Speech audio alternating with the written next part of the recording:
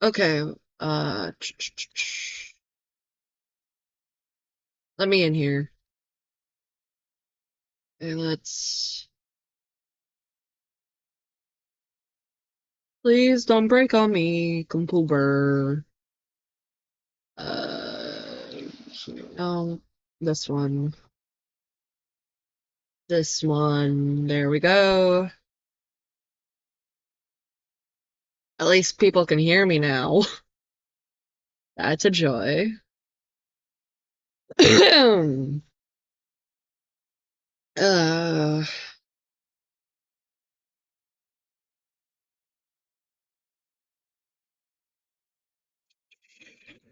let's get some music up. I love when I try to use OBS and then OBS fucking dies, so I have to use Streamlabs again.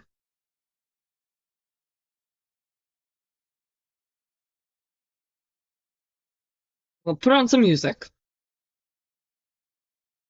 Going to get the video up.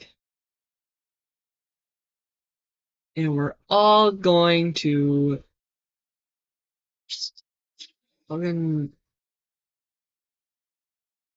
hopefully not die. Yeah.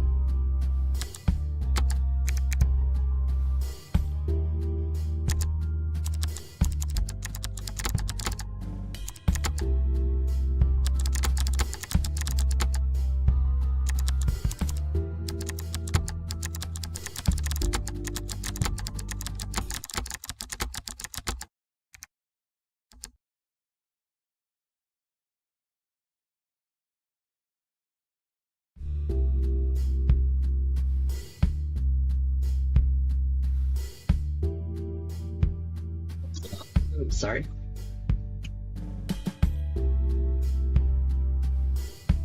Let's turn the volume down a little bit. There we go. No, maybe a little more. That should do it.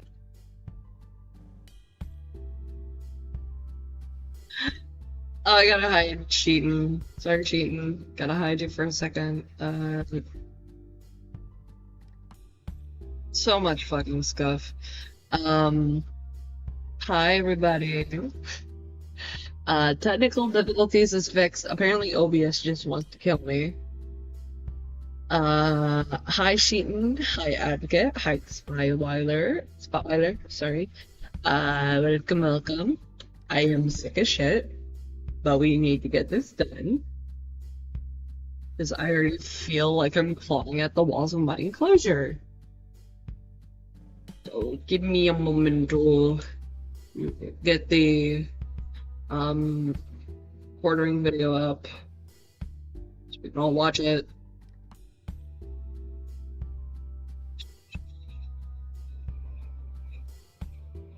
Where is it? There we are. Yes, open it up. Thank you.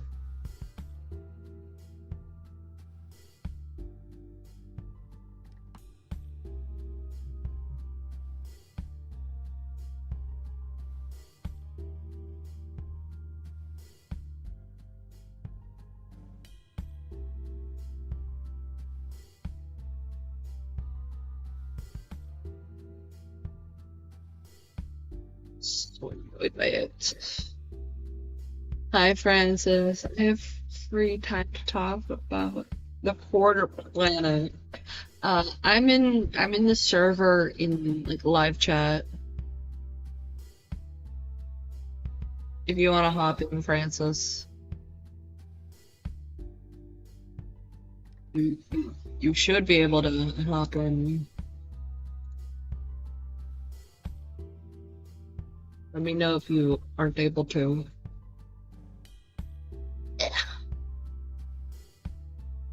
Let's go to this. Oh wow, I'm tiny yet again.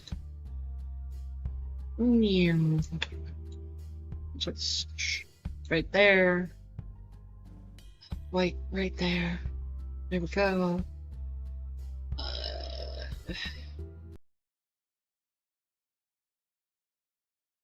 Let's.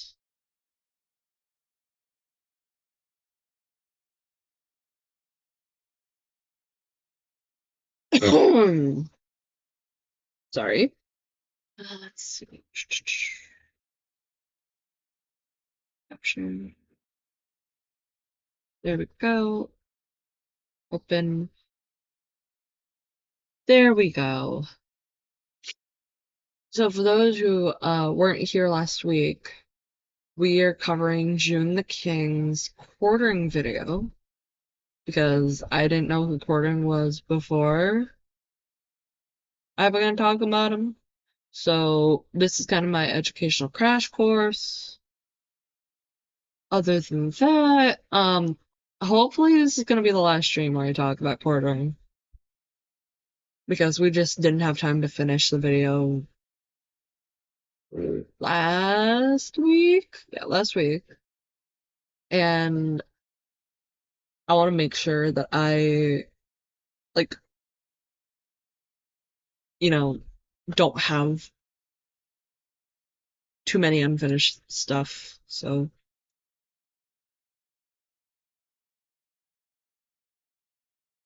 Okay, why are you quiet? Why are you quiet? Views. Let's get back to. Okay, the thing is, a decade of grifting. That's where we left off. So let's continue there. Bladder. Though the streamed podcast where Jeremy told his story only got 30,000 views, retellings of the story would get considerably more viewership. On the topic of viewership, Jeremy began uploading 2 videos a day and began his crusade against celebrity Brie Larson, the actress who played Captain Marvel in Captain Marvel, a movie based on the Marvel comics. Jeremy covered the release of Captain Marvel while commenting on Brie Larson's own controversial comments. In his career, he's made 270 videos on the topic of The sheer amount of Brie Larson videos is kind of scary. Because, hang on. Just gonna mute a little bit. Brie Larson quits Star Wars. Hollywood is covering for awful Brie Larson movie. Brie Larson replaced as Captain Marvel? Brie Larson comes to YouTube. Instant favoritism. Brie Larson backlash over YouTube channel. Brie Larson ruined my life. Brie Larson rages at Marvel fans. Big trouble for Brie Larson. Star Wars reboot. Brie Larson's channel dying. Like, the sheer amount. In his career, he's made 270 videos on the topic of or mentioning Brie Larson. Jeremy made so much money covering her that he dedicated a new shed to her. Every night before I go to bed, too. Just a little ritual. Appreciate you. This one right here, too. Okay, that's creepy. Appreciate you. Jeremy covered other evolving stories, such as the exploitation of Stan Lee and the fall of Anita Sarkeesian. Yet neither of these were as lucrative as his. I'm in the YouTube live chat in your server. Hang on.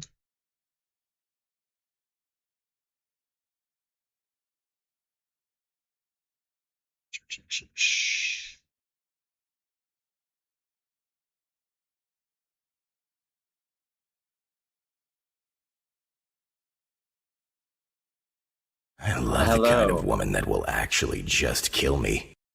That is one hell of a fucking opening.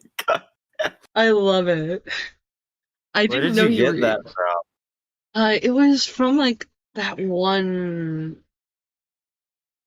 It was from. Hang on. Let me check my settings.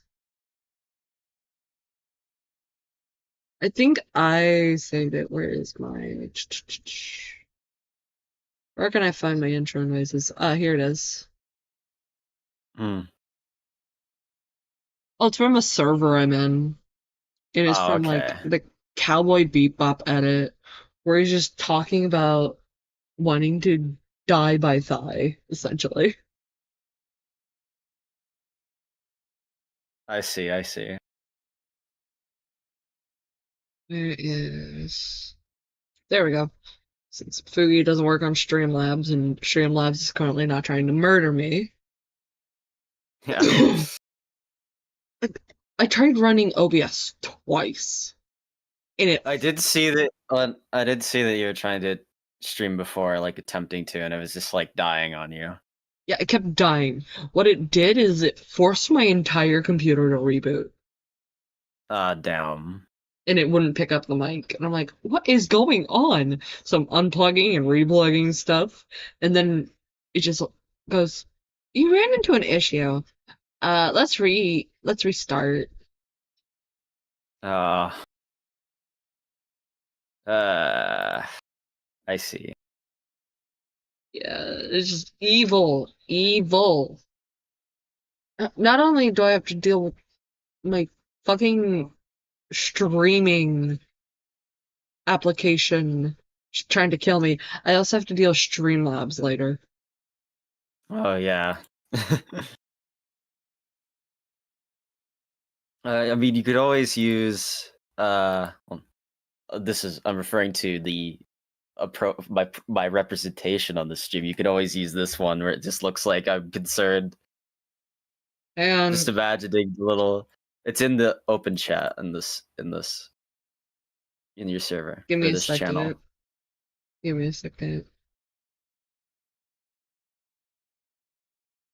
Okay.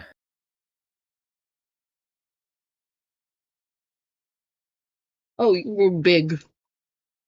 Big boy. Big, big.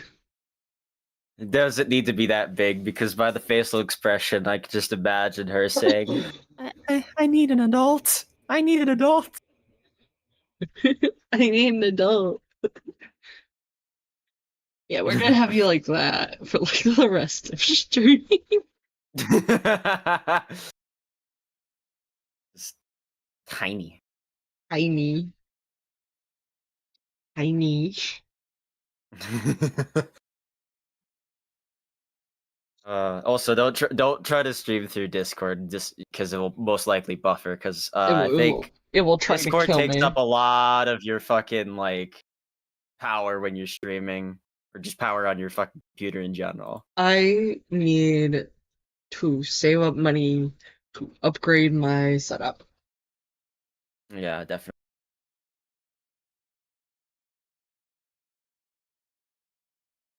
But yeah, you're at the Brie Larson segment. This fucking Brie guy. Larson.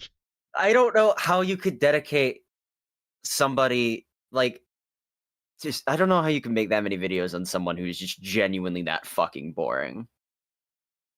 Like that's kind of how I feel about Brie Larson as an actress in general. It's just like her as a person and an actor is just so uninteresting.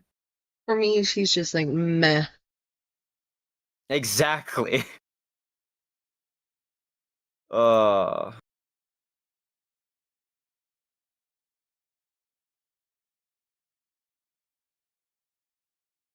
Coverage of Brie Larson. As with any of his other videos, Jeremy often poorly summarized articles, sometimes missing key information that made the point of his video moot. For example, there is this video uploaded in 2021. The headline partly reads, "On-screen killer Mike Myers is branded homophobic for murdering a gay couple in new film," but horror fans argue it is a sign of equality. This is an article about several tweets. I would think that this is like ironic satire, but it's not.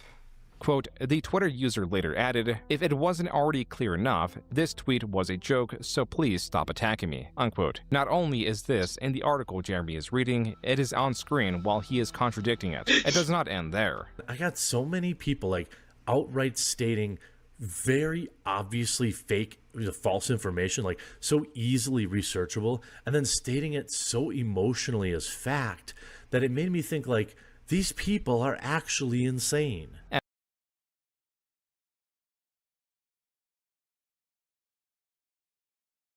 This is ironic. Yes, very, very. Oh. Oh, jeez.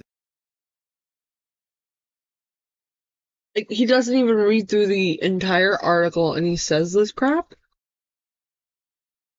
Yeah, it kind of does remind me. There's an old Lio lore. There's a video of him talking about Jared. Specifically, it's Jeremy talking about Thundercats War, where Jeremy says it's woke. You know, the cartoon that got relentlessly criticized by just being like another Teen Titans Go style reboot. Yeah, apparently it's woke. How? It's just Jer, like, just farming outrage. Like, trying to make a mountain out of a, trying to make a, not even a mountain out of a molehill, trying to make an ant crater, he's trying to make, like, a moon crater.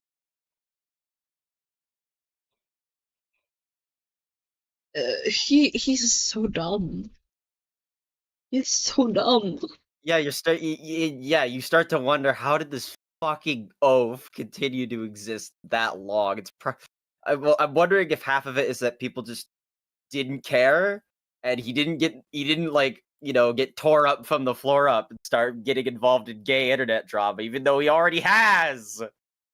Oh, If you've seen his arc with IBS and Internet Blood Sports, he was getting into people in the sector hated him because like Medicare thought he was just like this like guy who wanted to like be in the group, but like obviously he wasn't. He was like a complete normie outsider who wanted to get involved in be in the in group. And even Medicare is like, why do you even give a shit about this? You're like, you're not hosting blood sports. You don't fucking care. You don't have any morals to stand by. You're just a leech. You're a bloodworm. You're a bloodworm, Jer. And it just, I can see the lack of brain cells going on in his skull. He looks like, you ever seen the Vietnam meme where it's the 1,000-yard stare? It's like, it's like Yes. that, like just continuously. It's like he's like pre-beta RTX off Cash Patel. Oh my gosh. Just that stare, that goddamn stare, like just The stare into the permeating camera. his soul. He's like, Yeah. this better make me money. Ugh. Like, I'm gonna send you a funny meme related to that, Like a actually. funny- The 1,000-yard stare. The 1,000-yard stare. Like the one I'm having, like after, because there's a reason I didn't stream yesterday. Like, Mm. other than like a conflicted like schedule, I vomited yesterday. Oh, I was that sick. I'm Jesus. still sick. I could kind of tell. Damn. And I have Hope you like, feel better soon. I hope I feel better soon too. I don't want to be like sick clear into June Oh yeah, definitely. because my birthday is next month and I want to celebrate without being sick as fuck. Well, here's a meme to cheer you up, bestie. Okay, let me see. Let me It's see. it's through DMs. Yeah. Just a little person in the background holding a critter.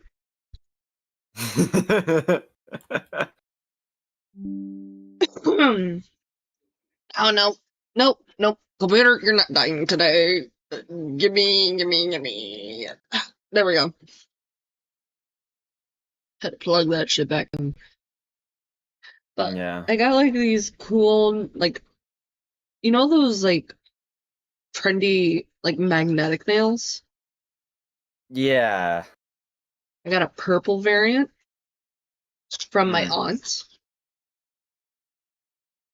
Oh, is that the And picture you sent me like a few days ago? yeah, that is. Okay. Ah, I see. And I want to wear them on my birthday Hmm. because it was just so pretty. I got the song "Fabulous" from Phineas and Ferb stuck in my head. Thank you very much. You're welcome, Bessie. I mean, as the song goes, you're the one that sets the bar.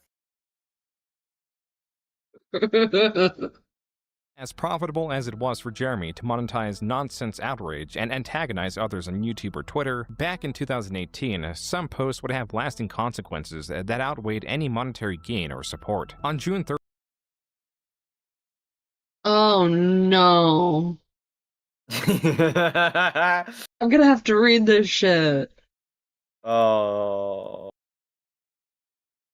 Let's start with Does he not Matt. read it out? Unless he reads it out. Does he?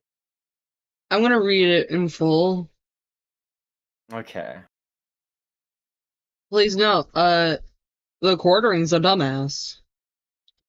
So with Matt Yeah. Fantastic, PSA, Josh Gittens, codename Josh, is a predatory sex creep. He serially manipulates and coerces and abuses people. Accepting this is something I've struggled with a lot, but that's not what's important. Josh is a stone cold serial predator. We have to protect ourselves and our community from full stop. Believe women. I'll read out Jared's Nothing like slandering a man with no evidence at all. Let me try this. Someone once told me Matt Fantastic did some horrible thing. Young boys. We should pay for, he should pay for what he did. Listen and believe me. God damn. Bro, what did he do to you, man? What did he do to you? This didn't even involve you. 2018, in response to Matt Fantastic alleging someone was being predatory, Jeremy, as he did with Mark Rosewater, claimed, quote, "Someone once told me Matt Fantastic did some horrible things with young boys. He should pay for what he did. Listen and believe me," unquote. A month later. This is the window he punched in after not being able to continue to punch me. Here's some witnesses. The fucking wind. The fucking wind. Must have been the wind. Hey, did that guy just ask my name and then start assaulting me? Yeah, he asked, he said, "Hey, are you Jeremy Hamlin?" Oh, this is going over the He Matt said, "Yeah," Loader he stuff. fucked you, Okay, reached over and started- I will say a lot of people get this wrong. Matt Loader is not trans. Matt Loader is a male who likes to cross dress. Okay. And I don't know if I have seen this section of the video. June doesn't really talk about it. The reason why Matt Loader beat Jeremy's 6'4" ass is because Jer called him a pedophile on Twitter. That's why Matt Loader beat the shit out of Jer. I think with what I've seen so far, he wasn't beaten enough. I guess you could say his skull is just permanently dented. But was it? I mean, I would argue it was always like that. Like, this shit is ridiculous. Yeah. It's like a certain someone that I'm gonna have to talk about later on this week instead of the Otterly Noah stuff.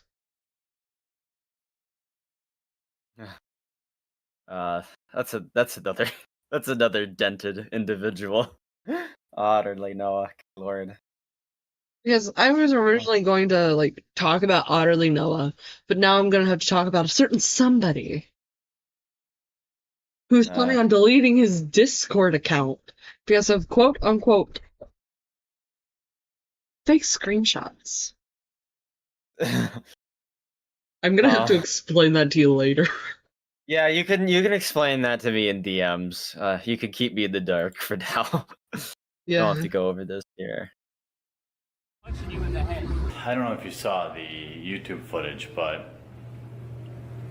yeah, like the Just got whole here that to whole Jim's altercation Hold on. with well, yeah.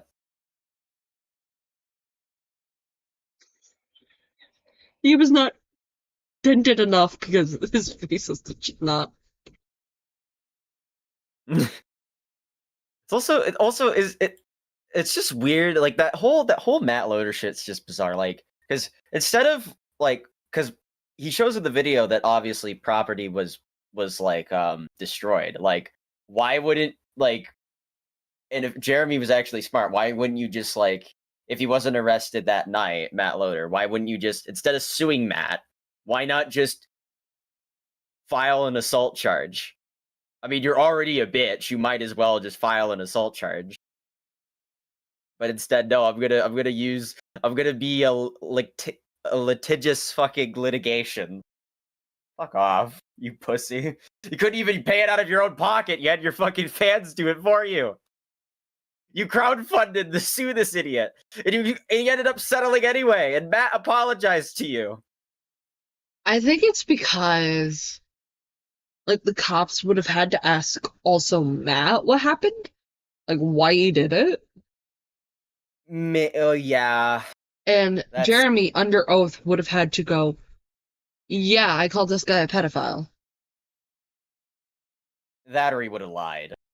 There he would have lied and gotten into some more fucking issues. But if you like take someone to like civil court, because with something like this, I have unfortunately had like court experience.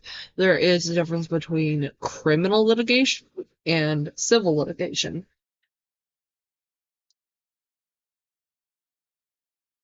Civil litigation is a lot more not thorough, meaning you could just like object to have evidence like stricken from the record in comparison to criminal court. Okay, I see. And the only way, and this is a term called opening the window. If Jeremy during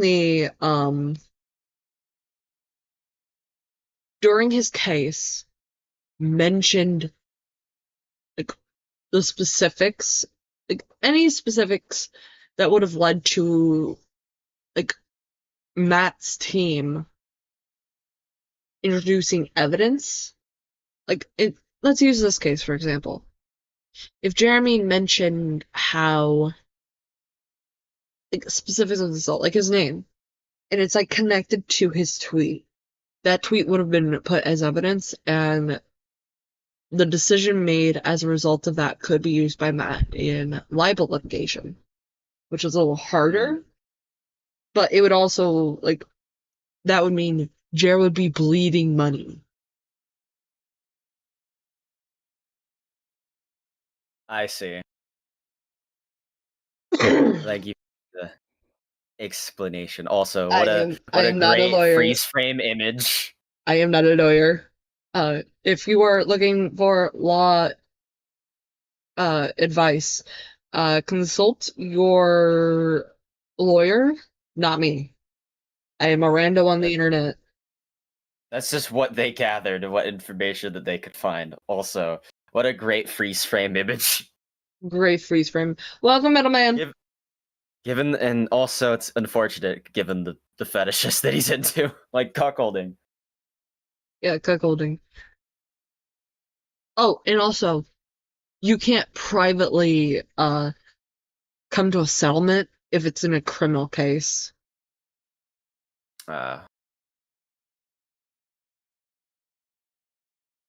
A lot of criminal proceedings is public through the Freedom of Information Act.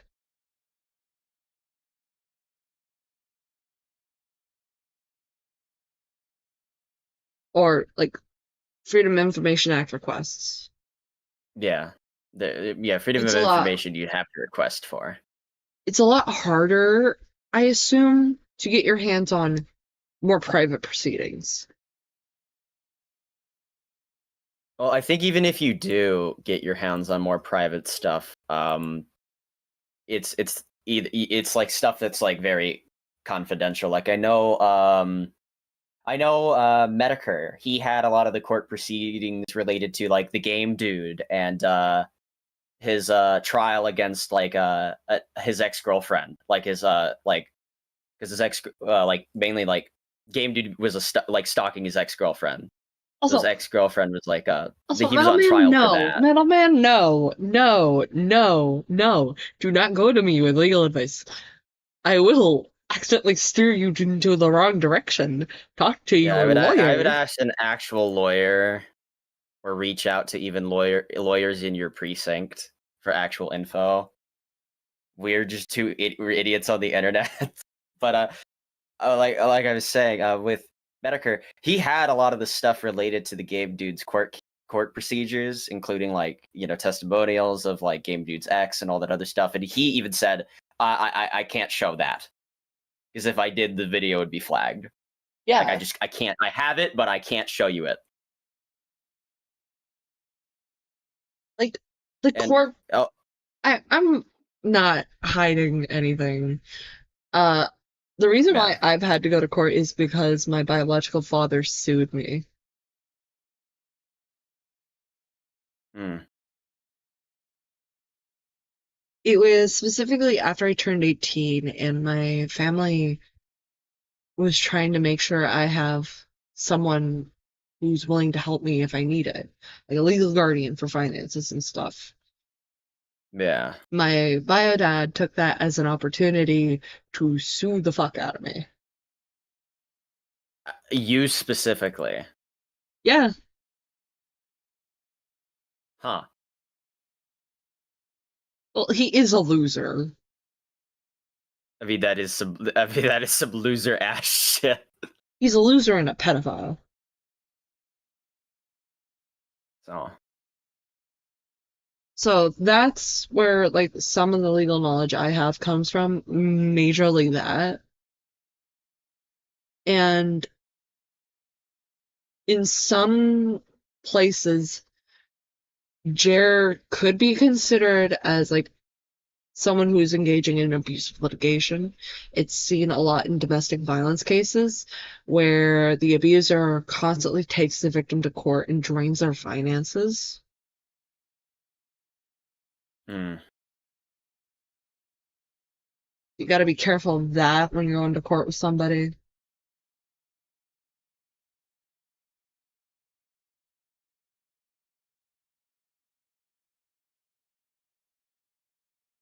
But I can't say the same thing for Jer here.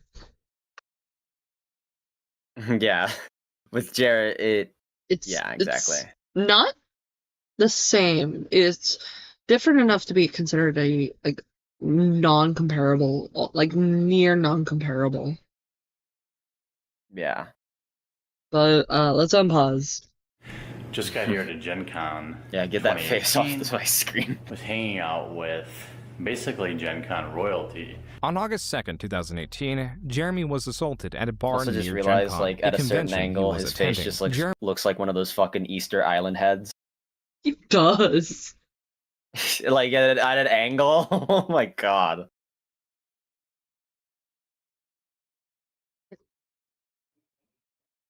Wait a minute. I think his drinking is like affecting his facial thing because this eye right here is like not the same as this eye. And his eyes like don't look dilated. It's hard to tell because of the lighting. Okay. How about here? Yeah, that's better. Yeah, looks a little bit more.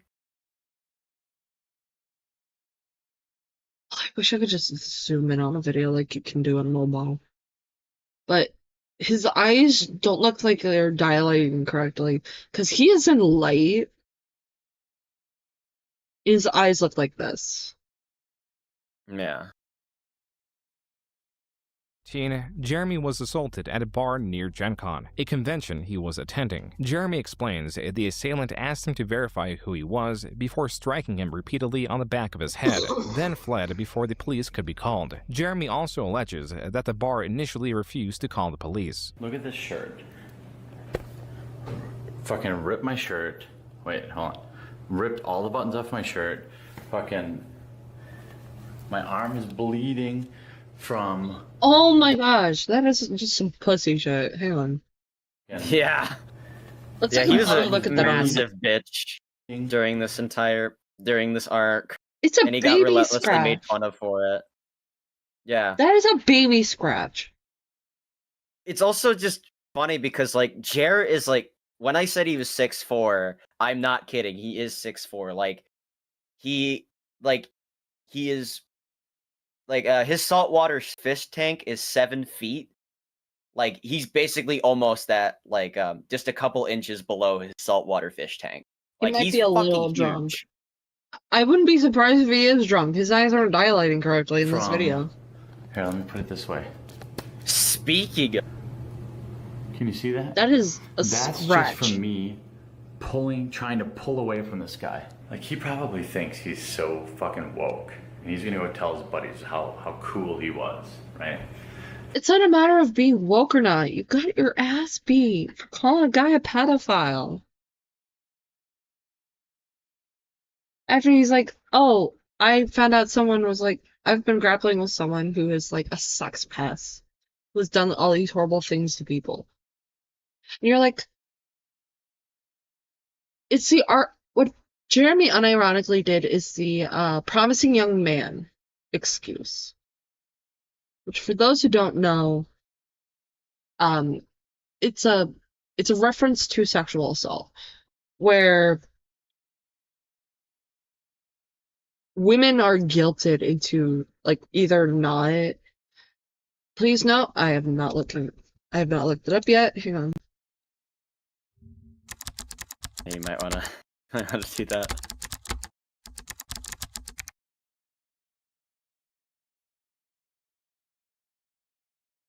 Uh.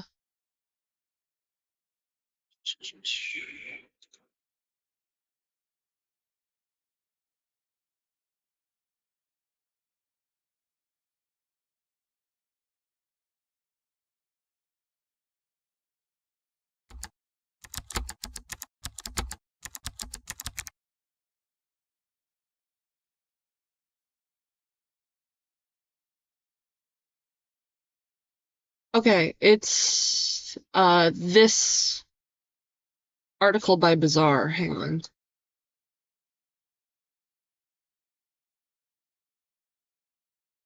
Wait, no, cancel that. Let's switch it over to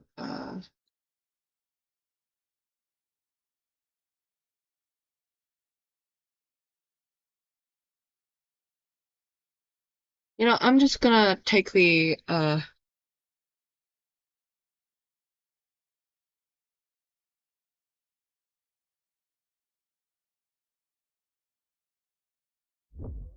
because I don't see a lot of people talking about this, but here, Harper Bazaar.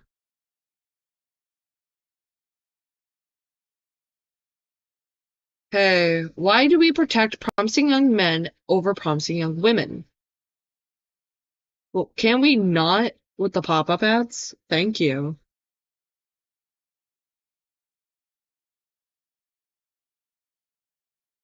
Why do you have to ruin everything? Asks one exasperated man in Promising Young Woman. The astonishing debut film by Emerald Fennell, starring a career best Carey Mulligan. He's petulant and raging. What has been ruined, you ask? Why? His right to have sex with an inebriated woman at a club, of course. Poor guy. So basically, it's talking about, like, I can't use an ad blocker. Sorry, Metal Man. But this goes over a movie about sexual assault, like the dark comedy. It's all in the title. Yes, Promising Young Woman is about rape and rape apologist culture. Yes, it is famous film, but intriguingly, what's at its core is exactly what the title suggests: promise. Whose promise and potential do we protect? Whose bright futures do we safeguard?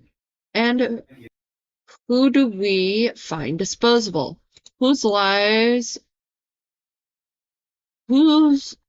are sacrosanct, and who, conversely, is ruining the fun? To label Promising Young Women a rape revenge fantasy is to reduce it to the sum of its flashy trailer parts. In fact, its central tenet is exactly the question: why are we willing to sacrifice promising young women for promising young men?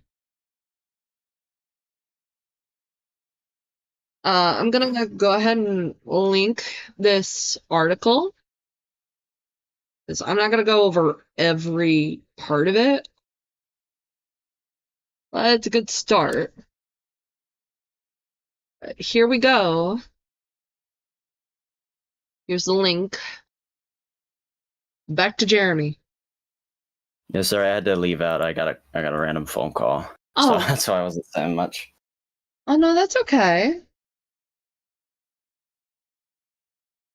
Yeah, it was. I had my doctor's appointment early this morning, so they were just calling me about like the blood work I did. Oh, okay. Yeah. I have not seen the movie Promising Young Woman, but I know how it ends. I know about it. It like seems like a good movie, especially when it's talking about things like the collective attitude of sexual assault as a topic, trauma, all of that.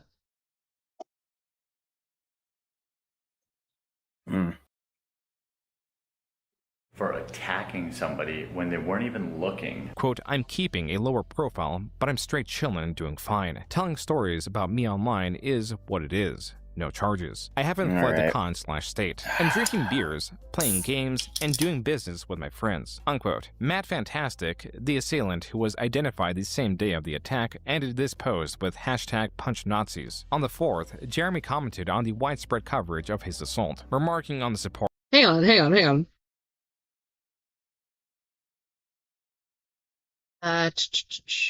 The assailant who was identified the same day of the attack ended this come on. post with hashtag #PunchNazis. On the 4th, Jeremy commented.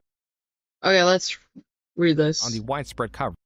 I wasn't gonna post about this, but it's getting picked up by national news, and family is finding out. While at a convention in Indianapolis, spoiler, sexual assault is bad for everybody. Yes. It is bad for everybody. Yeah. That's why it's sexual assault. I was attacked by a psychopath who was trying to kill me over my political beliefs. No, you lying sack of shit. You lying sack of shit. I already said earlier that that's not why Matt Loder beat your bitch ass. Oh. That is not why at all. Like, even... I don't even know how you... I think he's one of the few people where it's just like, you just don't believe him when he says they're attacking me for my politics, because it's like, you don't have like any hard stances on anything. On any political spectrum. You've always played it safe. You were like the most milk toast. You're more milk toast than like the Daily Wire when it comes to conservative like MAGA Trumpism bullshit. Like what? And What do here's you? the thing. What do you He's mean? saying this in what year was this? Of his A assault. while ago. I think it's in. I want to say that would have been pre-COVID. I want to say 2018 or 2017. So yeah, it would be people were actually dying for political beliefs. And Yeah, the way some they French kid. identify. Yeah. Like recently, I would have to double check it. A trans girl got killed. So yes, political-based violence is still around, and it's very Yeah. serious. And Jer, being like the most milquetoast of milquetoast, is just trying to capitalize off of it. Yeah, I don't think it's capitalization. It's more like feel bad for me. Feel bad for me, I'm a victim. Yeah, I'm a victim. hang on. I mean, he is a victim of his own stupidity and his alcoholism. To answer your question, Metalman, it was 9 days ago. A trans girl named Juniper Blessing, who was 19 years old, Jeez. was fatally stabbed to death on May 10th, 2026. God. They managed to identify a guy.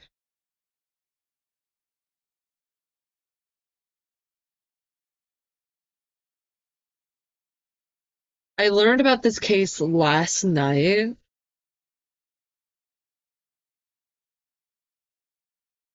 From one of my favorite content creators, Cirrus.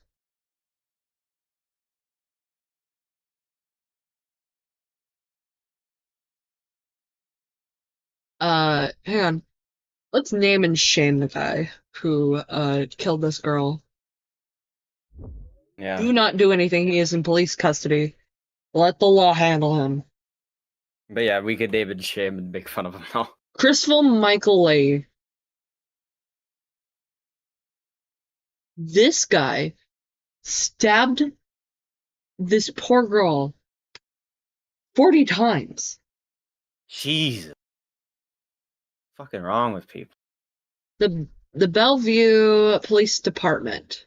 At approximately 10:42 p.m. on May 13th, Bellevue police arrested a suspect connected to Seattle Police Department's homicide incident from May 10th.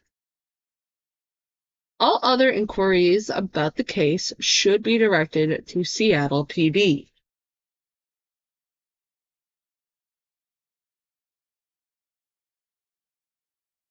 Two days after people were like, hey, we're looking for this guy, he turned himself in. Arrest follows a multi-day manhunt for the suspect after the student was found dead this past Sunday night in the laundry room at Nordham Court, a privately managed off-campus housing complex affiliated with UW. The university and Seattle Police Department have yet to release the identity of the student to the public, citing notification of next of kin. They have since identified the victim. Yeah, 40 times. Jared getting punched for being a piece of shit is not comparable. And it's not trying to kill me over my political beliefs. Actual people die. Jeremy, he's a fucking pussy. This sounds nuts, but it's true. I have filed a police report and identified my attacker. He is currently on the run, That and I am 100% fine. well, Bat Loader never went to jail. You never filed a police report. You sued the guy for basically emotional damage. Emotional damage. Emotional damage. Oh, never mind. That is a hate crime for sure. People do get hurt for political beliefs. People do get hurt for just being who they are. And sadly, as someone who's on the trans spectrum, my existence is political.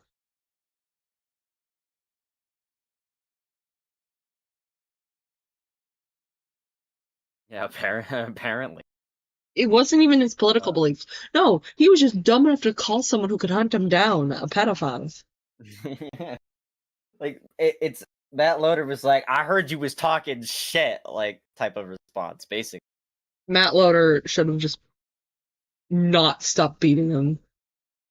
Yeah. Yeah, Jeremy had his fifis hurt. I did not leave the convention because I will not be bullied. You got banned. Gen Con for life. You got banned. You didn't leave. You got banned from Gen Con.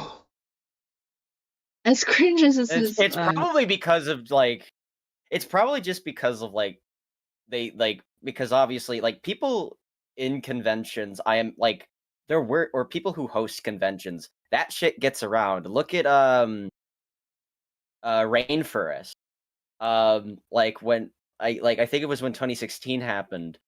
There was gonna be one in 2017, and they couldn't get they couldn't get any like hotel chain from Seattle to Bellingham, Washington to host it.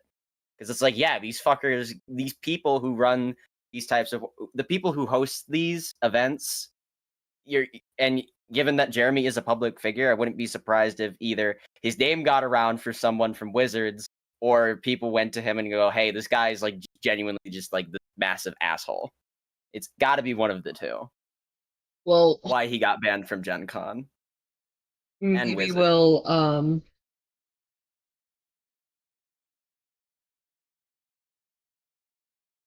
Because I think they probably, because I know Keem, when around the same time when Keemstar talked to Jer, Keem was basically telling him, you would have been banned from Gen Con anyway, even if the Matt Loader shit never happened, because people don't like you. Like, I think you would have gotten banned regardless of if the Matt shit happened.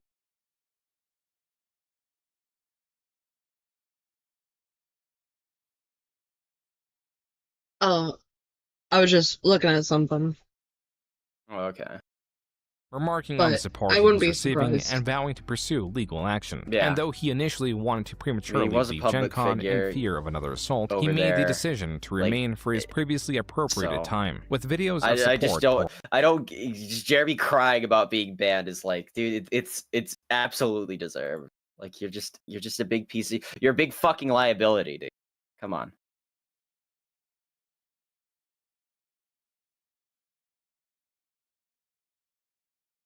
Yeah, he is like a massive liability. In, Jeremy on August 9th created a GoFundMe for the purpose of suing Matt Fantastic. The fundraiser undershot its goal of $40,000 by $6,000. See, this is contradictory to the him saying, "Oh yeah, I'm pressing charges, but also I'm suing him, and I need 40K." Here's my GoFundMe. Here's Donate, my please. GoFundMe. Fuck off. Come on.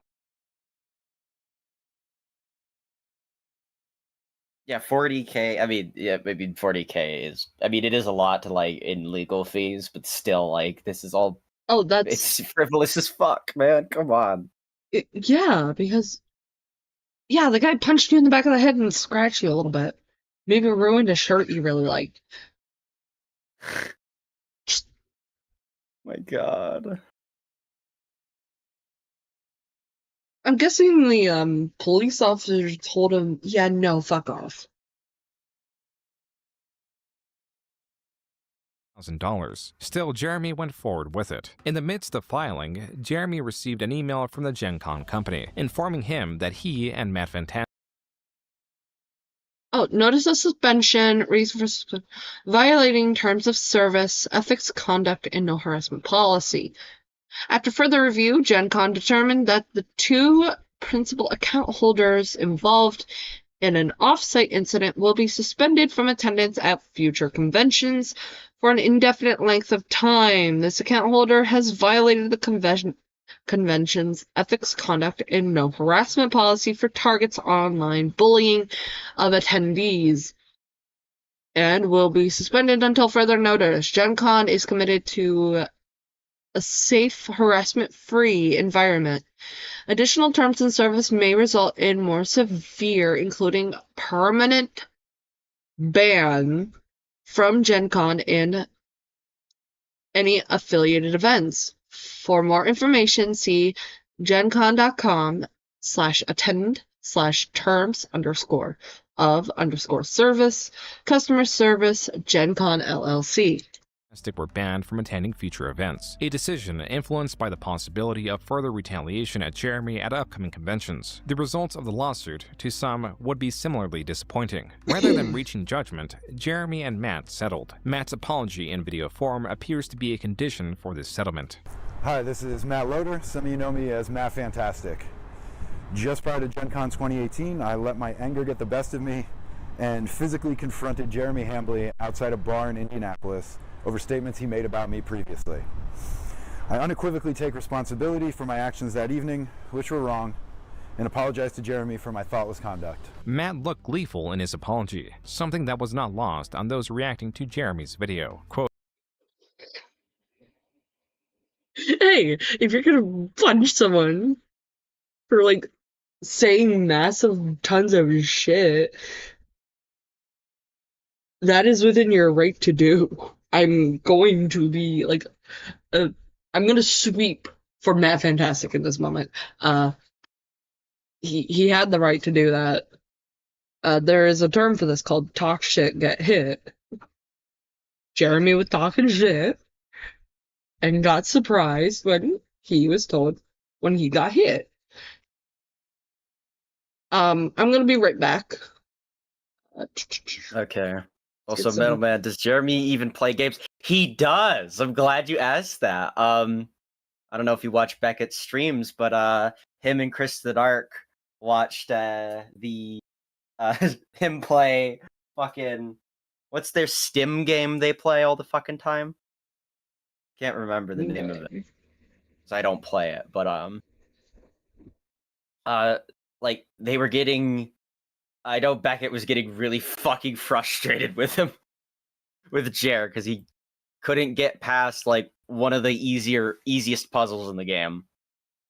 I'm gonna be right back. I'm gonna be going really quick. Okay. I'm gonna leave y'all with some penis music and Alright. Francis. Mm. I will be right back. You see, but you don't realize I am the penis music.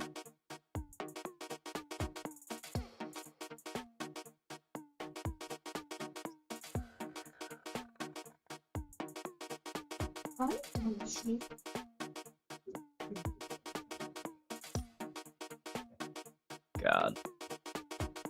Hope you're all doing good. Feeling great.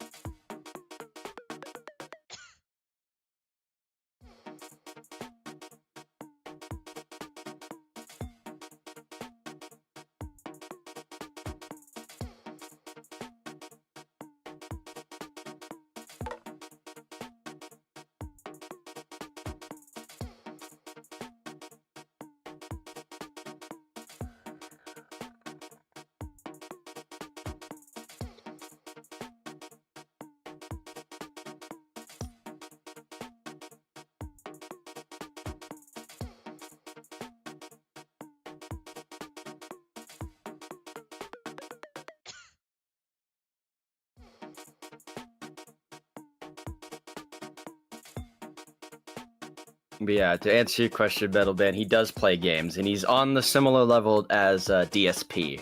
when it comes to playing games.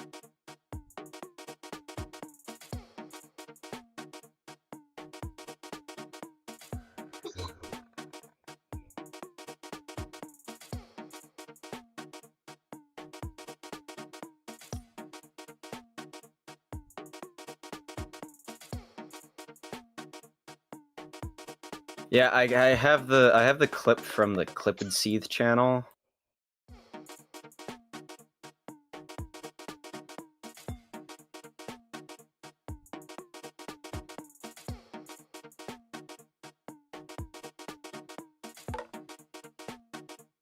Crimson Desert.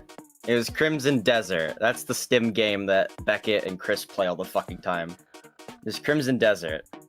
Yeah, he couldn't get past like one of the easiest fucking like puzzles in the game. And it's funny because I'm fairly certain, I don't even know anything about that game, but I'm pretty sure the puzzle that he was stuck on for nearly 25 minutes is like a core game mechanic. And it's near the tutorial, and it even tells you how the shit works. It would be like, it's literally the Cuphead game journalist who couldn't get past the tutorial, or somebody who like fails at failing and understanding the repo tutorial. That's like the equivalent of Jeremy playing fucking Crimson Desert.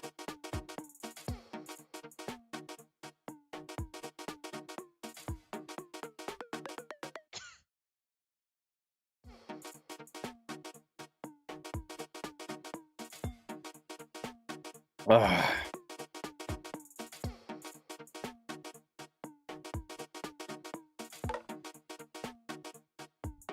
Thank God Gray didn't have their mic muted so you could actually hear me last time, because last time there was like a 20-minute pause.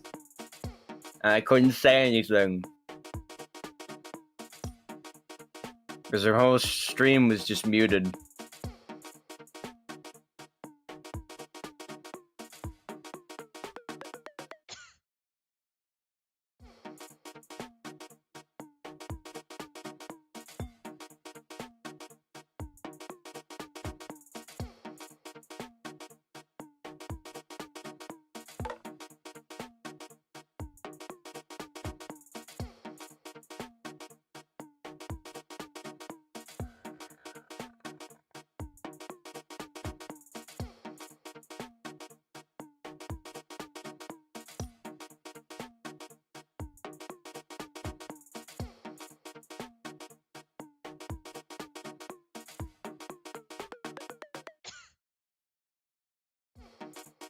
Yeah.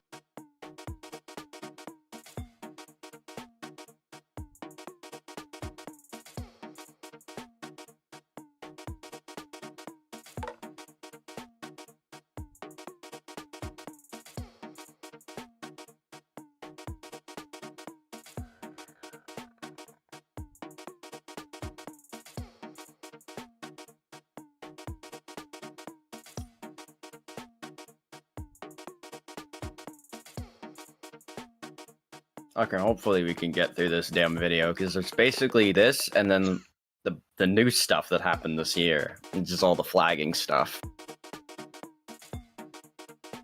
Yeah, has destroyed his brain with alcohol. Very true, very true.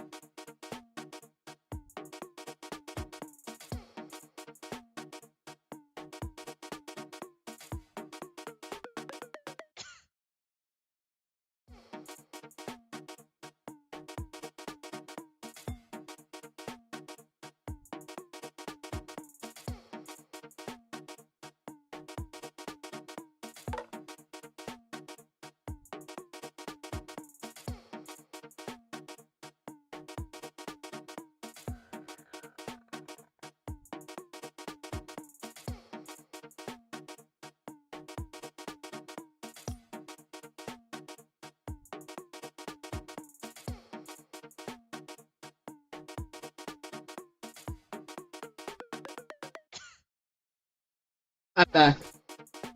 And Welcome back. I got Kibby. Mochi, say hi. Say hi to Francis in chat. Banned from Magic Events 2, isn't he? Yes, Metal Man. He did get banned from Wizards of the Coast. He got like permanently banned from Wizards of the Coast. Yeah.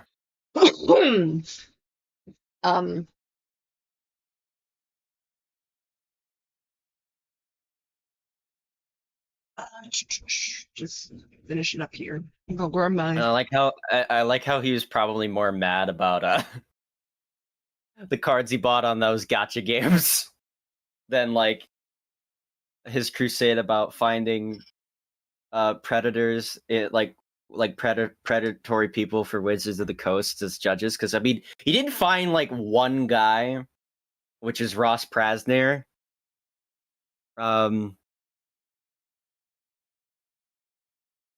But like the way it was described for so many years was like, oh, he found like this seedy underbelly of like pedos. I'm like, no, it's you found like one guy who slipped through the cracks, and then another judge who like had an inappropriate relationship with like I think they were a teacher. They had an inappropriate relationship with one of their students. Pedo teachers. Yeah, like two people. But my only comment is to note Matt is basically smirking at the beginning of his apology. He clearly doesn't think this is a serious situation, even after losing, since we will never know the terms of the settlement. I suspect from his smugness that he was not made to pay out much of anything, probably not even the cost of Jeremy's lawyers, since Jeremy only said remaining funds would be donated.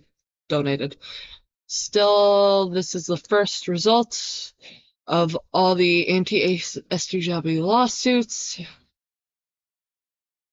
Ugh. Lol suits.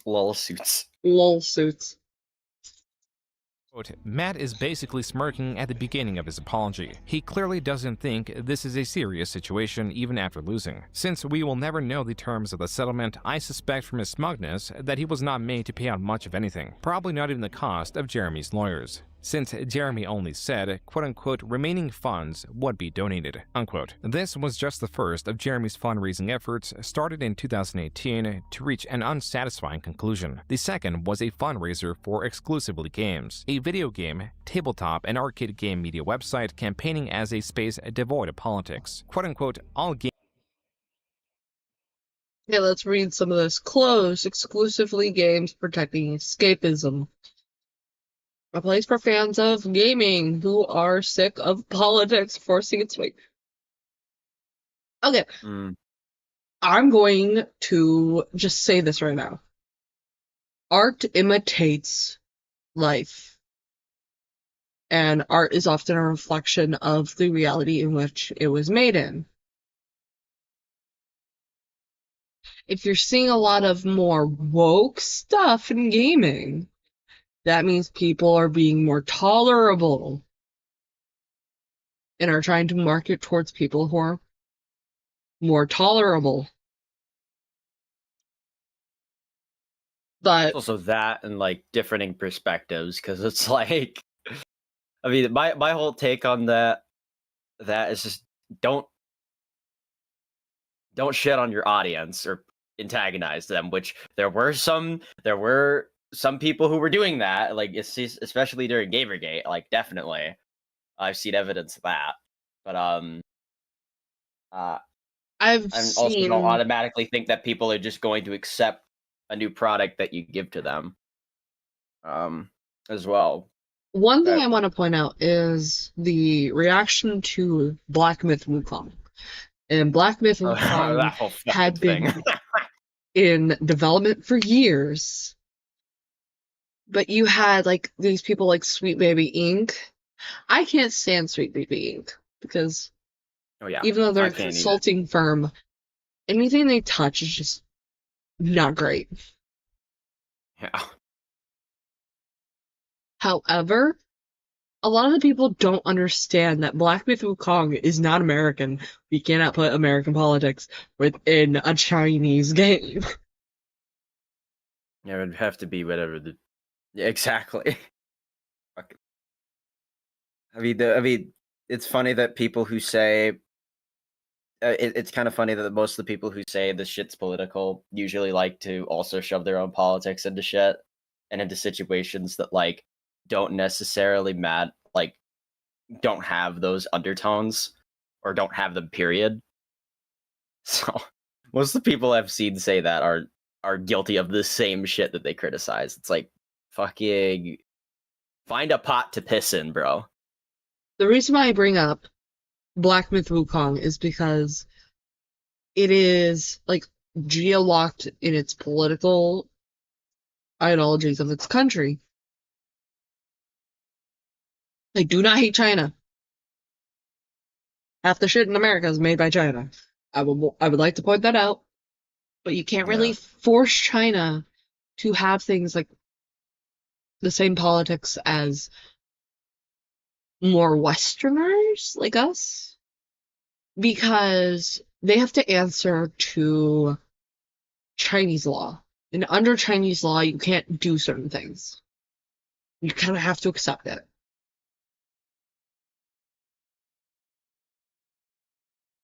But I saw games journalists shit on Black Myth Wukong without understanding that fact, and I'm like, you do realize it's a Chinese company who has to answer to Chinese law about what they can and cannot show.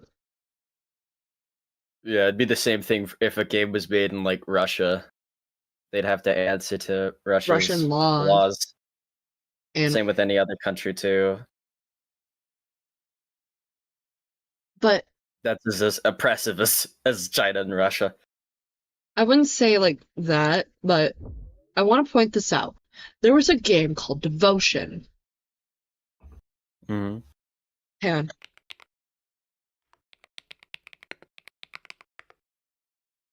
it was made by this company.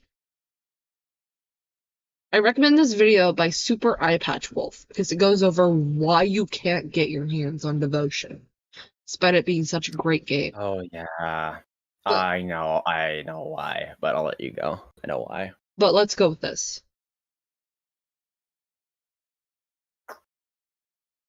If it can play. The Chinese government made us forget the name of this game. Devotion, made by a Taiwanese company, was greatly appreciated by many players with its story and mechanics. However, it is impossible to find this game on Steam or other online markets. Because it has a drawing that compares Sean Ping to Winnie the Bear, the government threatened Steam by saying that it would remove it from the market, or it would ban Steam in China. This beautiful game is still available for sale on its website. The Chinese government... Yeah, that's why you can't play Devotion anymore. And it was like a joke asset that was accidentally left in. Imagine if it purposely put themes in that are not allowed.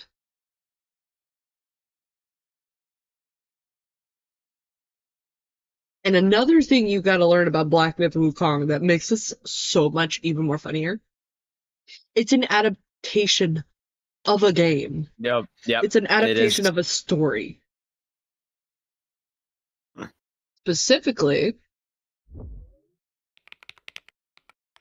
Journey to the West.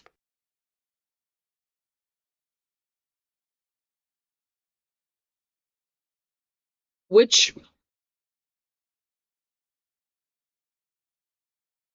is like a series of novels. Like, there's like 4.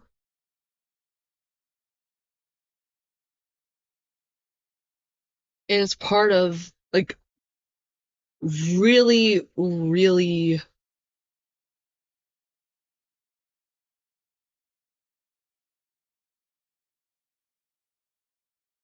what the fuck did you put in my chat sheet? Yeah, I'm not looking that up. But gaming and game development is my thing because I want to make a video game eventually. However, I have to like be very cognizant of the politics at all times because of the recent actions of Collective Shout. And for those who don't know what Collective Shout did, Collective Shout is a Australian feminist group. I say feminist in quotes for reasons, but they decided to lobby against like the they decided to interfere in the American economy because they sent like massive emails to PayPal, Visa, MasterCard, all that to get like certain kinds of art banned, which is a form of censorship. Let's not get it twisted. It's a form of censorship. And now people are just trying to like fight all these payment processors to make sure they can do their jobs without being punished. Anyway, back to Jeremy the Grifter. All games, no politics. 2 campaigns, Milwaukee, United States, Jeremy Hambley. It raised all this money from 5,391 backers. Okay. Games, no politics. Though Jeremy had experience managing websites across several channels with little overhead, this changed in 2014 when his Patreon asked for $5,000 per month for a full staff of presumably 4 to 5 writers and an application development team. Hang on. Full writing staff and consistent application development. 5,000 per month. This will allow MTGHQ to really be all it can be. To have a full staff of writers, to have consistent application development, and much more. This changed again in late 2018 when Jeremy claimed running a website now cost $30,000 for 3 months. He also stated in the fundraising that he pre-funded the graphic design of the website, the HTML coding of the website, the bulletin software, and the website's forum. The $10,000 a month was to pay for articles, editors, mods, social media managers, ongoing graphic design, merge creation, and server protection. The funding concluded with $159,443 raised. The website appears to have launched early 2019 to little fanfare. This is quantifiable because the articles have a view counter underneath them, while some would get as high as 8.4. Okay, can we not leave Claire alone? If people want to mod her naked as a jaybird, then that's their prerogative. I know that if I got my hands on mods in Resident Evil 9 Requiem, Leon's just gonna be butt booty naked.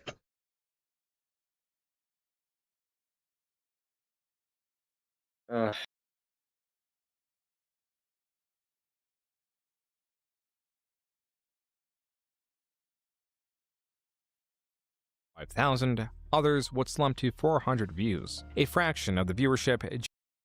These are all written by the same guy. Jeremy was receiving. Google refuses to remove fraudulent games from Gameplay Store. And new combat detail for Outer Worlds.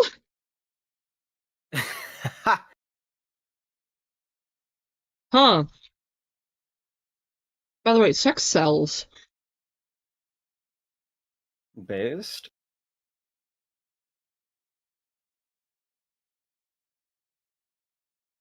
I would have to check my Steam, but I have like a copy of one of the Resident Evil games, and I'm pretty sure I have the one where I can play as Shiva, and I love Shiva. Shiva's hot. I am so unlocking her alt skins.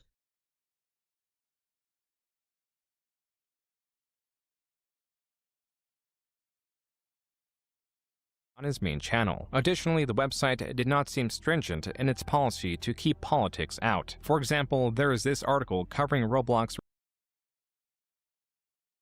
reversing PewDiePie's ban on the platform. The article cited this image as the explanation for his ban, naming specifically a redirecting of unsafe and inappropriate sites/channels, alongside inappropriate behavior, though this reasoning was dubious as the ban was reversed, and it specifically arose through an erroneous flagging system. The article cites the reasoning for the initial ban as a quote-unquote political decision, while failing to expand on how it was politically motivated. Though most of the commenters do not question the writing, this user does.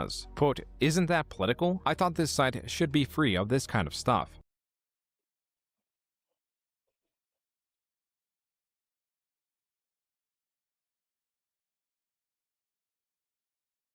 This would count as political. Sorry, I had 15 off. No, you're good. It's from the same day, just like an hour later. Type text here, not really. An influencer was banned from an online video game. Was it for two political reasons? Maybe. But it is still interesting to know, and the writer isn't giving his opinion on the ban either. It's still political. Unquote. A different user responds, quote, "Type text here. Ellipses. Not really. An influencer was banned from an online video game. Was it for two political reasons? Maybe, but it's still interesting to know. And the writer isn't giving his opinion on the ban either." Unquote. Exclusively Games also had a YouTube channel where reviews could be found not adhering to the policy of no politics while claiming to be doing such a thing. The reason it's called exclusive adhering to the policy. Boom, right here. Political. I see it. Hold on, I'll be right back. Okay. Hold on. But you can continue though. I'll be right back. Okie dokie. No politics while claiming to be doing such a thing. The reason it's called exclusively games is that its writers do not inject political agendas into their articles, which has become, sadly, as many of you know, all too common in the gaming industry today, especially in games media. So that's what it means. It means no political agendas. It does not mean no opinions about anything. For the most part, fairly inoffensively done. The game doesn't get political, there's no girl power or anti-male kind of attitude to the game, which originally worried me. By June 2019, the website was failing. The top articles were only getting hundreds of views. The same could not be said for the quartering. Jeremy could be seen celebrating the growth on his channel in this video posted July 1st. My sponsors don't care at all about the fact that, you know, about how many subscribers I have. They care. The only reason they reach out to me is because of my average daily views. That is why, you know, even though many of my videos get 100 to 200,000 views, which is awesome. How the fuck? Hang on.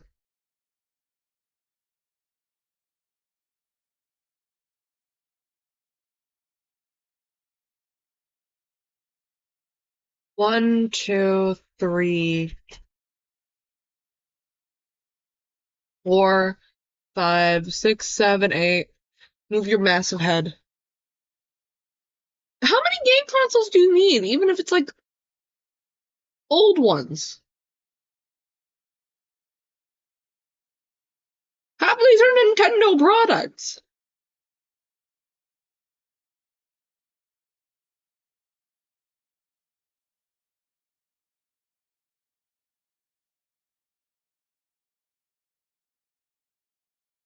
Any chance are you watching June King's video about the quartering? Yes. Yes, we are.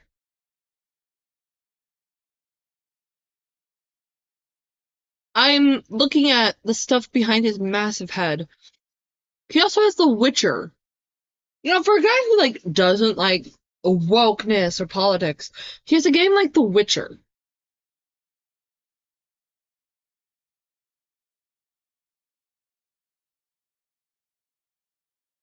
Can't see what other games are on this shelf in particular.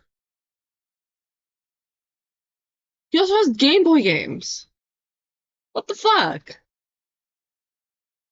I see the goddamn Sega Dreamcast behind you, you motherfucker. Like, he dedicated a website to no politics in gaming, yet gets like the most political games. In all fairness, when you start collecting great, it never ends. I already know. I have a teddy bear collection. That shit ain't ending anytime soon. Some of these bitches have real fur, and I've had them for years.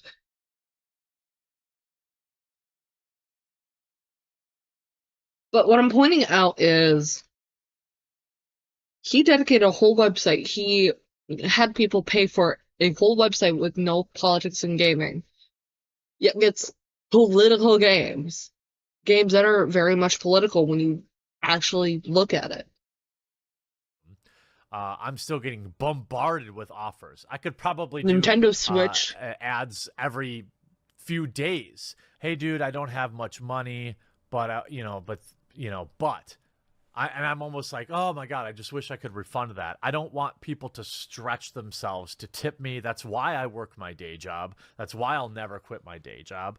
It keeps me grounded, and it keeps me in a situation where I don't have to worry about somebody who's just got a few bucks in their bank account tipping me. That just makes me feel gross. 6 months ago, the community rose up and worked together to bring to fruition. 6 months ago, the community got together.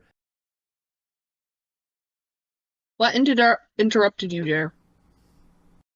He's looking off camera.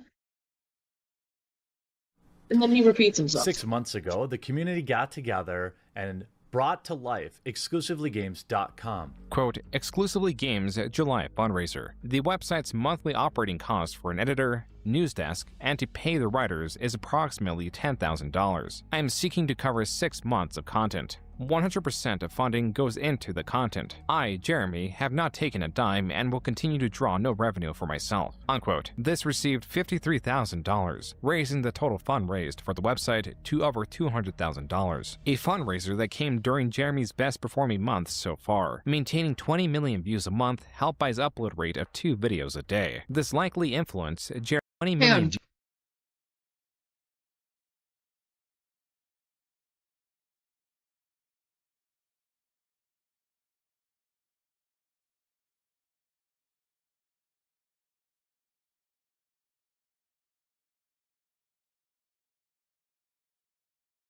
Sorry, I'm looking at this.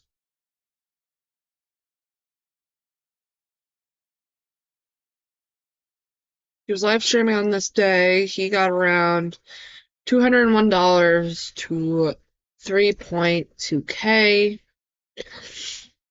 Daily averages, weekly averages. Let's look at the last 30 days, and it's between 5.2K and 83.3K.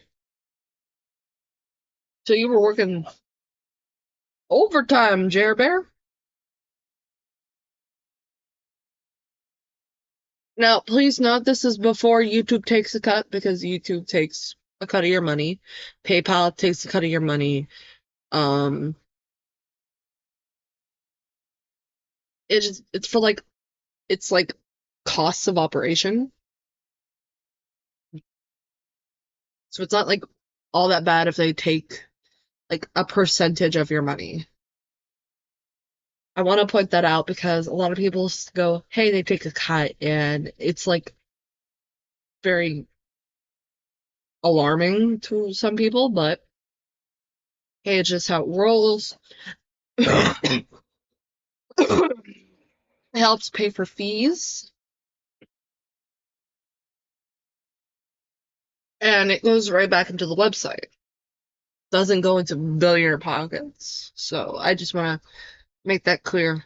views a month, helped by his upload rate of 2 videos a day. This likely influenced Jeremy's decision to officially leave Unsleep Media, formerly known as MTG headquarters. Jeremy applied himself to the quartering, not only embracing its growth, but also its trouble with demonetization. You know, it's not like 2/3 of my videos end up getting hit with the yellow check mark only after reviewing. By the way, I have over 1,000 videos. To give you an idea about machine learning, I have over 1,000 videos, and maybe 2 of them were confirmed after manual review that they weren't appropriate for advertisers. Jeremy's frequent uploads were making it difficult to appeal to videos that were flagged as unsuitable for advertising. There was worse to come. YouTube, in taking more control of its algorithm, was reducing the effectiveness of subscriptions. Previously, being subscribed to a channel meant a notification was sent to the subscriber. This was changed and now required users to select a secondary option.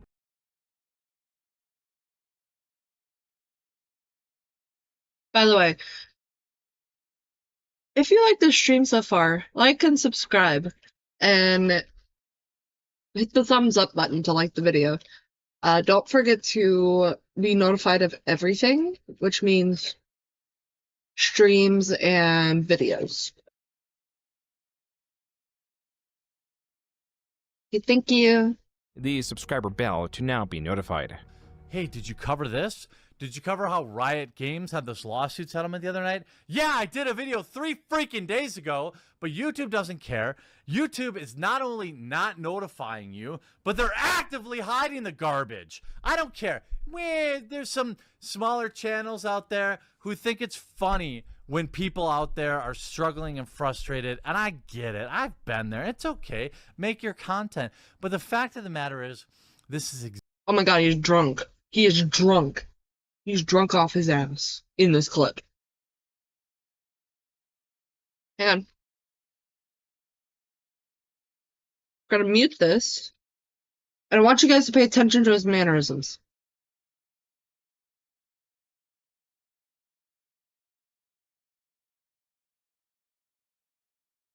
He's fucking drunk. 3 freaking days ago, but YouTube doesn't care. YouTube is not only not notifying you, but they're actively hiding the garbage. I don't care. There's some smaller channels out there who think it's funny when people out there are struggling and frustrated, and I get it. I've been there. It's okay. Make your content. But the fact of the matter is, this is exactly why I will never commit to making content full time, because the YouTube system is completely, unequivocally, undeniably broken. Jeremy was also having problems with YouTube's claim system, a system often abused. YouTube is still allowing them to leave claims on YouTubers' videos. This has been going on for years, and they don't do anything about it. I'm sick of this shit. You have no idea what it's like to put a 2, 3, 4 videos a day and then have some dickhole claim your video and say, well, 10% of people will only fight this claim. I guess we'll just milk money off people who are clearly in fair use. And you know what, Marvel, you're part of this too. Jeremy was indeed uploading 3 to 4 videos a day. He had, in just a year, gone from uploading daily to twice a day to now double that. Within this sea of uploads, starting 2020, Jeremy began to have some unique opinions. But he said in an interview with The Independent that he was so bored of talking about the film. Instead, he turned the discussion towards his views on Mr. Weinstein's alleged victims, and that adults who made choices, and why he's tired as a white man for being blamed for everything that's wrong with the world. Perhaps just the ramblings of a man who is too old to care anymore, but nonetheless, there's a lot of truth in what he says. Now, there are how many victims in Harvey's life, and I feel sympathy for them, but Hollywood is full of very ambitious people who are adults, and they make choices. If you read between the lines here, what he's saying is people knew what they were getting into when they serviced the man, and they either, for better... Fuck you, Jeremy. Fuck you. No. Fuck you. That is the most victim-blamey bullshit that I have ever heard come out of a man, let alone anyone in the world. They were like, they were getting into when they serviced the man. Yeah, and you could tell he's drunk here. But that doesn't mean that isn't victim blaming bullshit. And they either, for better or worse, got what they had hoped or didn't. But nonetheless, as adults, they made their own decision, and now they're looking to blame everybody else for that. Harvey Weinstein is a former film producer, one convicted of R-word and sexual assault. Though Jeremy appears to be sympathetic towards Weinstein, he did not extend his sympathy to composer Michael Giacchino, who on February... Michael Giacchino. Let's... Sympathetic towards Weinstein, he did not extend his sympathy... Okay. I know it's a little hard to read, but it says, Michael Giacchino. Incredibly, I'm unconcerned with how you feel on the subject. Composer for the new Batman movie, already getting into it with fans. Not a good sign. Sympathy to composer Michael Giacchino, who on February 18, 2020, tweeted about King Kong... Great news. See King Kong in theaters for the first time in nearly 65 years. Max Steiner essentially created the template for film scoring with this masterpiece. Back to theaters. In a reply, a user mentioned King Kong was Hitler's favorite film, to which Giacchino responded, "Fuck Hitler." Jeremy then quote-tweeted this, responding with... What is that? I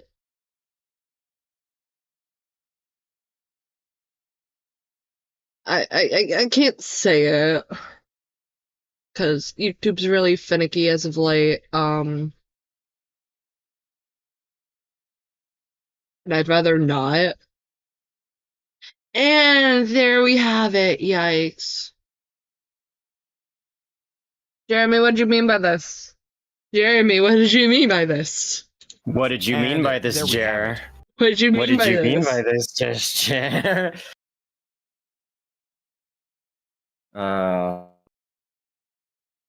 Did Jeremy just not read the tweet, or did he read the tweet and just got offended? Maybe he thought that it. Maybe he thought in his drunken stupor that he's like, see these fucking people who overreact. Yikes, my dude. Like, no, not really. No, because it looks like you're... No, I'm saying that's what he... I'm assuming that's what he thought that his reply read as. Yeah. Huck Filter. But it doesn't. Fittler. Huck Fittler. Yeah. Jeremy is so bad even for this, for his science standards. True. Yikes. While it appears that Jeremy was taking offense to Giacchino's dislike of Adolf Hitler, Jeremy, after swift backlash, stated, quote, "The context is that it's another comics pro with stunning and brave takes like fuck Hitler. But you're not interested in that. That's why you didn't add me. You just wanted to try and smear me as a quote-unquote Nazi. Fucking You came off as a Yahtzee, my dude.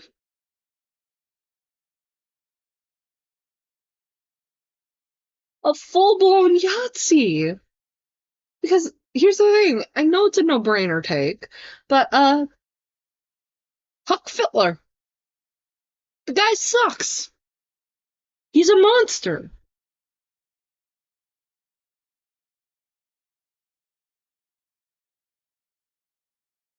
You don't get to, like, throw a fit and go, yikes, when someone says that. Clowns Yeah, every you time. I mean, you just unquote. look, he looks Jeremy like a continued to genuine attempt to fucking correct idiot. his messaging. Quote, the Regardless, context is still. obvious in the Come thread on. that it's another I'm comics allowed. pro I'm arguing with allowed to point out how fucking stupid those people are. I'm allowed to feel how I feel about it. Everyone's allowed to feel how they feel about it. Huck Fittler. Huck Fittler. and making stunning and brave statements like quote-unquote fuck bad things. You don't care about truth though, just perpetuating lunacy, unquote. Revisiting the original tweet shows that Giacchino was not at all arguing on the topic of comics. Actually, there is no mention of comics anywhere within the tweet exchange. Jeremy's strategy, whatever it may have been, to change how others viewed his intent did not work. Just 2 days after the Hitler tweet was posted, Jeremy on Twitter stated, quote, "Amazing how this fuck Hitler tweet has taken hold with people completely incapable of understanding my point, which was obvious to everyone that follows me. Hollywood types saying fuck Hitler for retweets is fucking stupid and cringe. It's about virtue signaling. If this was not what dude was doing, okay. My point still stands. In what world is this a no? Your point doesn't stand if you're not correct. Especially on this. Like, on this, you're not correct here, Jeremy.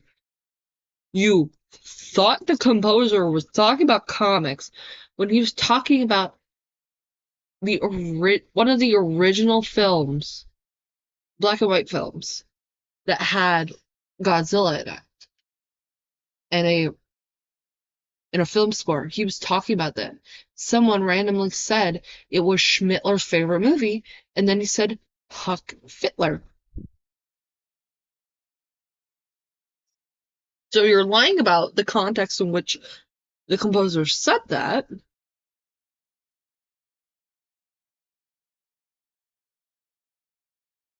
So your point doesn't stand in this regard.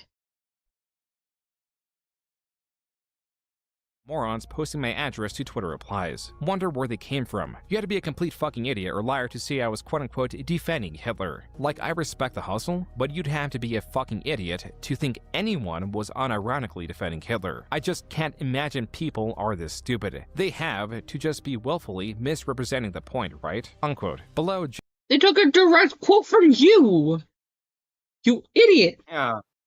Jeremy linked to a video by D'Angelo Wallace that covers Jeremy's tweet. At the time Jeremy posted it, the video had 82,000 views. Present day, the video sits at nearly 2 million views. With Twitter further examining Jeremy, his views came into question. Specifically, these 4 recent images. The first one is Jeremy stating that though he considers himself Dr. James Kent, New Zealand transgender weightlifter, Laurel Hubbard, clinches 2 gold medals, obliterating the rest of the female field. Olympics might be denied in Tokyo. What? Okay. Oh. Fuck. I can't read that. Yeah. To be pretty progressive, he believes transgender people have an advantage in sports. The second is in support of someone who is labeled a homophobe, going as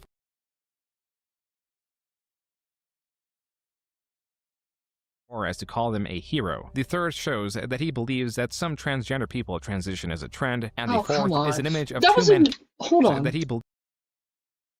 That's a reply to Black and White. Dude! Man, come on, man. You are not that guy. Is the most notorious. Did I say notorious? Yeah, you did. Yeah, notorious transgender woman. Believes that some transgender people transition as a trend, and the fourth is an image of 2 men kissing that is captioned with Jeremy stating, quote, "If you want to raise awareness, you have to make people want to throw up in their mouths," unquote. On March 12, 2020, Jeremy announced he deleted all of his tweets. This same day, Jeremy uploaded a video titled, "YouTube is destroying my channel and I have proof." I just to be honest with you all, I've been very, oh my god, very stressed over the past week or two. And I've tried to not let on to it, but I can't figure it out, and I need your help. Something is really weird with my YouTube channel. The videos that were supposed to send notifications, YouTube sends 3 notifications in one 24-hour period. The Review Tech USA video got well viewed. That's about my normal. My normal videos get between 100 and 150,000 views. The second video, which should have done really well, 50,000. The third video, which renting e-girls for $100 a game is a thing now. Huh, I wonder why it wouldn't do well against Review Tech USA.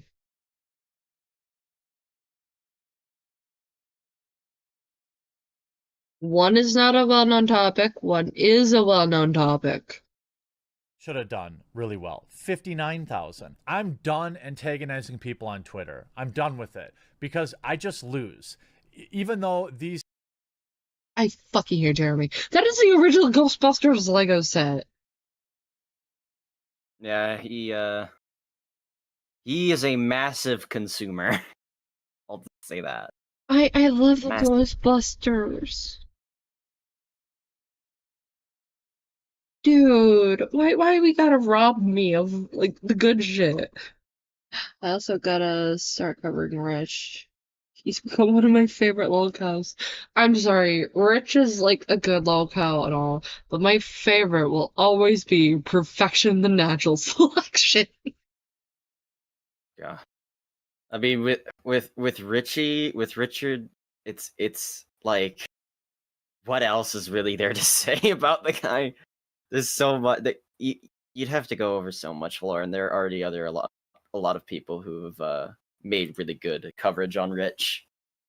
So review tech, so it's kind of like hard to do because you're fighting against June the King and Mikey No More, as well as Kino Casino, King Sly, and a couple others. There's a lot of fishes in that review tech pond. That's all I'll say. I refuse to cover Review Tech USA because Good. he doesn't know what he's talking about half the time with computers. Good. That would just frustrate the fuck out of you. It would. Like, I'm not a computer nerd, but I like knowing what I'm getting, so I just ask. I stopped asking, like, going to reviewers for, like, good things. I'm probably going to, like, hunt down Q's hood ornament and just ask him out of the blue, hey, what's a good PC spec and thing? It's either that or Sarah. Because one of them knows. What they're talking about. Yeah, with computers, and I trust them more. True. Most of these idiots were just coming at me with flat out lies. I got embroiled in it, and I gave them what they wanted, and I lost course. I'm not going to do that anymore on Twitter, okay? I'm making very real changes. According to Jeremy Social Blade, this is the dip he was speaking of. A viewership decrease of 2 million, going from 14 million in February to 12 million in March. My channel seems to be quarantined in some way that I haven't been able. God, why are so many SCW in the pens just tell off and hang on. Gotta make sure I read that correctly. Just fell off and become lolcows. Because a lot of anti-SJW content creators really, really, really are not receptive to change.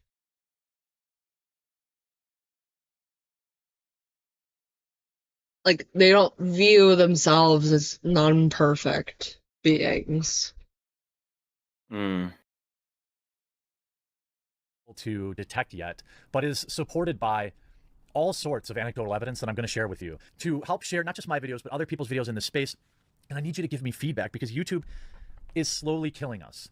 They're slowly pushing out independent creators, which is why I have a BitChute, which is why I have a library account. I'm a founding member on Library, okay? I'm a financial supporter of Library and BitChute because I know this is what's happening, but we still have to fight back. And I'm sorry I don't have the energy, but I'm just frustrated and tired. Please help not just me, but other independent creators continue to exist here on YouTube and continue to push back against what is an obvious bias for mainstream media by YouTube. Despite Jeremy's evidence that largely consisted of users not getting notifications for his uploads and petitioning for support on third-party platforms, his channel, per the Social Blade graph, jumped to 20 million views the following month, his best performing month ever. This same month, Jeremy announced on Unsleep Media that he was returning to Magic, apologizing to Wizards of the Coast while also faking their apology to him. In this video in April, Jeremy claimed his return was not a ploy for financial gain. Instead, it was for when he needed to boost his mood. I view this channel as like a a cathartic outlet for me, a place for me to go. Oh, sorry, I accidentally bumped my mic.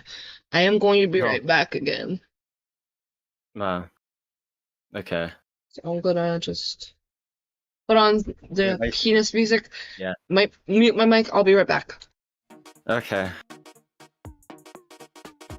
God, why are so many anti-SJWs and their 10s just fell off and became lolcows? I mean, a lot of them were like massive idiots to begin with.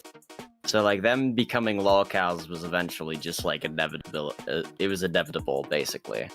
They were bound to be spurgs. They just got lucky because they didn't. No one was really giving them a whole lot of flack at the time. And I mean, there were SJWs that were like very fucking cringe. That's why like if that type of content wasn't as if that content I don't know the word. I wouldn't say good as a qualifier because I don't think any of that shit was really necessarily good. Passable. There we go. Passable's the word. If that content was like passable, then fuck, I lost my point. Damn it. I'm losing my point.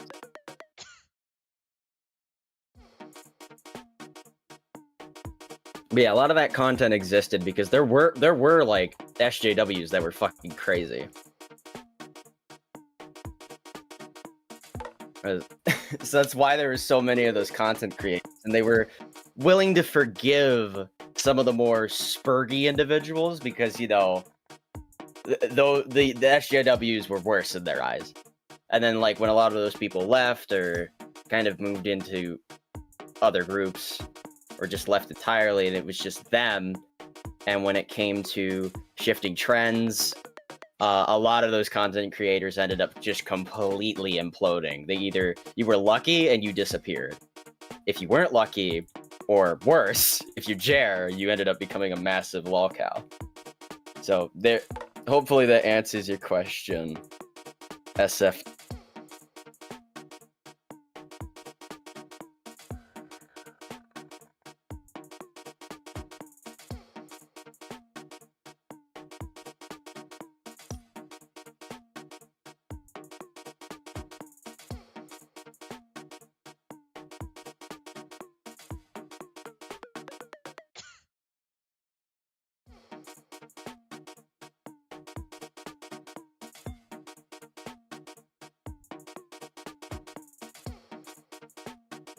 It doesn't answer. It does answer, thanks. Okay, I thought it said it doesn't, but yeah, that's why a lot of that, like, that content existed for a reason. There's a reason why that content was created at a time. And specifically, like, people like Jer, they kind of came from what was called the dissident right at the time, and would later be called the sector, which was basically like, people who were MAGA, but were way too extreme or they were basically way too extreme for like mainstream conservatives and even MAGA to an extent. That's what the dissident right was. So Richard Spencer, Milo Yiannopoulos, Ethan Ralph came from that space. Nick Fuentes, a lot of those people. But the quartering did butt heads with at least a few of those individuals from the sector, particularly Medicare, in a couple altercations. And quartering really liked Sargon. Dissident right. I remember the anti-SJW movement was an offshoot of the new atheism and Gamergate movements. I know a lot of the older atheist content creators did shift into anti-SJW stuff. They basically just kind of became shitter political people. Like the fucking the atheism guys. But like the only person that I could think of was like an atheist from that community was Armored Skeptic, I believe, unless he's not an atheist. Because a lot of like when I think of old guard atheism, I think of people like obviously the Amazing Atheists and whoever the drunk and people on the Drunken Peasants podcast. And I guess Cult of Dusty if you want to include him, even though he was never that big of a deal even back in that day. But a lot of those guys, older and atheism guys, did become like anti-SJWs way later on.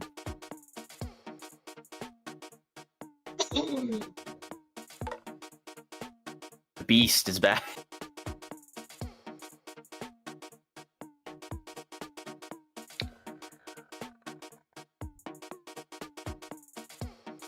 Okay, I'm back. Your coughing, you coughed earlier, and I just said the Beast is back. The Beast is back.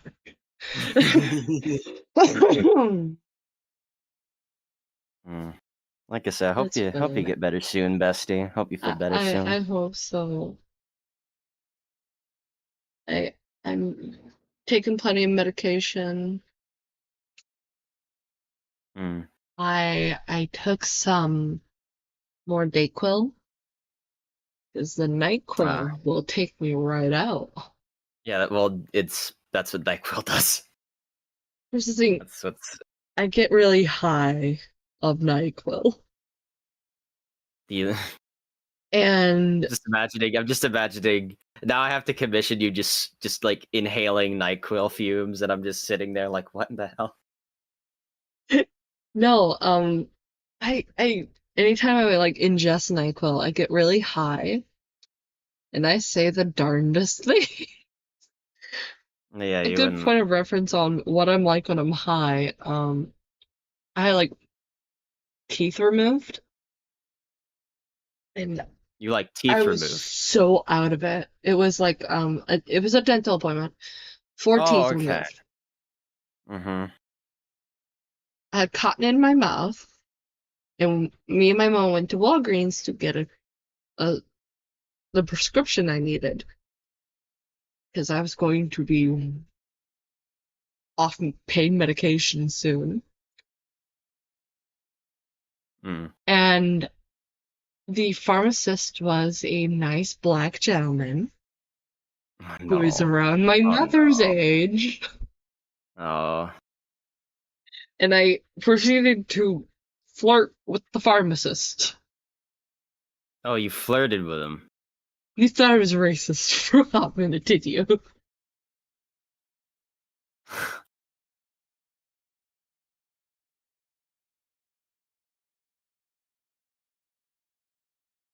And my mom needed to get like a Diet Coke right after, so we went to McDonald's. And the window was rolled down. And a guy was blaring butt-thumping music and driving right past, and I proceeded to shout out the window, "Turn that shit down!" My mom was mortified and rolled up the windows and said, "Gray, stop talking, you're gonna get a shot."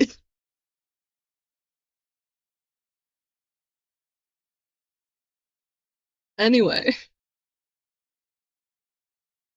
I think he is no longer, but he kind of went insane. Oh, you guys were talking about like a guy. And just relax and turn off my brain and open some product again. Jeremy would leave and return to Unsleep Media multiple times in the following years, making it a useful tool to track when he's feeling despondent. His channel, with its improved performance, should not have brought him undue stress. Exclusively Games was a different story. Quote, I really am struggling with keeping Exclusively Games running. The monthly nut is nearly $15,000 and website revenue is trash. It was a website— Gray is becoming an old woman. No! No. I already have to fight gray hairs. I don't need this. Because, like, apparently, like my grandmother, I'm graying early.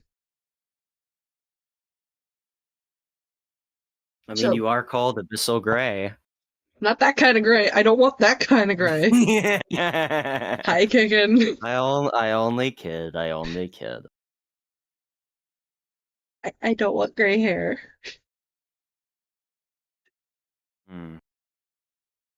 So my mom's like, okay, we need to soon schedule your highlights because I'm gonna get highlights eventually. I'm getting blonde, if not brunette, highlights in my hair.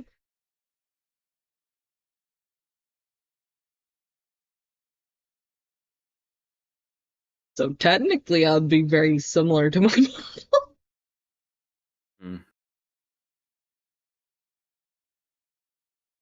But here we go. In a time where websites are dying, do I continue to crowdfund it or admit defeat? Unquote. Exclusively Games had sunk to the point that articles on the site's front page were not only lacking any comments, but also their view counts were so low that they were presumably not displayed. As such, the website closed in mid-2020. Jeremy later claimed that the website exceeded its $200,000 fundraised amount at the beginning of the year. I paid a severance to my video editors. I paid a severance to all the major writers, which I of course proved since then. A 1 month severance for some of the bigger salaried people. Why did I have to finally pull the plug? Well, I had been paying for everything out of pocket since basically January, which was almost $10,000 to $12,000 a month, depending on which months, how many articles we publish in a month. The figure of $10,000 to $12,000 a month was different than the $15,000 Jeremy tweeted about. But 12 months of operation cost should have amounted to $120,000 to $144,000. On the website QB Farms, verified poster and alleged friend of Jeremy claims that Jeremy was not being too dishonest, that he did pay out severance, and Jeremy was mostly hands-off when it came to the website, and it was mismanaged to hell by infamous commentator Ian Miles Chung. Quote, after I left, Ian was eventually fired for failing in his duties and scamming Jeremy. To my knowledge, the site never fully recovered. Things behind the scenes often seem to be messy or disorganized. As for how a site with 200 grand failed, well, Jeremy wasted a lot of funds. On the site, mind you. I won't share figures, but the design team got paid exceptionally well, as did IMC, among others. I think Jeremy just got in over his head and trusted the wrong people. I don't have access to all that. All I know is that Ian was paid, I believe, $2,500 to $5,000 or so per month. Unquote. Jeremy, at a later date, revealed that Ian Miles Chung lied to his face in claiming the website needed more support. Jeremy complied, and Ren, an additional quote-unquote employee, was hired. From what Jeremy gathers, Ren was an e-girl who Chung bought an iPhone 4 and was sending money to. When I confronted him over it, he had a mental breakdown, a bawling breakdown on Skype for stealing not my money, but your money. The people had backed the project. It was $645. He would have gone right on stealing my money, stealing your money, had I not figured it out, okay? To add to Jeremy. The fact that he is actively correcting himself, going, anytime he said my money, he would quickly course correct it to the words your money. Yeah, that's totally not like concerning at all. We should totally continue to trust Jeremy Hambley with a fuck ton of money. Yeah, with money or even like fucking crowdfunding campaigns, because this isn't the first time that money's gone to waste crowdfunding. Also, a little bit with games done quick. So another thing that, well, two things he doesn't really go over.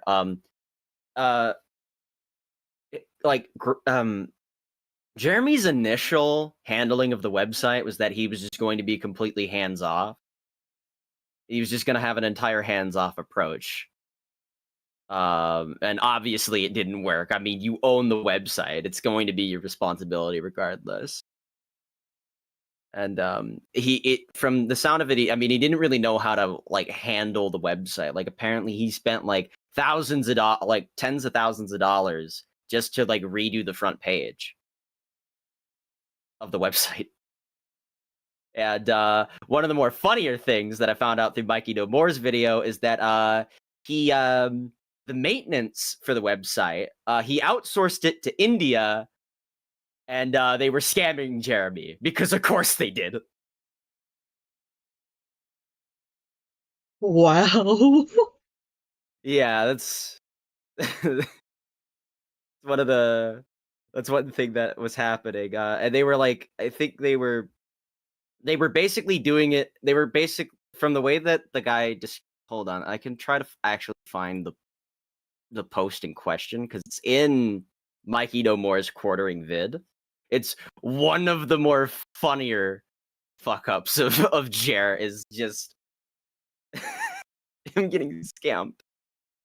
I gotta find it, and my fucking computer's also like shitting itself, or trying to shit itself. But you can continue while I find it. I'm just gonna read this. Because I'll just read it out. Hi, Jeremy and Patrick. Hope you are staying safe during this crazy time.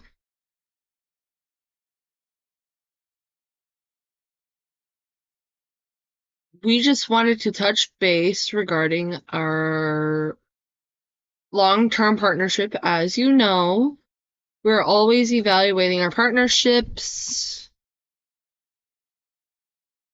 performance, and we look to optimize our efforts accordingly.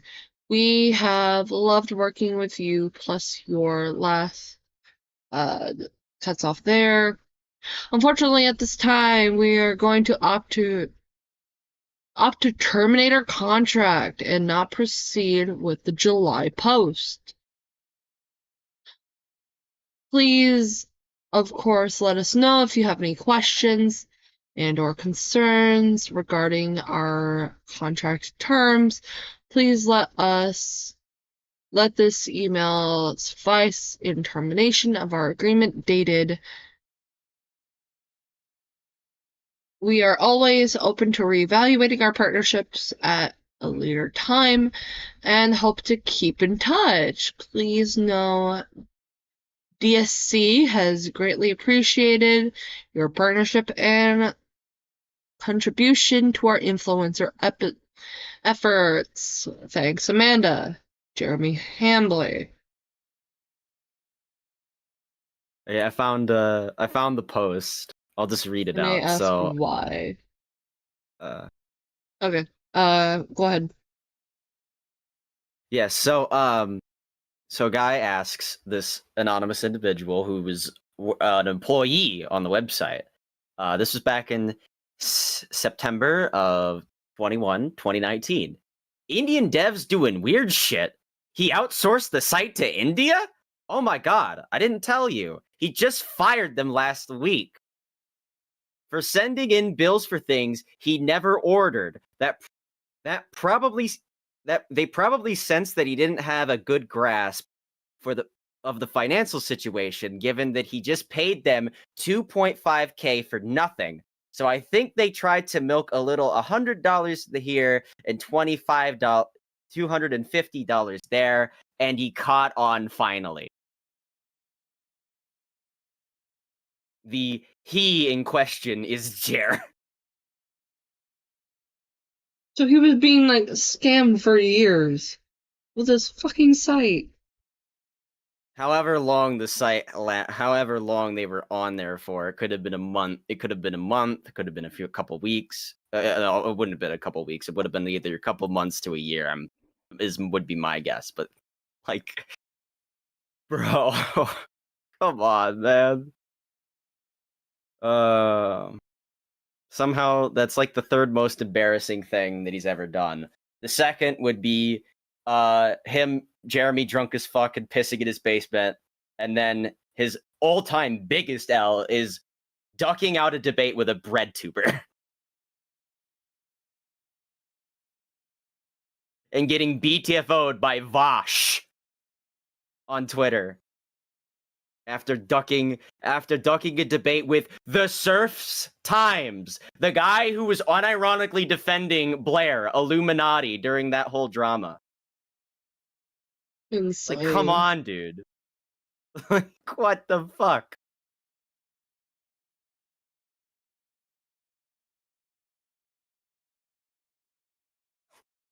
But you are. Yeah, we're gonna hit play. Financial strain. He was dropped by sponsored Dollar Shave Club in June when he I did would not be receive Oh, it a was reply. Dollar Shave Club. Oh. I would be drinking, but A, it's not 5 o'clock yet, and B, after this stream, I gotta go do something important. I gotta run an errand for my dad. Oh yeah, totally. I don't mind that. I'm gonna end around 4 Okay. because around 5 or 6 my mom comes home and I have to unlock the door for her. Yeah, I see.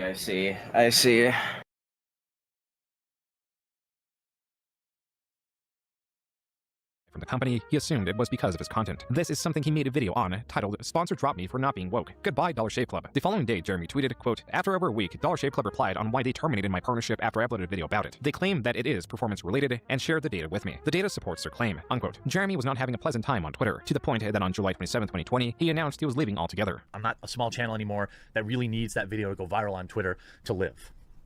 Right now, I'm concerned about being a better husband, better work-life balance, and removing the toxic elements that are causing my hair to fall out at an increasingly rapid rate. On Twitter, there was much celebration. 3 days later, Jeremy made a video doing two things. He showcased these tweets of celebration and was adamant about having multiple gay dads. 2,300 likes. A lot of people hated me on Twitter. Also, I have two dads. I'll have you know I have two dads. One of my dads is black and gay. Also has this dad. I don't know. Maybe he has 3 dads. Someone makes sense to me. Now, this is one of my dads, all right? It took 5 days for the quartering to return to Twitter. Apparently not under Jeremy, but under his employee, Maggie. Then 3 days after that tweet, Jeremy was back tweeting as the quartering. Quote, "Yeah, I came back to Twitter. Are people not allowed to change their mind? Not very progressive." Unquote. This was tweeted on August 17th, 2020, the same day of one of Jeremy's most well-known live streams, much to his displeasure. You never know. Maybe I'm going to pee in my trash can down here. I don't know. My wife went out for pizza without me, and I'm angry about it. You could have gone with her. So I'm going to win this round, and I'm going to pee. If I don't win this round, I'm going to pee in my own basement. Jeremy, inebriated, scorned, and suffering from a lack of pizza, sought to take his revenge. The object of his derision would have to be the drain in his basement. I got to pee so bad. I want to lose so I can pee, but I don't want to lose. I have to pee so bad, though. It's hard to describe how angry my bladder is.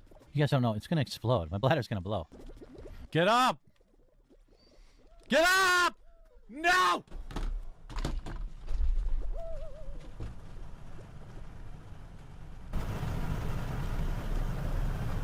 Oh my gosh, he actually pissed in his basement. Yeah, I wasn't lying when I said that. I thought it was I hyperbole. literally never lost that round. Nope. I've never lost that round. I've never lost that round.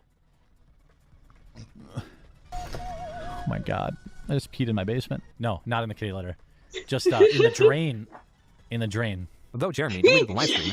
He farted.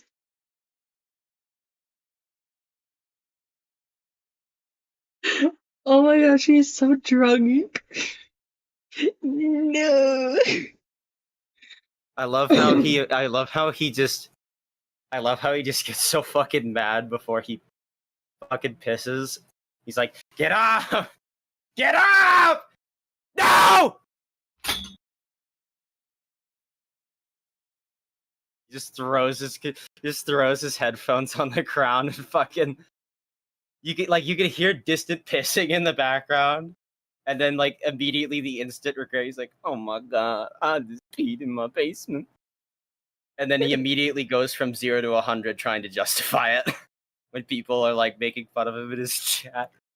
Oh, he deserves to be made fun of. Like, why? Why the drain?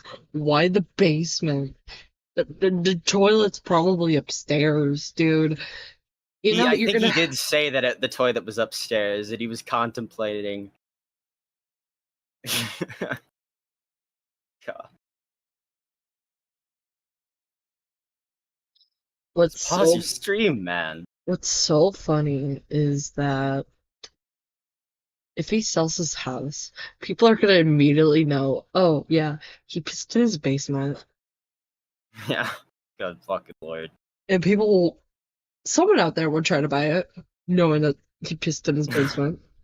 Given the behavior of fucking lolcows, I wouldn't be surprised if people tried to buy I wouldn't be surprised if Jeremy tries to sell any of his collections and then immediately there's just a massive bidding war for Jeremy's rubbish.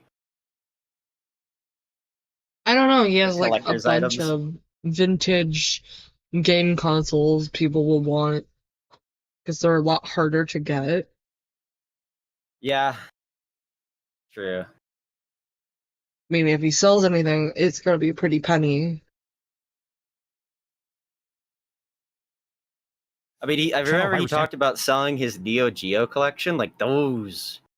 That is like a very fringe niche of like gaming subculture, like the Neo Geo console, like those. I mean, a console itself is pretty pricey, but even games for that system are like, oof. I imagine if he sold like a collection, let's Just, probably say like, drain. I don't know how much Jeremy he commented on had, this but video let's just like ballpark say he had like, I don't know, like around like 7. Let's just say he had 7. Yeah, they're at least going for nearly almost $1,000 guaranteed, or at least over 100. Gotta be.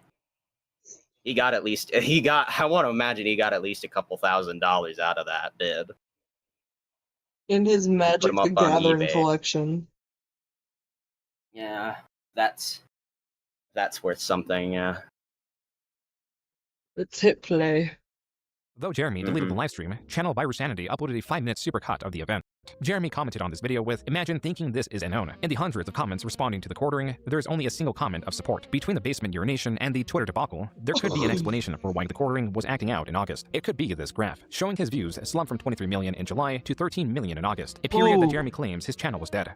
We went through that whole month back in August where, like, I mean, it was dead. The channel was basically dead and gone for almost 3 weeks. And I think that was a direct result of a dip in my channel's activity and interactions and people liking the videos. And so now I've gone back to being a little more aggressive about that. This was around the period that Jeremy was uploading 5 to 7 videos a day. As was with the last time he saw a dip in viewership, the following month he saw an increase in views. And the month after that, he saw an increase in mockery. On October 21st, 2020, the H3 podcast released Content Court The Quartering, a nearly 2-hour-long video covering the quartering's history of blunders. He is triggered about the redesign. He doesn't like that the new updated version of the character doesn't have big boobs anymore, essentially. And he also mentions that he wasn't a fan of the original, but he's extremely triggered by this new iteration. Fascinating. Yeah. The title is Disgracing She-Ra. That's right. Disgracing She-Ra and Strong, Beautiful Heroes. I see he's achieved a... Remember, guys, all his online cards were locked out on him. I was talking about his, like, physical cards. 50% dislike ratio on this one, even from his own fans, so... Jeremy has a habit of accidentally owning himself on Twitter. You use the word cuck.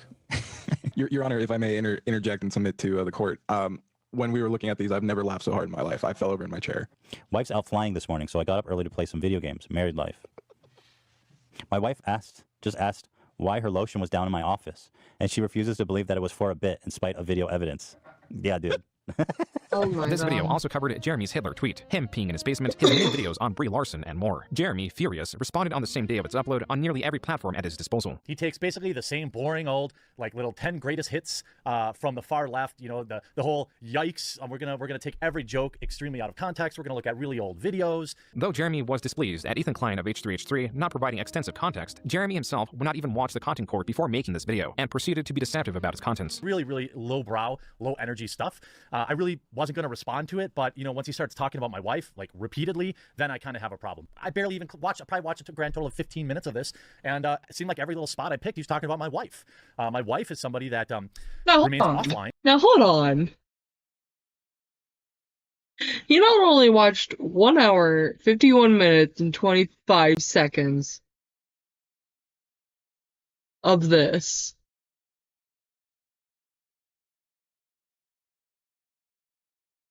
He also disliked.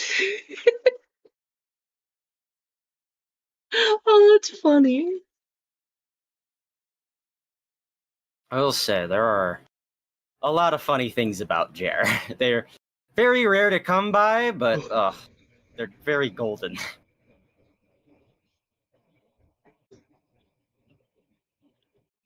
Does not, not completely boring. Interact with anybody, and no, I don't believe she's fair game. You know, because he... This is more frustrating than anything. Can't stop talking about my wife. I think he's probably jealous. I mean, my wife is a beautiful woman. She's, you know... I wanna point this out, real quick. I don't like this guy right here. I don't like Ethan Klein. But that's for neither do I. reasons that aren't relevant. Yeah. I'm just saying this now, but yeah. Oh my God. He gave H3H3 money. You didn't. Oh. Yeah, it says here. Yep. Members only. Yep, he gave him money. I didn't know about that. That is funny. Yeah, it says members, content court the quartering, and right below it says members only.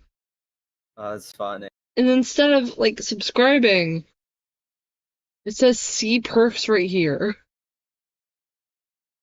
Well, I think that's for. I'm pretty sure I'm a member of a YouTube channel, and I'm a member of like Gilded's channel. it doesn't matter if have if you're subscribed or whatever, you get to see the C perks is always there. Yeah. Yeah. So that's just a YouTube I'm member just thing. pointing It's it not out. him. Yeah. But it's either pointing out that it's there. I'm pointing out that it's there. It's either Jeremy gave Ethan money, or he was gifted a subscription, or like gifted a membership. Nah, I believe that he just gave Ethan money because he's done desperate shit like that before.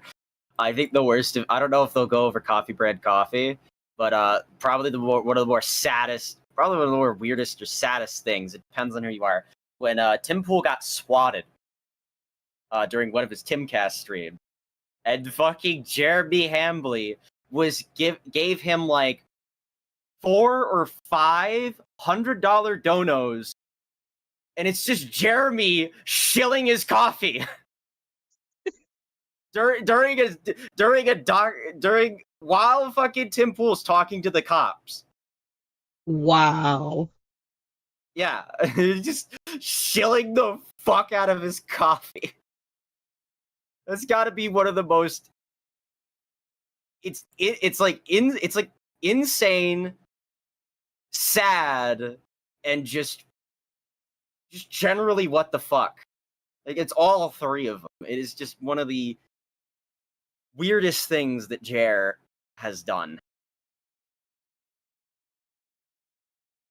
It's also like very scummy to do because the guy's got swatted. Like, can Jer not read the room? I mean, I think you could. I mean, you could still dono during a swatting, but not like that, man. Don't fucking shill your shit.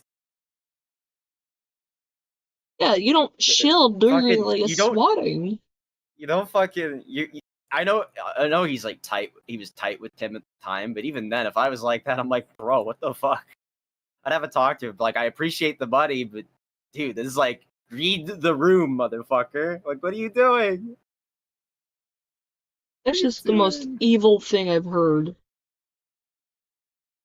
I don't know if I'd use the word evil. Definitely fucking stupid. One of the more dumber things. I'd say more inappropriate would, I think, be the right word.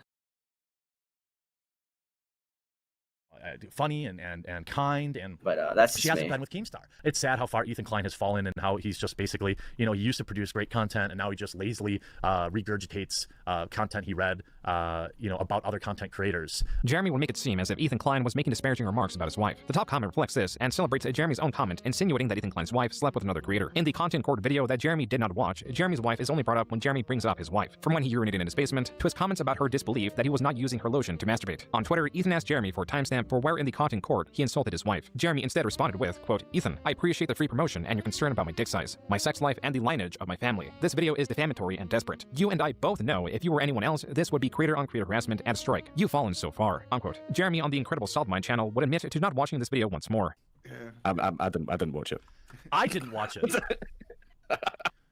Who the fuck? 2 hours? I mean, 2 hours. It was in the stream that Jeremy clarified that, despite campaigning on Ethan and talking about his wife, he acknowledges that it was not any way disparaging. My wife, at many times, not like in a disparaging way, it just brings her into the conversation, which I find kind of shitty. He brings her in like in a negative way. Then why were you mentioning your As Ethan also brought up Jeremy's cover tweet, he now reframes it as being a joke, her. though the joke is not entirely. This fucking guy. The brain capacity of a gnat. How the fuck are they If so the stuck gnat on was this? It was like obviously a fucking joke. swimming in And, a like, pool of alcohol. He said, what did you say again? I said, I think I'm gonna skip over a lot of this. It was like another because Hollywood person said Hitler have, bad, like, and I was like, ooh, stunning and brave.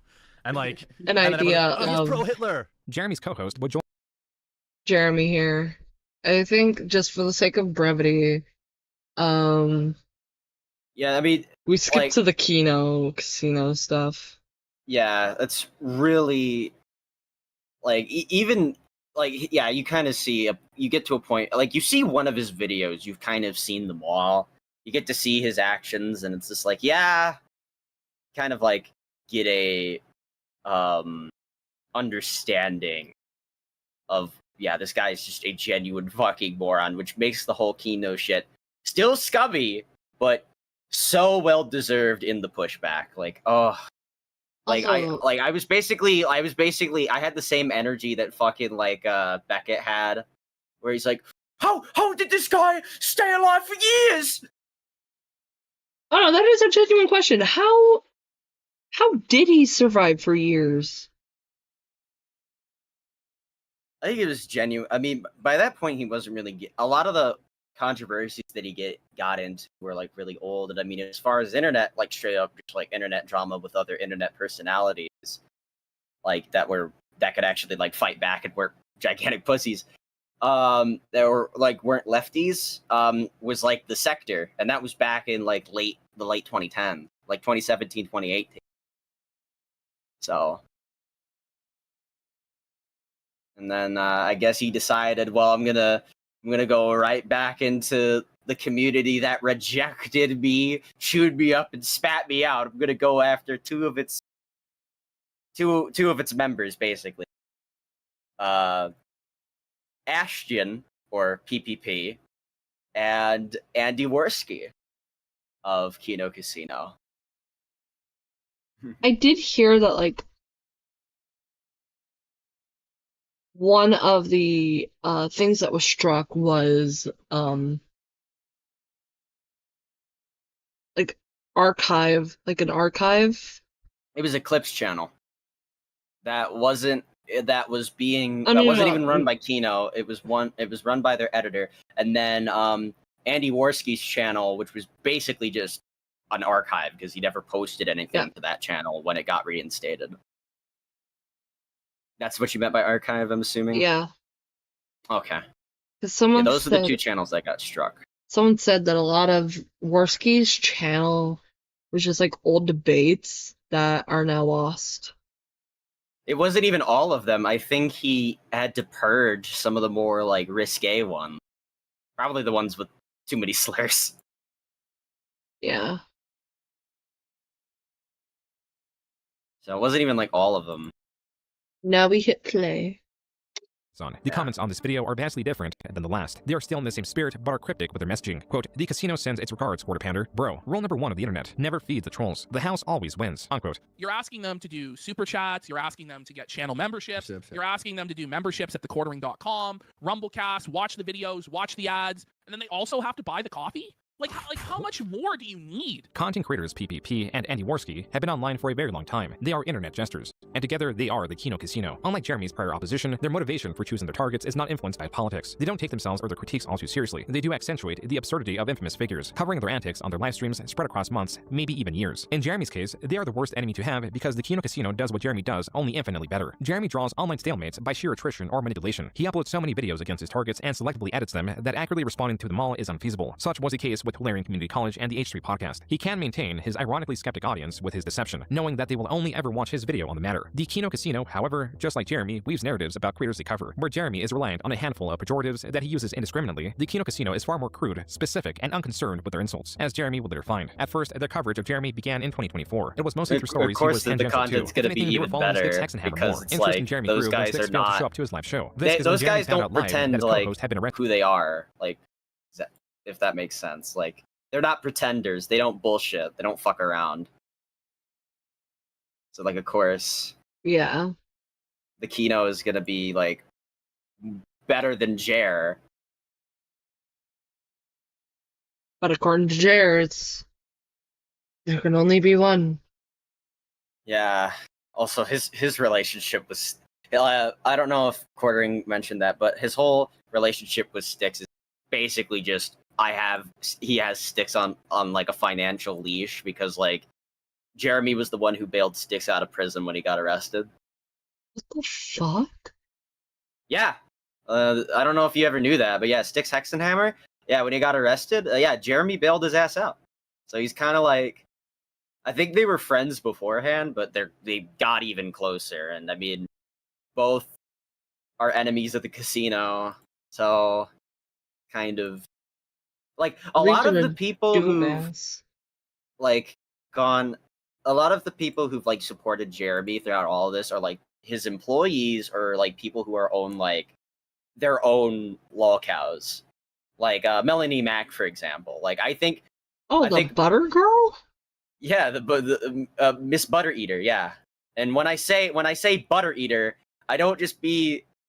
I'm talking like she'll record videos about how masculinity is dead while eating full sticks of butter that probably have fucking canola oil in it. That's probably why she has fucking massive IBS issues.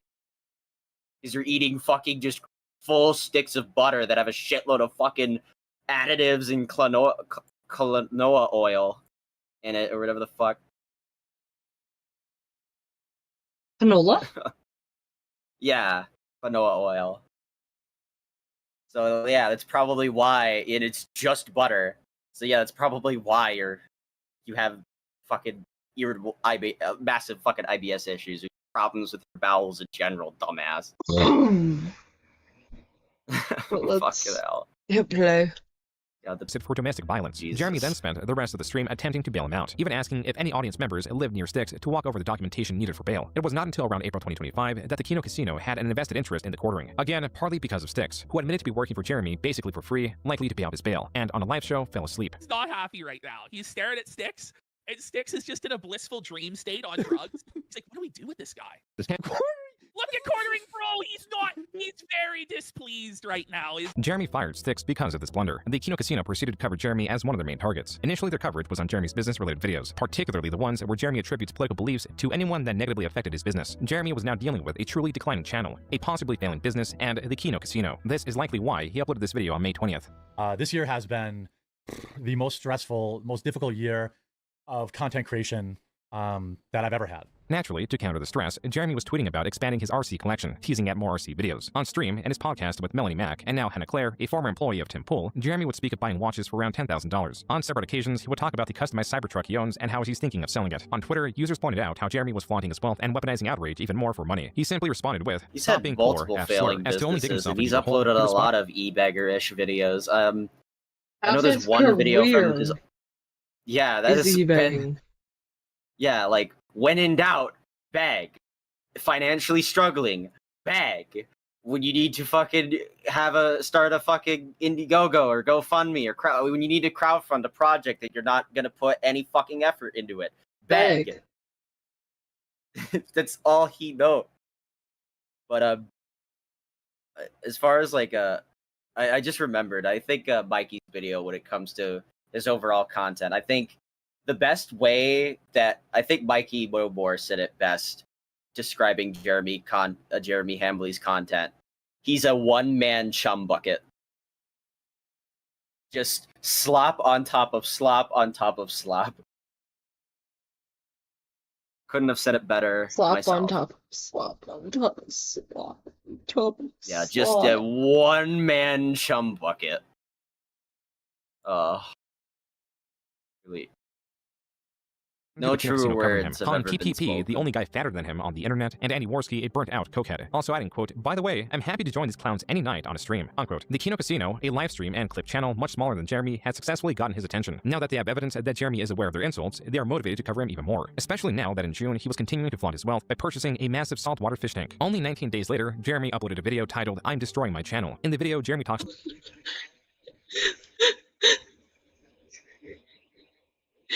Yo, he did this on my birthday. Yeah, I was born June 20th. This is my 23rd birthday.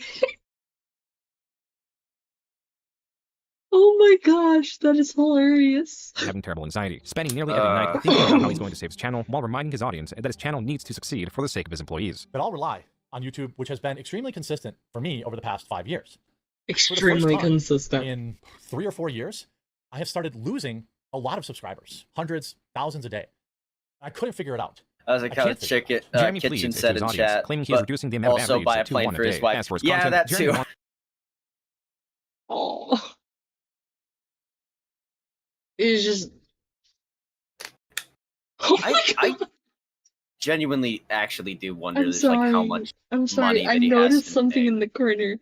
Look towards his elbow. Oh, the oh, terrible. The oh yeah, the horns bull. No, towards his elbow. Downwards. Downward. I think it's my little TFP blocking the image. That's probably why I can't see it. Also, there's a bit of a delay, so just so you know, if my hang reactions are late, that's why. Because And last time we tried to do it, the stream chugged like a motherfucker. So okay, I took it out of full screen. Look towards his elbow right here. yeah, I'll have to wait just a sec, but I'll be able to see it when you get out of full screen once the stream catches up. Okay.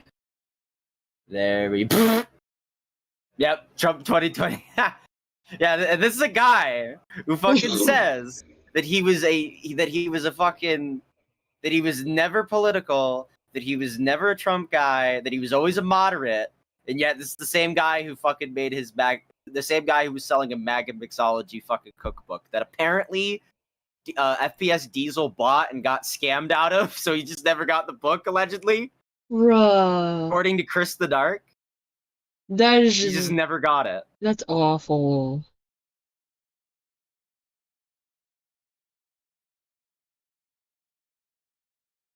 Yeah. Wants to create in-depth videos and be wrong less. I think the market has shifted, and it's no longer okay just to have to, just to read an article and give my, whoa, that's crazy. I need to be better. And to avoid having my wife sell her feet pictures, I have hired a researcher full-time. I was having near daily anxiety. You see me squirming around, doing this, touching myself, like it's a weird tick, like touching my heart. Jeremy was agitated, anxious, and one of the casino's prime targets on their July 4th stream. Here, they covered the previous month's happenings, even Jeremy's new, inferior Rumble contract. So What now are he these has to do because of his costumes? Rumble deal being Oh. Are you talking about Kino? Yeah, they do that all the time. One of them is just like the Statue of Liberty. Yeah, they do that. There's one where Andy was an Oompa Loompa and PPP was Willy Wonka. Oh, I earlier saw in the video. that. Yeah, they do a lot of stuff like that. Though, as however you want to feel about it is definitely I'd rather them wear that than have Jeremy wear the Sonic hat. Oh, it's far better than the Sonic hat. Yeah, bro, that was basically his medallion. The moment that he put that on, his fate was sealed. Like, and he just looked like a complete fucking idiot. I think he was trying to do like a Phil bit because Phil. There's also a picture of like DSP with a fucking Sonichu hat, but like no, no, that's just cringe. No, what are you doing? I Stop. probably I know it's off topic, but I probably should customize my browser a little more, not with just Google, but with like Ecosia. Yeah. That way Oh, I I see. can just Yeah. add Ecosia to my Opera, and that way my web searches can help plant trees. Oh, I see. It's just something I'm needing to remind myself to do later. He has to show the Rumble subs, and he only gets half of that, honey. Let's just say we took a pretty huge pay cut at the end of our Rumble contract, and I wonder why. Let's go to his most recent video and see if anything I has was gonna. changed. That's what I was gonna do. Diesel By the ordered way, the what's the set title of with this the video? cookbook and drink book. He only got the drink book, but got charged for Oh, that's shitty. Jeremy's so he did a get one of them. scammer. Yeah, that's Bruh. yeah. What the hell? Yo, flight forced to emergency land for insane reasons. So it sounds really clickbait. to me. Okay, at least it didn't start with a coffee mug. What's the thumbnail? Hang on, let's see the thumbnail. Let's see. I'm done. I'm done flying forever. So it's just full on clickbait bullshit. By the way, one of the last chances to get your hands Wait, on there it is! Immediately he's selling the coffee. How long did it take for him to shill the coffee? 35. I want to check something out. Yeah.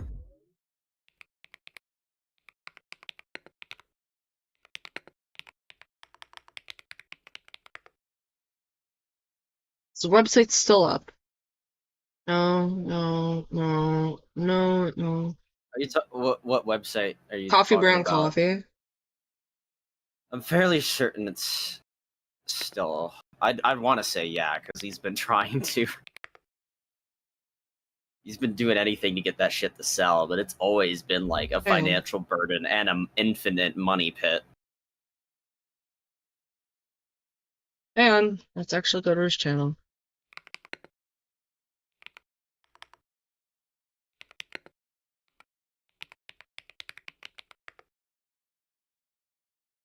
Let's go to here. Oh, look, I'm one of the first results. That's good.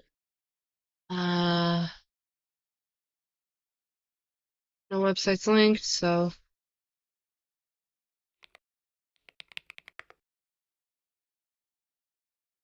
It's this.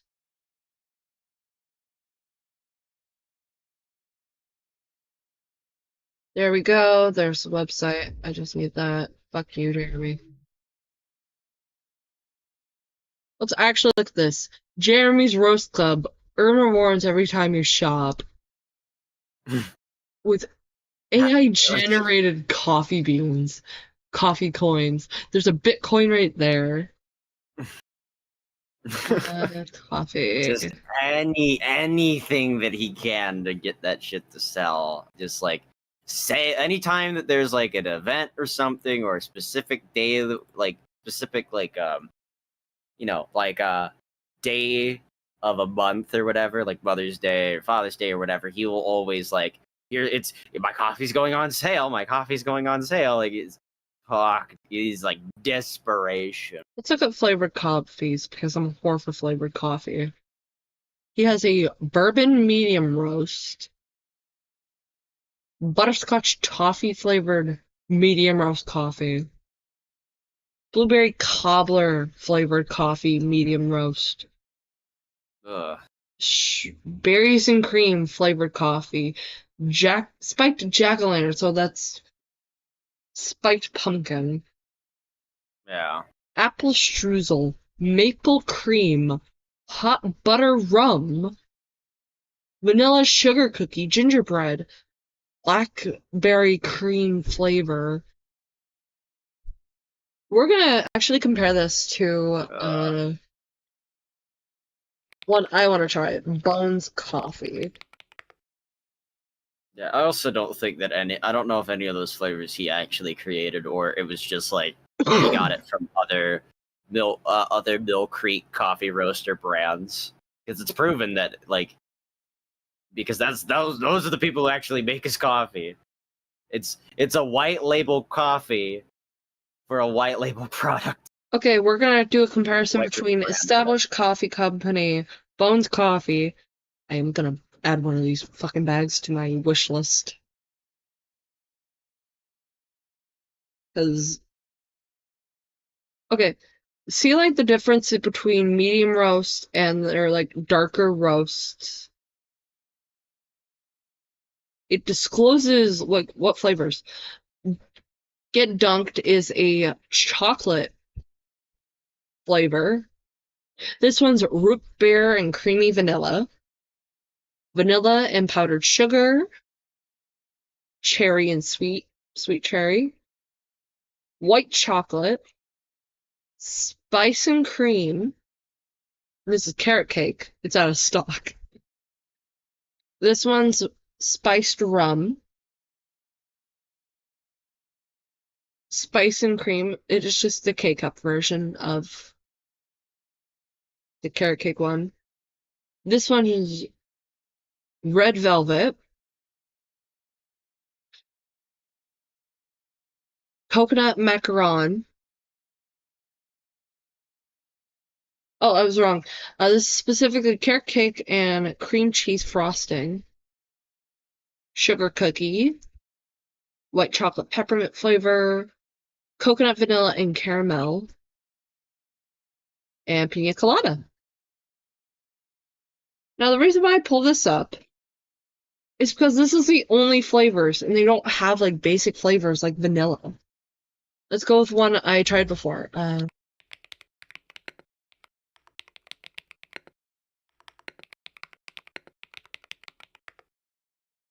Bailey's Irish Cream Coffee. Let's go to the products. Oh, come on. I just want to look up your coffee, goddamn you. Now, where is it? No. I've had their, where's their vanilla?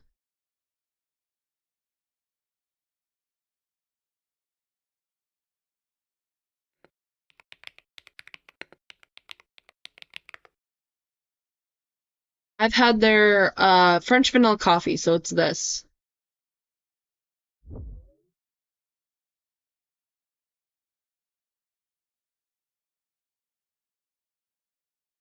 It is their French vanilla Irish cream coffee.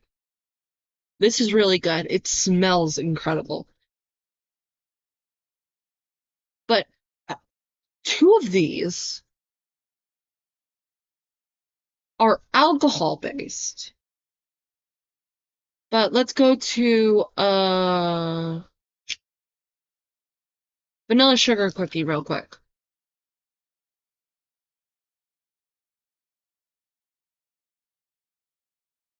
Oh yeah, this is totally not a suspicious bag. Where's the nutrition facts? This whole ground, medium roast, flavored coffee, coffee brand coffee.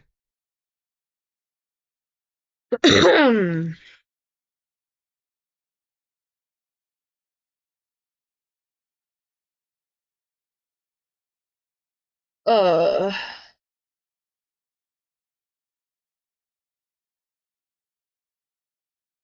but I hope everybody's noticing it.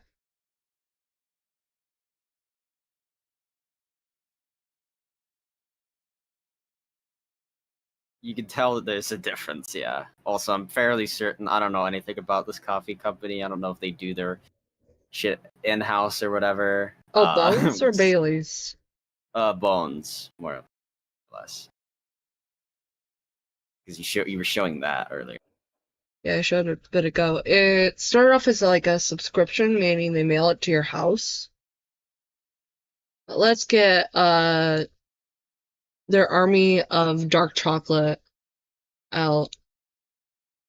You can kind of see like their nutrition facts. Yeah. Which is important. Oh yeah, absolutely. I was just wondering if they were brewing their shit in house or whatever, because I mean, that was something that Jeremy was trying to say, but it's like no, it was not brewed in house. You brewed it from another white label coffee manufacturer, which I mean, he even got his coffee from another white label coffee product called Player One Coffee. So I was just wondering. But yeah, the coffee companies that you showed are like way more legit. Like the ones that are not run. I mean, they're run by Jeremy. Yeah, like the ones that are not run by Jeremy, or even ones that run by YouTubers in general. It's like, because I don't know why he thought that that shit was gonna get off the ground. Because it's like you're not. It's not just the other YouTubers who have coffee. It's every other coffee company, including independent. Jer, like, come on. I know Double why he ever caffeinated? thought that would ever get off the fucking ground. Double That would be caffeinated. somewhat successful. Hold on, I want to raise a concern about double caffeinated here. How much caffeination in total is there? Also, how much do you? I don't know. I don't know why he. How much do you think fucking? How much coffee do you think people drink on average, Jer? Because, like, I have a reusable K-cup. Because I have a Keurig that I got from my grandma. You can just take ground coffee and use it the same way you would use a K-cup. Yeah. But it doesn't say, like, how much caffeine is in here. Unless it's, like, Here. Because you have to be very careful with caffeination. Because at this point, from based on what I'm seeing here, which is not a lot, that's espresso. Just rebranded. And some people drink coffee while having like heart issues.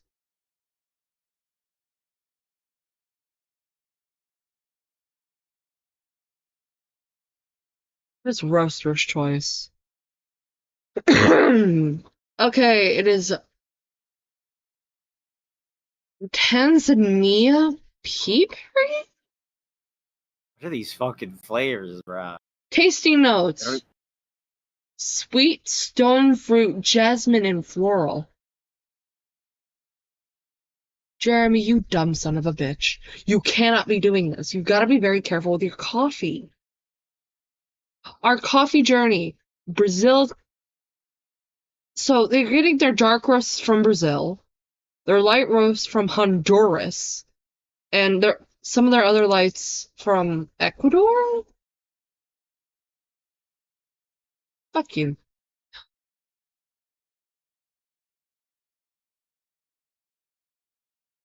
Okay, you see this? This purple thing right here?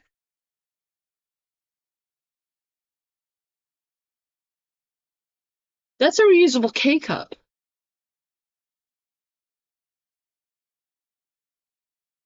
I love how I'm able to get a different type of coffee each month. This month has a really bold taste. Okay, some of these flavors aren't even good. Hang on. Yeah. This sounds like shit that he threw together. It is. Let's look at blueberry cobbler real quick. The intense flavor of hints of spices and rich aroma. That is incredibly vague. You also gotta be like incredibly careful when it comes to cross-contamination. Yeah. Because I have to be careful of this when I'm with my mom. My mom's allergic to raspberries. She can't have anything with raspberries. So I have to ask the server at restaurants or places that serve tea, hey, make sure my mom doesn't get raspberry tea. She's allergic.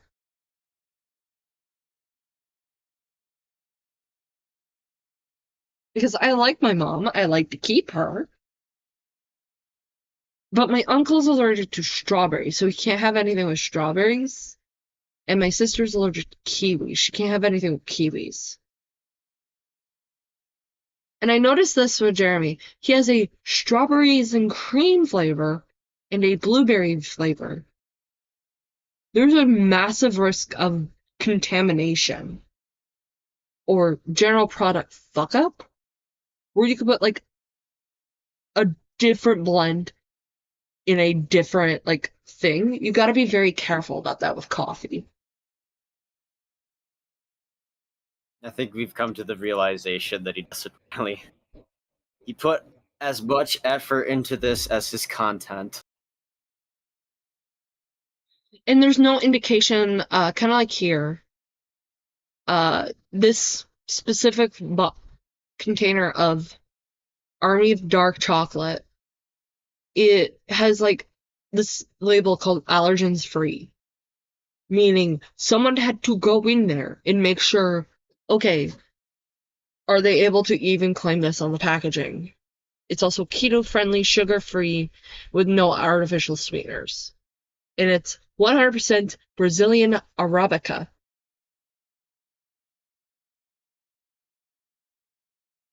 This is because coffees, like flavored coffees, are subject to the FDA, the Food and Drug Administration. I'm wondering if these even got fucking tested for the FDA. And then you have he has cold brews listed, but He only has like the bagged coffees. Wait, I want to see this. No, not Roasters Club. I want to see your K-Cups. Oh my god, it's so much worse. Strawberries and cream, blueberry cobbler, tangerine. Bruh, what a terrible combination. Tangerine and coffee. Fuck.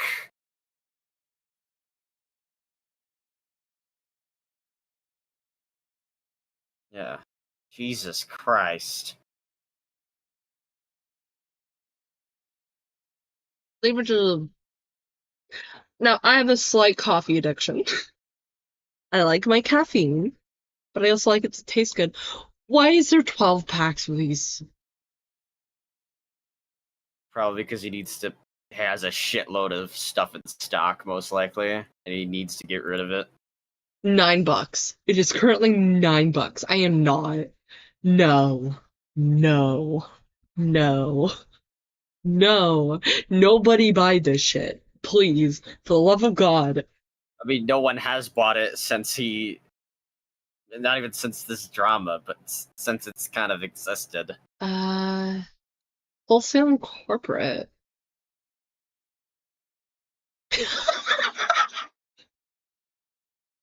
Oh god. Oh my gosh. There's no way. Terrible.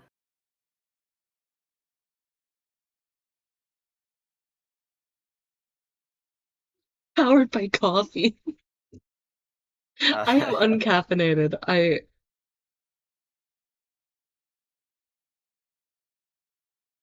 don't trust this shit. I mean, you shouldn't. It's Jeremy, impulsive liar, so of course you Nobody should trust Coffee Brand Coffee. I am saying this as a coffee enthusiast and a energy drink fiend myself. Do not buy this. It'll most likely kill you. Because it's not disclosing the amount of caffeine in it. It's not disclosing nutrition facts, which, by the way, part of nutrition facts for coffee is the caffeine content. Yeah.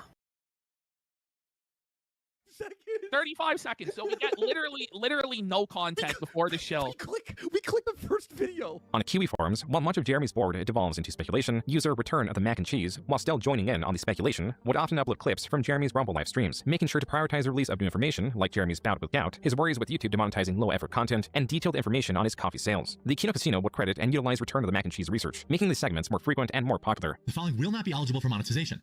Reused or repurposed videos, copied content, that seems the same to me, low effort uploads, He goes, oh!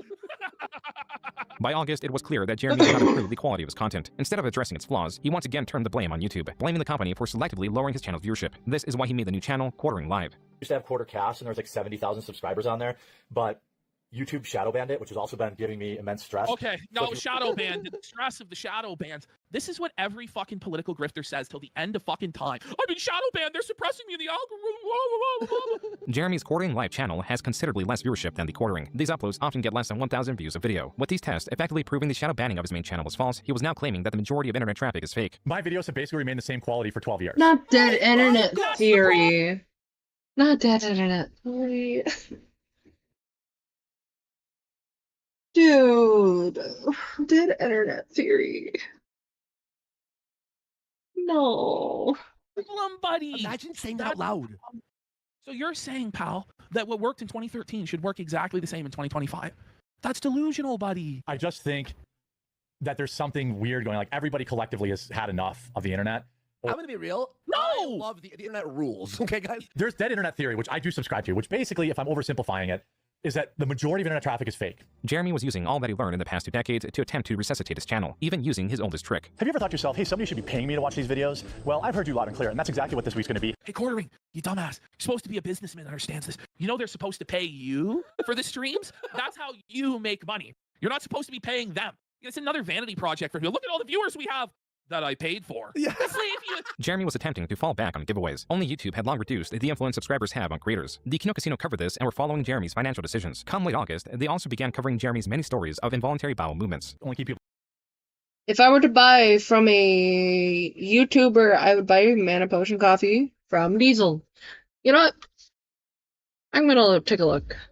Mana Potion Coffee.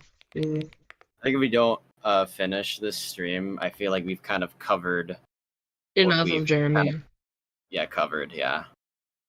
Kind of get the idea. Okay, this art is really cute. Tavern Oh Chris. yeah, look at that. Oh, so it's apple cider. Bard's Ballad Light Roast. Full Kingdom Breakfast. Medium roast. Orc Grog Dark Roast. Sleeping Dragon Decaf. The Barbarian, the Sharpshooter, Lavender Lemonade. I need to get my hands on this. I heard it's really good. The Tea Mancer, Tea Strainer, monthly organic subscription.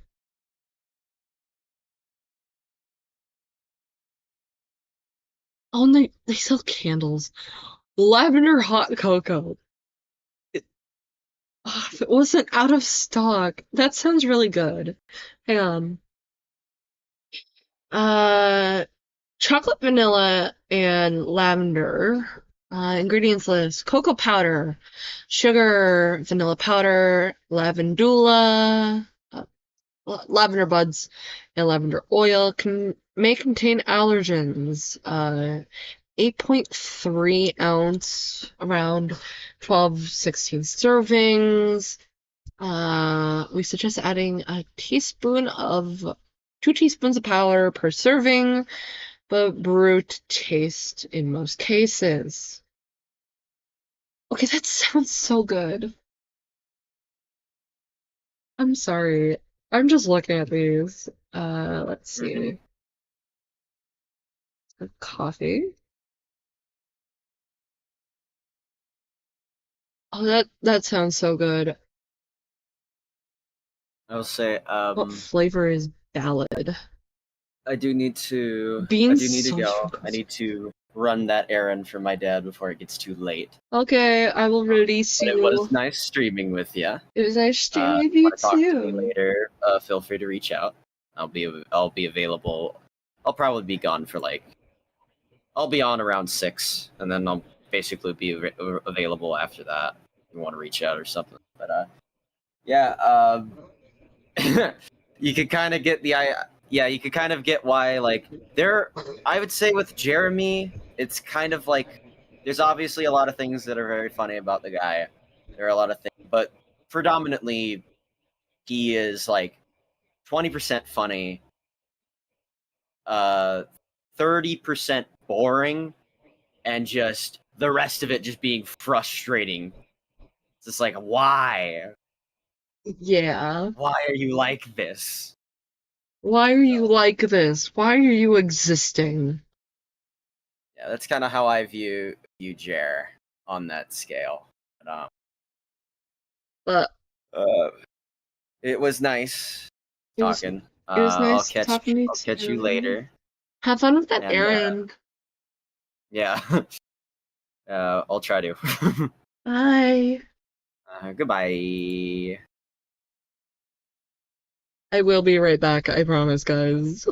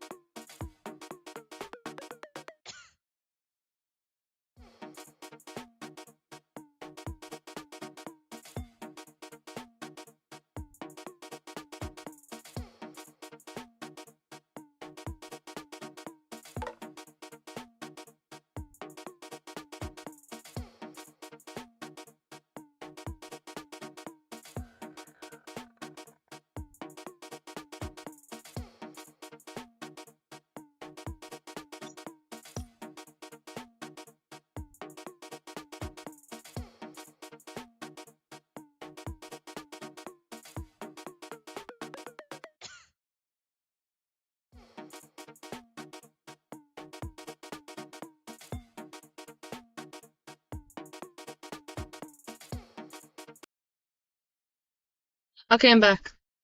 I'm sorry about that. Nope, wrong one, wrong screen. We're gonna get this off the screen since Francis ain't here.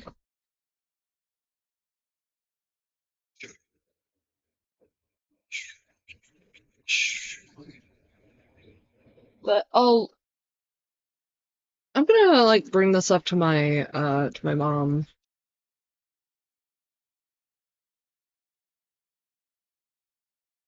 See if she's like interested in like some of that, but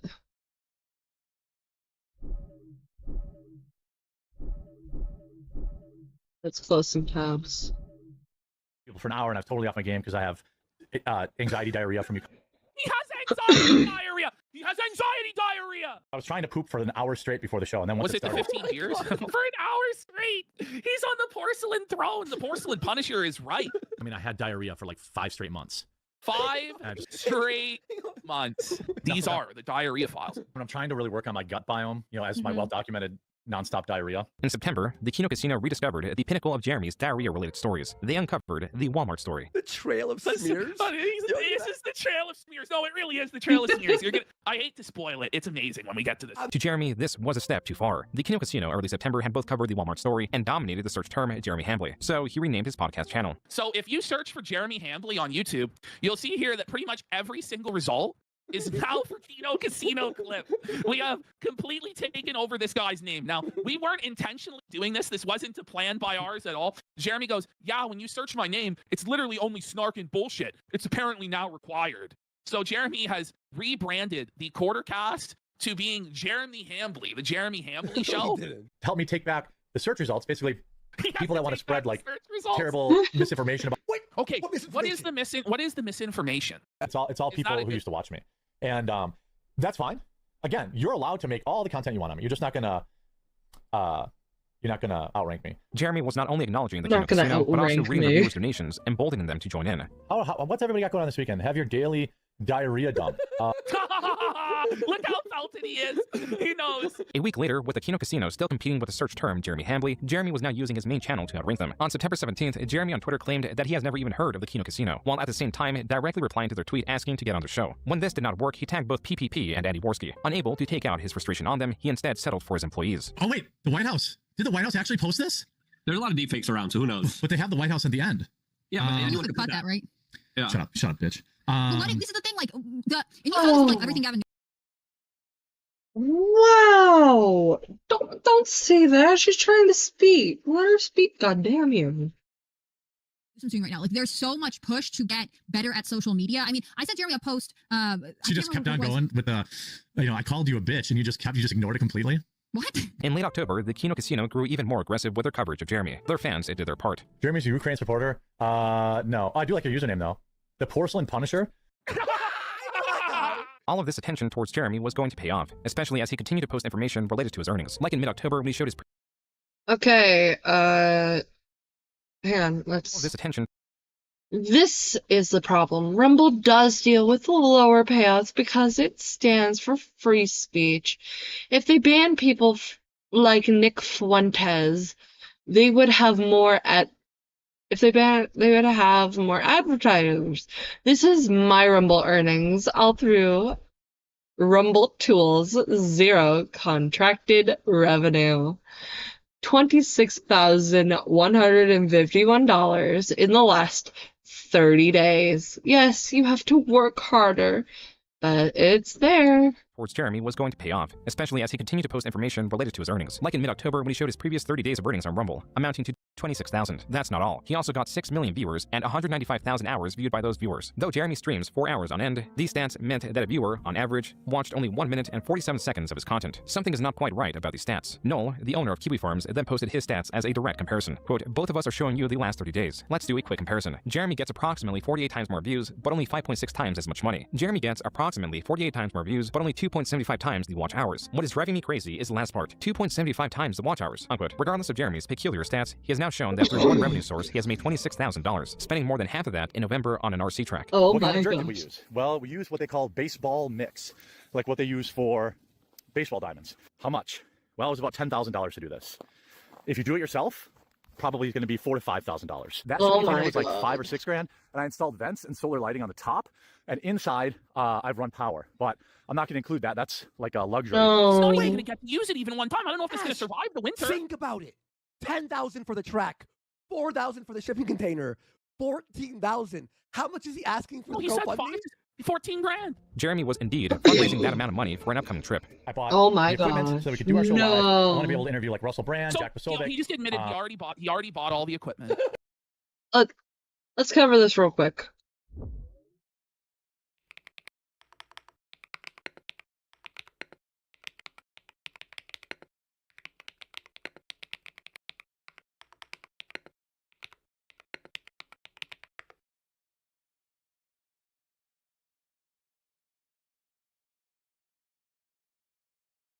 Baseball fields are designed for various features to protect playing safety and ensure safety.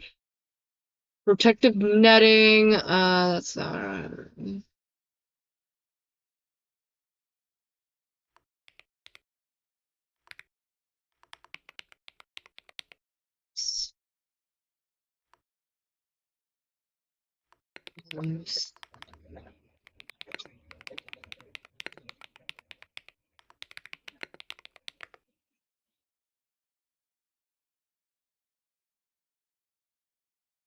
Baseball stadiums protect the dirt in fields by using turf protection systems and temporary flooring during events like concerts, which help prevent damage from heavy foot traffic and equipment. Additionally, field managers implement maintenance practices such as spraying and air injection to keep the dirt healthy and intact.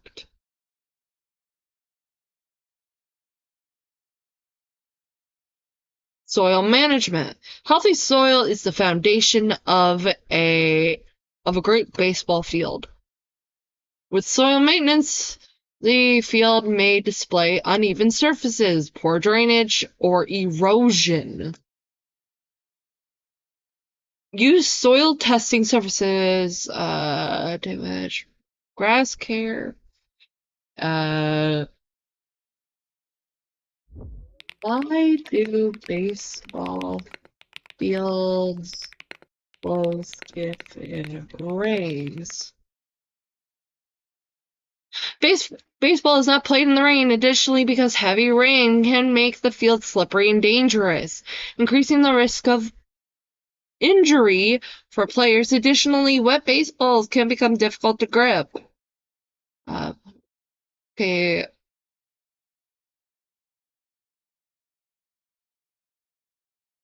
A general rule, baseball games aren't played in the rain as a way to protect players from injury and to prevent damage to the field. Heavy rain limits the visibility of the field while also making the baseball heavy and slippery.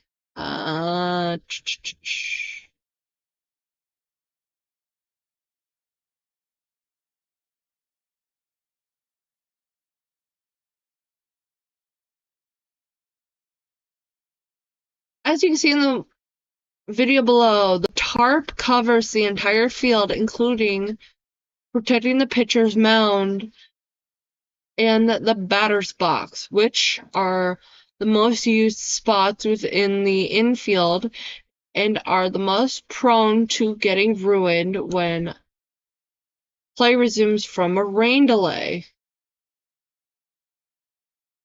Yeah, so they put a tarp on the field to like protect both the area and the players. Okay. Help us do this. I would be eternally thankful. And then we would also have all the equipment to do more live events. But you already So we would bought have the all the equipment. equipment. You already bought the equipment. You just told us you bought the equipment. What the fuck is this? This is fucking a scam, bro. Okay, here we go. You guys can help us out with something because it cost about $14,000 for me to pay for the crew and to buy the equipment. Injured cell players or watch animals interrupt the games. Oh. To go out. See, I never have that in my area, sadly.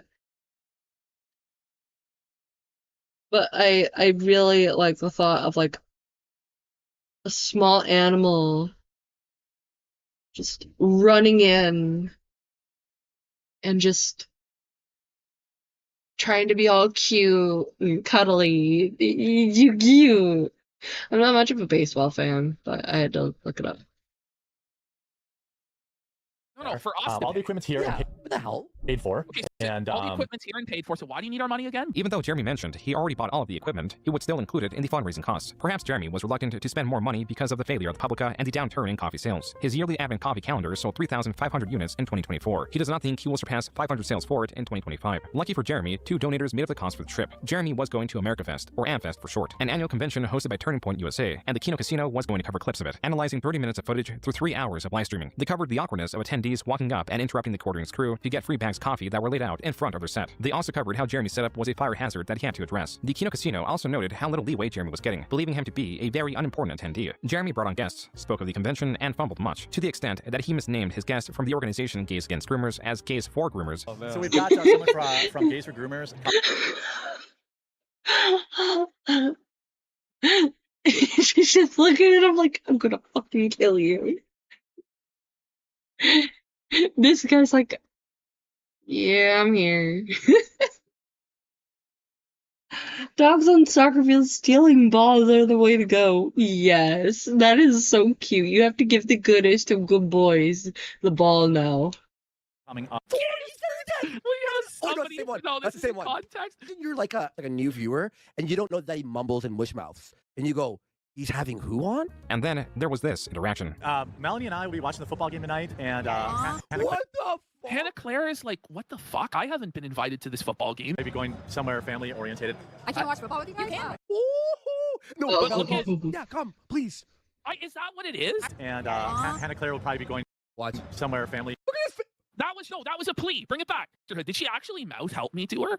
Like it almost seemed like Probably it, be bro. going some. Oh my God, wait, hang on. No, she did. We'll I be think watching the she football might game have. tonight, and Hannah Claire will probably be going What the? No, did she help me? Is that real? somewhere family orientated. The most creepiest interaction, because obviously he's trying to like sneakily get her on a date. I'm just saying this as like an AFAB. He's trying to get her alone.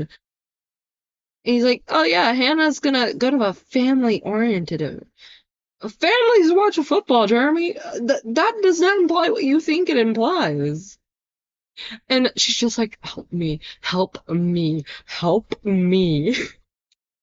Watch her saying "you're welcome" in female speech. Watch this. Oh yeah, that Whoa, wait a minute. Yeah, she fucking said some shit back. She's like- She mouthed it. And then last micro. I can't watch watch football this. with you guys. I would love that. Oh. Now watch his face here. yeah, that'll be. Wow, thanks, Melanie.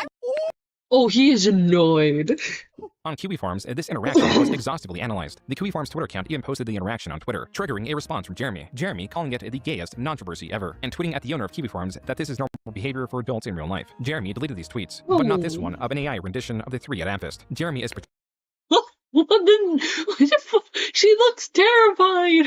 She looks even more terrified. portrayed slovenly, next to a fearful Melanie Mack as Hannah Claire looks on with concern. The Kino Casino also covered day 2 and day 3 of the AmFest streams. Afterwards, they took a short break for the holidays and came back to cover Jeremy's declining channel. His video business, his YouTube channel, has declined to its lowest level in over 5 years, down 66%. 2026 was a different year for Jeremy, where he would normally make the New Year's resolution to stop drinking, to lose weight, to work less. It appears he has resigned himself to stay the same. An unprovoked monologue from a January stream captures this. A lot of people, you like have to make the choice of what your mindset is going to be and follow through. And I think for Yeah. some people, it's like you get into a mode and You're you're, in the always rut. looking for the yeah. I would tell guys this all the time at the bar. You know, the bar I hang out at. It's a dive bar. Okay, there has not been an attractive single chick that walked in that bar in 20 years. There is some truth to the fact that people, what is it saying? Like people are living the exact life that they want to live, and that does play out. But I feel like compelled to always try and be like, yeah, but do you want it? Like, is this fun? Like, there was a point in my life when I was kind of depressed and feeling in a rut, and I would be at that bar 4 nights a week. Aren't you married? Aren't you married? Sir, aren't you married? Hang on. But like, I had a wife at home, which was even less of an excuse. But like, I saw the same fucking people there every night, the same 10 people every night. And it's like, man, no, like this is Wait, wouldn't you be at home with your wife and not at the dive bar with some guys lamenting their love lives? What is going on? So deep, you're never going to get out of it. Somebody who drank probably 4 to 5 nights a week and has now gone to maybe once every 2 weeks. There's a book I read that is just, it's a really easy read. And I'm not telling anyone, hey, you got to quit drinking forever, because I don't think I ever will. The plan is probably never to quit, but it made it way easier to not drink on a weeknight. You know, it went from like 1 to 2 times a week to like, wait, I drink like 6 days in a row. Like, what the fuck? In those clips, Jeremy claims he drank 4 times a week, but then it was 6 times a week. The important bit was that he was making peace with his addiction, aiming to drink less rather than not at all. There was a similar approach to his YouTube channel as the Kino Casino were noticing. Yes. He got, on January 19th, 20,000 subs. On a day, he got 87,000 views. Okay? Everyone's like, he bought subscribers. I'm like, no, I was running YouTube ads because things were leveling off. I wanted to see if I could re-engage. The views on that video, 80,000 that's incredibly off. You get like 2,000 paid views, and it costs you about 20K, 80K. Yeah, that doesn't add up.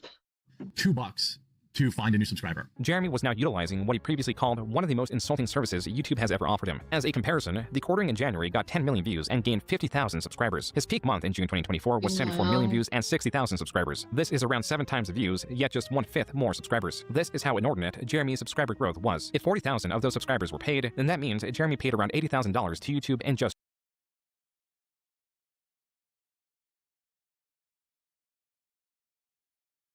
Huh. Hang on.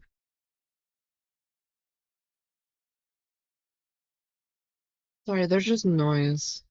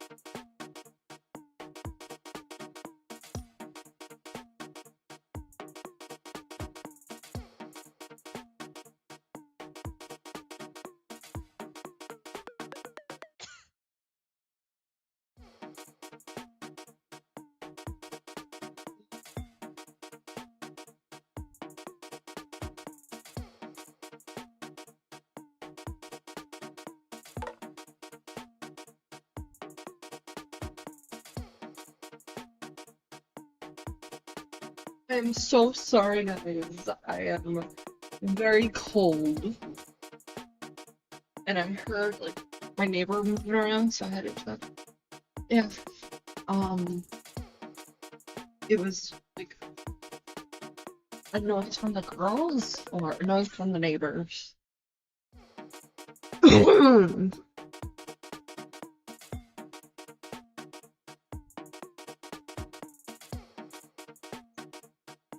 Next. There we go.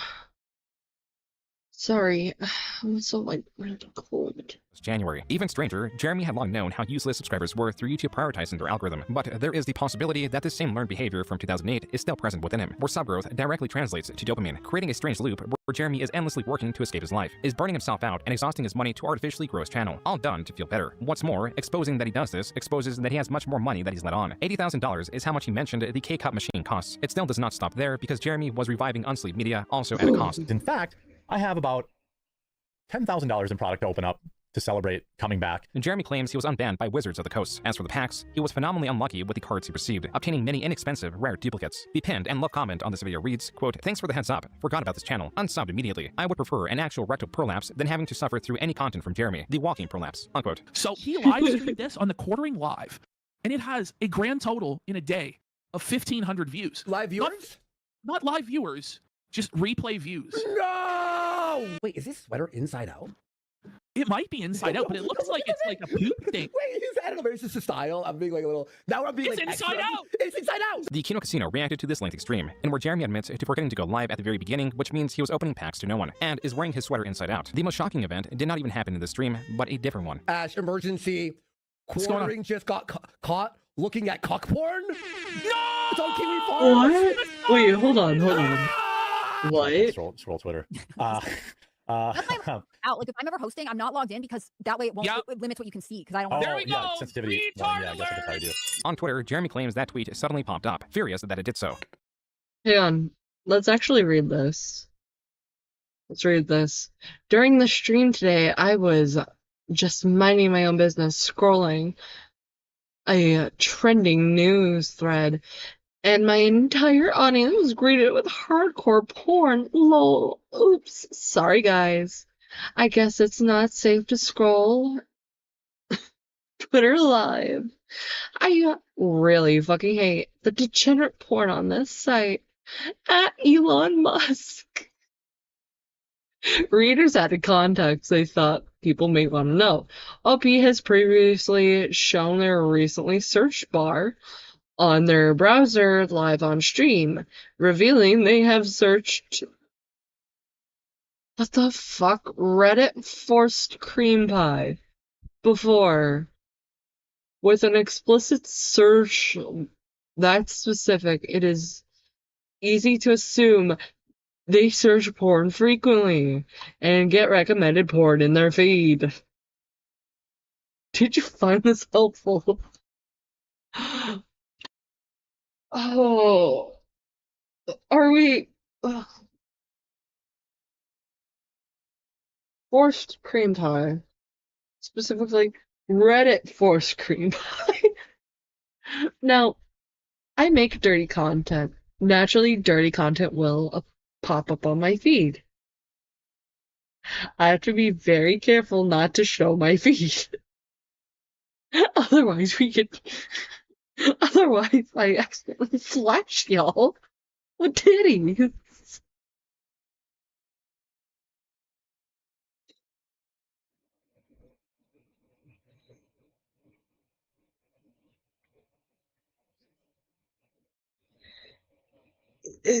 Evil. Even tagging Elon Musk in the process. This tweet received a community note explaining that Jeremy has in the past been exposed for searching Reddit for forced cream pie, going as far to assume, quote, it is easy to assume they search porn frequently and get recommended porn in their feed, unquote. Jeremy deleted this tweet. The antagonization of Jeremy had increased sharply. His antagonist now not only utilizing his sexual blunders to expose previous sexual blunders, but also Are you now really commenting on his finances. surprised?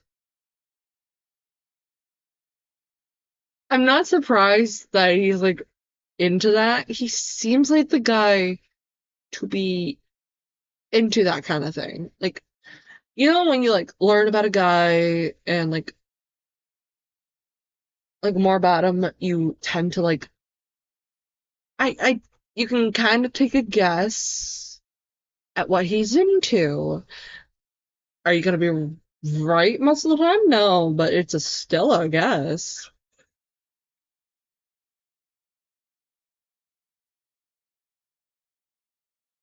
The fact that he's looking on it on Reddit and like condemning hardcore pornography, yeah, no, he likes that shit.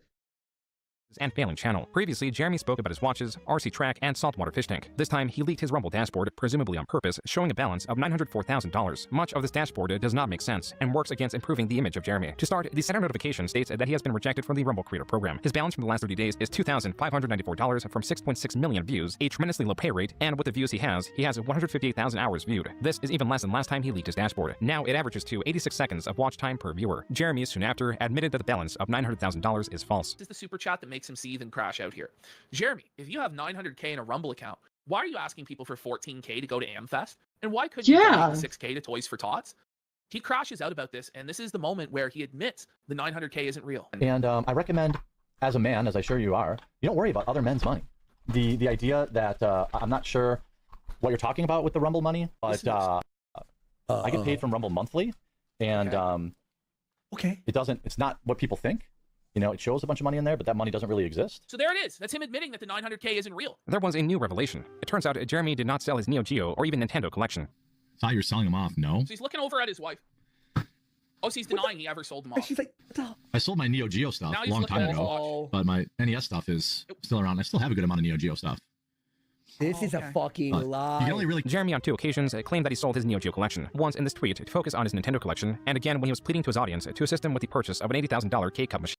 Selling my Neo Geo collection. I can't afford to collect both this and NES. So I want to try and finish the NES, whatever that is, collection. Selling as a lot. Jeremy in the stream also touched on him promoting his videos, claiming he was spending around $20,000 a month, a large difference from the presumed $80,000. He arrived at the $20,000 figure because he doesn't find it strange to reinvest 20% of his earnings back into his channel, alluding to now earning $100,000 a month. Lastly, he clarifies that he has $20,000 to throw away each month. If I didn't have 20 to 30 grand a month to advertise my own videos, do you think I would be doing it? With this revelation, Jeremy's fundraising for events like AmFest seemed even less necessary than before. Regardless, Jeremy in March claimed he is not wealthy. Isn't Jeremy rich? Why be concerned about finances? Well, I'm not rich. Only the rich can own a shipping container, according to fat retards from Canada. Yeah, if only fat retards from Canada were actual people. On Rumble, I've never paid for bots. I don't give a fuck. I have a contract with Rumble that does not care about my minimum viewership, does not care about any of that. None of that. Multi-million-dollar contract with Rumble. Multi-million. And they have never had minimum viewerships or anything like that. So, again, wait, so you aren't rich but I'm willing to risk 100K? Yep, I am. If you can prove that I've ever bought bots for my live streams, I will give you 100,000 USD or even in Bitcoin. That's what you want. Just because you're begging us to buy your charity coffee. At the same time, you're trying to flex your finances. I'm not begging anyone to buy my coffee. You're living in a fucking loser mindset. Do you have any idea? Like, I sell $150,000 of coffee a month, every month. You think I'm fucking poor? I'm saying I make well over $1 million a year just on coffee. The popper. You think I'm poor. So I'm sorry. I'm done addressing you unless you put your... Look at how cute this pupper is. Oh, the puppers. Hi. I love dogs. I love cats. That last video is where this video was meant to end, and this post by Return of the Mac and Cheese, posted March 24th, was only a footnote. Now, it is the reason this video had to be rewritten to include a new chapter. Quote, yep, I got an anonymous tip from someone who claims to know people who know of Jer IRL that quartering's best friend is a legit wife-busting bull. I looked into it and can 100% confirm this is real, and dude and his wife swing through the Hambly house to get blackout drunk and hang out in the hot tub and use your imagination, what else? Unquote. Jeremy's friend has stated publicly on Twitter that they are friends. He is also part of the Quartering's Discord server, even given the unique role of quartering legend. It says right here, anyone have any good solutions for dealing with mosquitoes? At the point where sitting outside is miserable and I'm getting destroyed. Hoping for some natural-ish solutions, but really willing to try whatever to win against the demon bugs. Crying emoji. If you message me, I have an on-head job. What the fuck? That you can make deep within the Wisconsin woods. Don't get one bite with the holder. I'm friends with the quartering IRL, and he can tell you I'm not full of shit.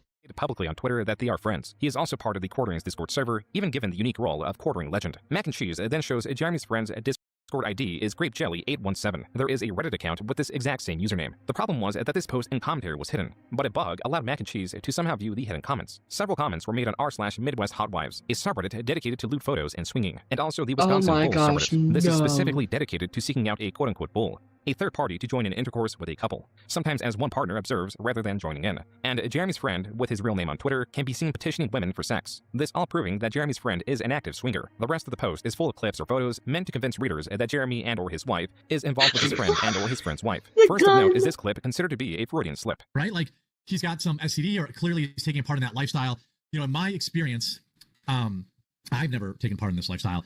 But I know I have friends who have, and then obviously I've covered people who have, swingers. Instead of cucking now, they call it hot wifing, which is literally just letting your wife bone other dudes. Yeah. This post also includes Jeremy's belief that Nick Rekieta, a different controversial creator receiving oral sex from a woman who is not his wife on stream, is not a quote-unquote own, Jeremy's previously leaked search of Reddit for Supreme Pies, the specific type of pornography that appeared on his Twitter timeline when he streamed, a time that Jeremy allegedly posted cuck porn to his Twitter, a fantasy he explained while showcasing an interview with Gina Carano, where he is a loyal friend who sits on the sidelines while Gina would be sleeping with various other individuals before gravitating to Jeremy, Jeremy inviting his friend and his friend's wife over to join him in his hot tub, while also commenting on his friend's wife's big old boobs, various other mentions of Jeremy's friend's wife visiting his house sometimes to clean, other mentions of Jeremy acting inappropriately towards women who are not his wife, and finally is this part of Mac and Cheese's closing statement. Quote, obviously nothing here is stone cold proof, but perhaps there is something to the long-term speculation in this thread. Let's just focus on the objective facts. Jer is a pervert and creep. Jeremy's best friend is a bull and swinger. Redacted appears to be wealthy and owns a $1.25 million 6-bedroom 5-bath home according to public record, yet his wife goes to Quartering's house alone to quote-unquote clean regularly. Jeremy makes comments about his friend's wife's fat tits and how bad wants her in his hot tub while drunk on stream.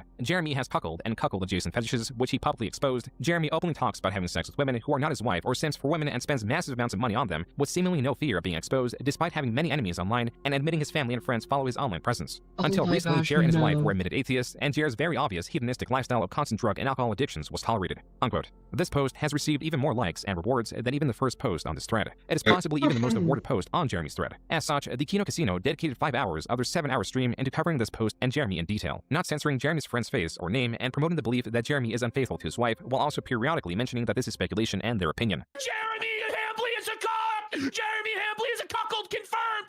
His best friend Adam is a fucking bull that comes over to his house every fucking week and is plowing his wife! It turns out that Sky Roan was a vanilla gorilla all along! Over the coming days, the coverage of Mac and Cheese's post was reaching Jeremy and bringing even more interest towards him and his short. I'm sorry, just the look on his face. Hang on. It's right here. It's just so. Over the coming days, the coverage of Mac and Cheese's post was reaching Jeremy and bringing even. Congrats on tying the knot, Mel. HCB, we admire both your resilience and your Brazilians. Jeremy, we may have to call you Grape Caesar. 187 juice. More interest towards him and his shortcomings. Mac and Cheese and the casino were celebrating with a victory lap. Jeremy was none too pleased with what was going on, nor with the Kino Casino. PPP or Andy Worski, either one of you guys are welcome on my show anytime. Anytime. They'd rather insinuate that my wife of 15 years is having an affair with somebody else and put that shit out on the internet like it's a fact based on nothing than you know, I've reached out to both of them, and guess what? Neither one of them have replied. I wonder why that is.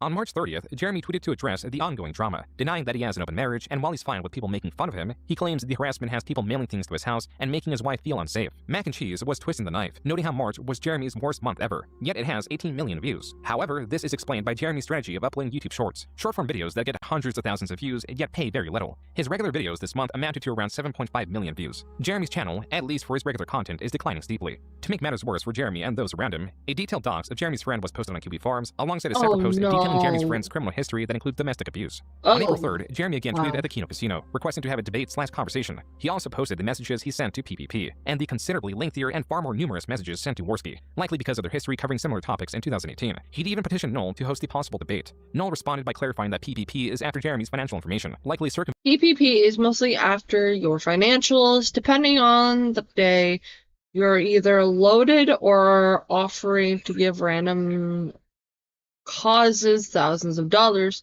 or at risk of financial collapse and threatening to fire Hannah Claire. It's tax season.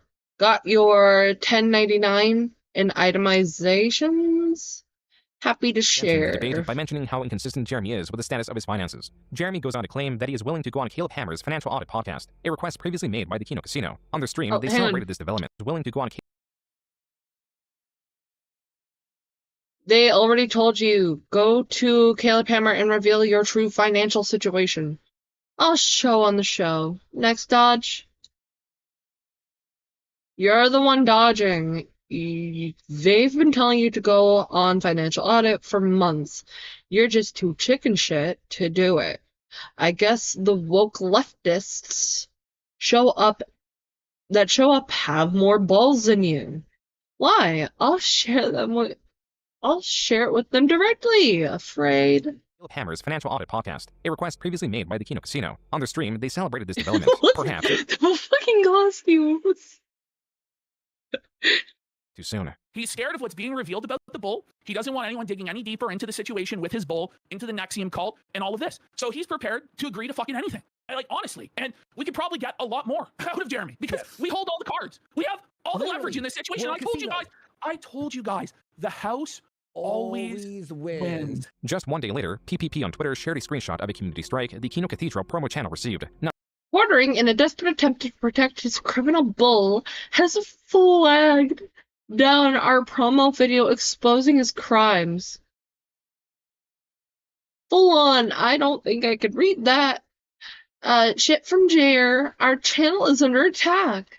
To be confused with their main channel, Kino Casino Clips. The Kino Cathedral received a strike for harassment and bullying. PPP claiming it was Jeremy who reported the video and is responsible for the strike. Jeremy on Twitter stated, quote, PPP, a random Canadian, only considered stop spreading slanderous lies about my wife, my friend, and family if I gave him 7 years worth of tax forms. Again, a random fucking nobody demanded my tax forms in order to even consider stopping harassing my family and friends. Fuck him. Unquote. Jeremy was not what was asked. Going forward with the Caleb Hammer podcast or any debate for that matter. Later that night, PPP posted The Quartering and his bull are desperate to hide his bull's criminal history. They have flagged down our video exposing his domestic abuse issues and other criminal convictions. Jeremy Hambley of Wisconsin is scared to death of the truth coming out and will do anything to hide it. Again, another video had been taken down, this time on the Kino Casino's main channel, for violating YouTube's policy on personally identifiable information. PPP will later confirm that it was filed by Jeremy's friend. The way the YouTube strike system works is that after a warning and 3 community guideline strikes, the channel is banned. This means that if just 2 more videos are taken down for a community guideline strike, so would the entire Kino Casino clip channel. Worski reported that Jeremy had shown the Quartering tried showing his report in his main to say he didn't flag. He has 20 channels with tons of subs. His other channel have the power to flag down YouTube videos easily. He also was in a drunken rampage last night attacking us. Scum. channel was not the source of the initial report. Worski also believing that while it may not have been the Quartering, Jeremy still has countless other channels, so the possibility of Jeremy being the source of the reports still remains. On the morning of April 5th, Worski stated that the strikes were appealed as to have them overturned, and their videos were restored. The looming threat of a ban. We want our appeal. Our vids back up. Thanks for the support, everyone. We will be live Monday. Happy Easter. Seemingly gone. Jeremy, still being blamed for the initial reports, was claiming that if he wanted to get them banned, he could, claiming either Worski or PDP is a ban abater and that their YouTube channel is a walking terms of service violation. Worski retorted by believing this was an admission that Jeremy was behind the reports and also posted his YouTube channel as to show he is not ban abating. Even so, Jeremy continued to tweet. Now, if these clowns keep going after my friends and family just because they don't like me, totally fine. I will, in fact, take everything they have and never apologize for it. Psycho weirdos are messaging my wife, calling her phone. People are harassing my friends. Roast me, fine. More menacingly, quote, if these clowns keep going after my friends and family just because they don't like me, totally fine. I will in fact take everything they have and never apologize for it. Psycho weirdos are messaging my wife, calling her phone. People are harassing my friends. Roast me, fine. There used to be a line. I don't give a fuck what you say about me. But these psychos are harassing my family, my wife, and my friends. They have no rules, and starting today, neither do I. You guys have spread disgusting lies about my wife. You literally retweeted a Photoshop picture of her, someone who is not on the internet. I strongly dislike you, but would never dream of bringing your family into anything. I don't think it's crazy to expect 2 other grown men to understand that my wife, who is not an online person, to be left out of things. The more they push it, the more I want to become the villain they already accuse me of. Unquote. This was viewed as yet another empty threat, one that brought on even more ridicule. New to the mix was Jeremy's often uttered in question, how was your weekend? A question Jeremy poses before going on what are viewed as excessive discussions of mundane activities, all in an effort to fill time on his podcast. Jeremy was not being taken seriously. So again, still on April 5th, he... First will be your YouTube, which is in violation of ban evasion, easy takedown. And next will be your kick. I literally begged you to be reasonable. I tried everything. You chose this, and all I wanted was to let you guys dunk on me. Reconfirmed his threat. Quote, first will be your YouTube, which is in violation of ban evasion, easy takedown, and next will be your kick. I literally begged you two to be reasonable. I tried everything. You chose this. All I wanted was to let you guys dunk on me. Unquote. PPP responded by stating that Jeremy is shameless, has no power anyway.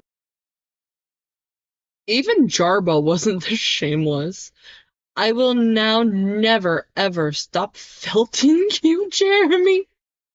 You genuinely have no power anywhere. You are a cuckold and you won't be doing shit.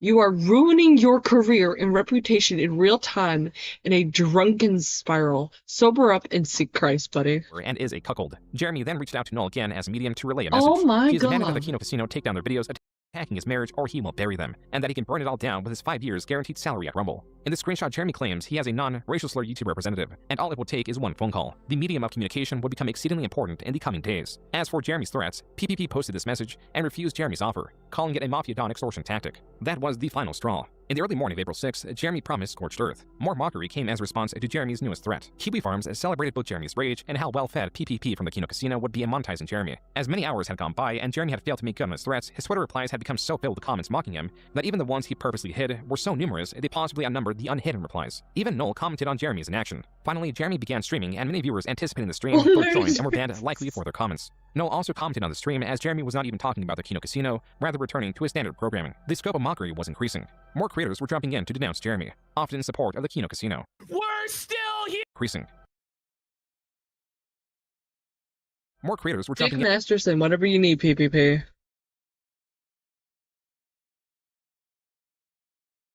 to denounce Jeremy, often in support of the Kino. Hang on, we can enjoy your Brittany Fenty. At the quartering, you're trying to deplatform Kino Casino for laughing about your wife's pizza in sky bowls. But you openly lust after women. I saw a disturbing clip of you saying you want to have babies with me. It makes zero sense. Seems like you're just anti-free speech now. Casino. We're still here, Jeremy Hambley of Wisconsin. It turned out that this was not the first time a threat of the sort came from Jeremy. In 2018, creator Mr. Hey Jim, I want you deplatformed. Spoken like a true skeptic, Jeremy. Was fighting with Sargon of Akkad and had the possibility of getting his channel struck or perhaps even banned just by the act of a viewer donating a racist message. The quartering threatened to do such a thing, going as far as to demand to confront him, but only on Metaker's live stream as to send a racist message to possibly get his channel banned. While Metaker failed to agree to Jeremy's terms, Jeremy himself began streaming and accepted a call from Keemstar. It was then that Keemstar added Metaker to the call, assuring the confrontation would happen, just not on Metaker's channel as Jeremy demanded. You basically said, I can't wait to fucking super chat you 1488. Wink, wink, Jim. Oh my God, are you scared of the audience? You scared of what happened to Ralph? I'm going to super chat you 1488. Wink, wink. Fuck you. No, that's not Fuck what I you. said. You're obvious. Fuck you. That's not what I said. That was what Jeremy in essence said. You just told me you didn't say it though. Just like you said, you know. What a fucking bum. Oh, come on, Jim. Let me get you flagged. Oh, come on, Jim. Let me run gay ops and deplatform you. It's been a long time. You don't have a reputation that precedes you. You're just some fucking guy on YouTube. Like everybody So else. why do you assume I would flag your shit? He kind of does have a reputation. Like, pretty much everybody hates him. And now, yes. Star from the top. This 2018 stream had one more standout comment from Jeremy. Your content isn't even art, Jim. Your content isn't even artistic. Yeah, that's great. I mean, your content isn't artistic. I know. All right. Well, yeah, I'm gonna go. Be good. Bye. As for the Kino Casino stream, it opened with a particularly passionate and directed monologue by PPP, both challenging Jeremy to act and emphasizing PPP's resolve. You think they'll ever stop fucking with you, bitch? Send the fucking papers, cock. Fucking do it. You'll never do fucking shit. Take down this platform right now. You said that you had the connections. You said to Josh Moon in DMs that you were talking to Eddie from Kick and we would never stream again. Well, I'm still fucking here, bitch. What do you fucking think about that? You're gonna have to drag me out of this motherfucker with a crane, cause I'm fat as fuck and I've had it with you. As to continue to undermine Jeremy and highlight his failure, the casino compared themselves to Jeremy's recent humiliating Kick debut. Here's Jer's Kick debut. An hour and 25 minutes into his stream today, he had the lofty and grand total of 6 viewers on this site. Right now, we have 10,681. In the early morning of April 9th, and regardless of his inaction, Jeremy tweeted again, stating how easy it would be to get their I asked them kindly, in fact, basically begged them to consider leaving my wife, who's not an online person, out of it. It's a very reasonable request. They refused, and you clowns think you're on some moral crusade. No decent human would, in fact, act like they do. Fuck them. Smiley face. banned, citing PPP, not Andy Worski, as the banned evader. Jeremy, in another deleted tweet, even alluded to getting their Kick channel banned. Just when it appeared that Jeremy was going to take the Kino Casino down, he posted this multi-paragraph tweet, now saying that he should have never implied anything about taking their channel down, and that it was him getting emotional. Even though he is displeased with the rumors they've spread, he also understands the error in oversharing information and how it has become weaponized against him. His new strategy is to write it out. This was not so easily accepted as creators and viewers alike had hardly forgotten about the gravity of Jeremy's previous threats. Jeremy on his gaming stream was getting harassed like never before. This was meant to be the pinnacle of the scandal, the pinnacle about outrage directed at Jeremy. In reality, it was just the beginning. On April 10th, the Kino Casino's biggest channel, their Clip channel, was banned for violating YouTube's terms of service. On Twitter, PPP stated on the matter, quote, Well, sure, to his word, Quartering flagged down our entire Clip channel for ban evasion. He really is the most pathetic worm you could possibly imagine. Free speech warrior my ass. Our channel is under attack. Well, sure to his word, Quartering flagged down our entire Clip channel for quote-unquote ban evasion. He really is the most pathetic worm you could possibly imagine. Free speech warrior my ass. Our channel is under attack. Unquote. Hundreds of creators and Twitter users were quote tweeting in support of the Kino Casino. Andy Worski reconfirmed the reason the channel was taken. The Quartering has flagged the Kino Casino Clip channel under the guise of ban evasion, when nobody, including the owner of the channel, is ban evading. At Team YouTube, this is an attack on us and a false flag on our channel. Everyone at Team YouTube to help spread the message. And was for ban evasion, just like Jeremy threatened. Even Andy Worski's main channel was banned just minutes afterward. Jeremy shared this photo and message about receiving a gift from his wife. Had a delicious steak dinner and maybe the most epic card from Mr. the Quartering yet. Birthday weekend kicking off right. Mentioning that his birthday weekend was kicking off right. The gift was a box of sorts that included decorated playing cards, a die, and even casino chips. This was thought to be a direct reference to the Kino Casino and their banning. Just 1 hour later, the Quartering's weekend. In 5 hours, people have shown up at my house. Caller ID blocked numbers have both mine and my wife's phones. My channel has received multiple reports. I assume this is because I made fun of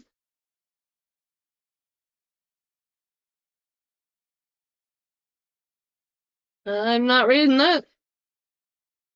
This stuff is insane. Took a dark turn. Quote, in the last 5 hours, people have shown up at my house. Caller ID blocked numbers have called both mine and my wife's phones. My channel has received multiple reports. I assume this is because I made fun of Israel deranged people. This stuff is insane. Unquote. As evidence that he was not the source of the banning, Jeremy posted his flagging history for the Jeremy Hambly channel and his Quartering live channel. Both report histories were empty, even going as far to say that the Kino Casino were wrongfully banned and that they should 100% be restored. Worski, however, was attempting to contact the owner of Rumble, claiming, Hey, Chris Pavlovsky of Rumble. My name is Andy Worski, part of the Kino Casino show. The Quartering was upset. We made jokes about him, and he threatened us and got us banned on YouTube by using a YouTube manager. He also got my main YouTube channel banned with no strikes. Here's his threat, and we have a lot more. Please contact me if you'd like. But as a man who is open to free speech, I think you'll understand how this is awful for us. We allowed TOS. We followed TS. We also followed TOS of YouTube and everything, but used his million sub channel to get us unfairly banned. Jeremy got the Kino Casino banned. Hambly really fucked up today. Like, he's done, like, the worst possible thing that he could have possibly done. While there was no definitive evidence that Jeremy was responsible for the ban reason was irregular because it was for posting previously removed content that violates terms of service and posting from creators who have channel restrictions or have been terminated. Neither should have applied to the Kino Casino Clip channel. While Worski's main channel was banned alongside the Clip channel, allegedly neither had a strike, and the Clip channel itself is allegedly owned by their editor, not Worski. Posting content from creators with a current channel restriction or creators who have been terminated under our terms. Now, we're not banned from YouTube, and it's not our channel. He's not actually attacked our livelihood. We didn't make any money from that channel. We never took a penny from that channel. All of the money from that channel went to our editor Flaked because he has a family. While deplatforming has become somewhat standard in the online space, Jeremy's contemporaries, as frequent targets of deplatforming, view this action as a sin. Tales of such are remembered even a decade later. Parallels with Matt Jarbo are really crazy, aren't they? Matt Jarbo got famous for being flagged down by Zoe Quinn. That's how he blew up. That's how he reached the heights that he reached on YouTube. And it all came crashing down when it was revealed that the same thing that he made himself a victim out of, he was doing to others. And here we have Jeremy Hambly doing the exact same thing. Can I just add this? On entertainment worldwide, on X, we are the most posted about thing on Twitter right now. Above MAGA influencers split over Israel and U.S. foreign policy. That's right. This story is above what the political news is right now. The news of the Kino Casino's banning had grown alongside disdain for Jeremy, so much so that the casino's ongoing stream was featured on the front page of Kick. Even more creators were coming out to speak against Jeremy. While the Kino Casino covered many of the messages of support and other commentary, the amount of support was too great to where they were forced to present only the most prominent creators, like Brittany Venti, one of the creators that Jeremy made direct sexual comments about during his most infamous drunken stream, and a newly resurfaced different drunken stream. Let me tell you this about Venti. I would give everything I had to have babies with that girl. Venti, after the clips resurfaced. Jeremy, I don't want your handpapers. I told him very clearly I was not interested in messaging him privately, considering how he denied reality and twisted things with Josh Moon. He proceeds to privately message me anyway. Why? He could have tweeted, I don't want him to have any opportunity to twist things. Jeremy being a creep, a pervert, talking about how he would give up everything that he has in this world, including his wife, his mansion, his YouTube channels, just for a chance to impregnate Brittany Venti, okay? And also clips of him directly being drunk and creepy with her on live stream. She said that she was going to go scorched earth, that she was going to do a stream on Jeremy Hambley exposing him. Well, Jer didn't want this to happen because he's desperate to control the narrative, and that's how we end up where we end up now. So he starts DMing her, saying he's acting a little female-coded lately. No doubt, buddy. No doubt, buddy. To add to Jeremy's comments, it was now being alleged that he attempted to cheat with a porn star. Why the fuck does she have this? Well, Ralph and her have now come out to say that Jeremy tried to cheat on his wife with Scarlett Hampton. By the way, Scarlett is based in the Milwaukee area. No.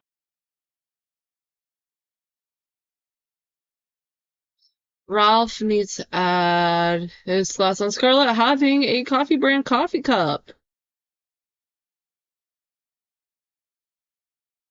Not very far from Jer's home, in his home state. Jeremy in a stream played the video game Crimson Desert while noticeably becoming more intoxicated and more belligerent at everything that was coming out. The Kino Casino made sure to cover it. Hey, man, can I be of assistance? Yeah, can I put a baby in your belly? Whoa, buddy! Creeper alert! Is she holding up her hero?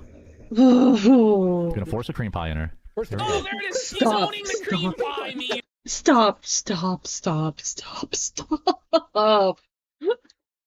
Her Jew bold cock husband left her here for me. No panic diarrheas. Sorry, you'll have to spend your Thursday night. Someone else. The Walmart janitor asked if he's having panic diarrhea. Oh no. Jeremy was being brigaded by detractors so fiercely that even several newly promoted chat moderators could not keep up with the constant stream of detractors. This was just on YouTube, as Jeremy was multi-streaming on Kick as well, where his chat ran rampant, until he was notified of it and set it to subscriber chat only. After he did so, not a single chat message could be seen, implying his Kick chat was entirely made up of detractors. Opposition against Jeremy was innumerable, and support for Jeremy came down to a handful of creators like Melanie Mack, who released a video this day. She refutes the accusation that Jeremy has ever made her uncomfortable, and the accusations that she is constrained to the podcast due to her finances. She also believes that the hate towards Jeremy is manufactured as a topic of the week, and also believes this is Satan's doing, as Jeremy has recently come to Christ. I'm truly convinced that it's because that at the root of it, it's because he came to Christ. Melanie's video was not well received, to the point that she turned the comments off. Jeremy took a similar strategy on his Twitter, only allowing what appears to be accounts he follows the ability to reply to his posts. His YouTube channel remained uncensored, now brimming with references to the Kino Casino and Bulls. And then the following day, on April 12th, there were two major developments. First, a different channel known as Alyssa Clips. Reporting is now flagging down Clips channels. Alyssa Clips just received a community guideline strike for harassment and cyberbullying for a clip where Josh Moon discusses the bull and Quartering's porn links. Posted a video of Noel discussing the Quartering's recent scandal was hit with a community guideline strike under harassment and cyberbullying. As for the second development, a discovery was made. Just 2 days prior, during Jeremy's stream, he pasted a link to Gmail as a way to access it. Briefly, below the address bar were various different links to emails that Jeremy had received. Oh my gosh. These email headers read, if you're unfamiliar with reporting, guys, these are reports. YouTube support, and thanks for your report. Thanks for your report is your default message that... Now, I'm going to be honest. I've had flag stuff in the past. I had to flag things like porn comics being reposted and onto YouTube with voice acting to it.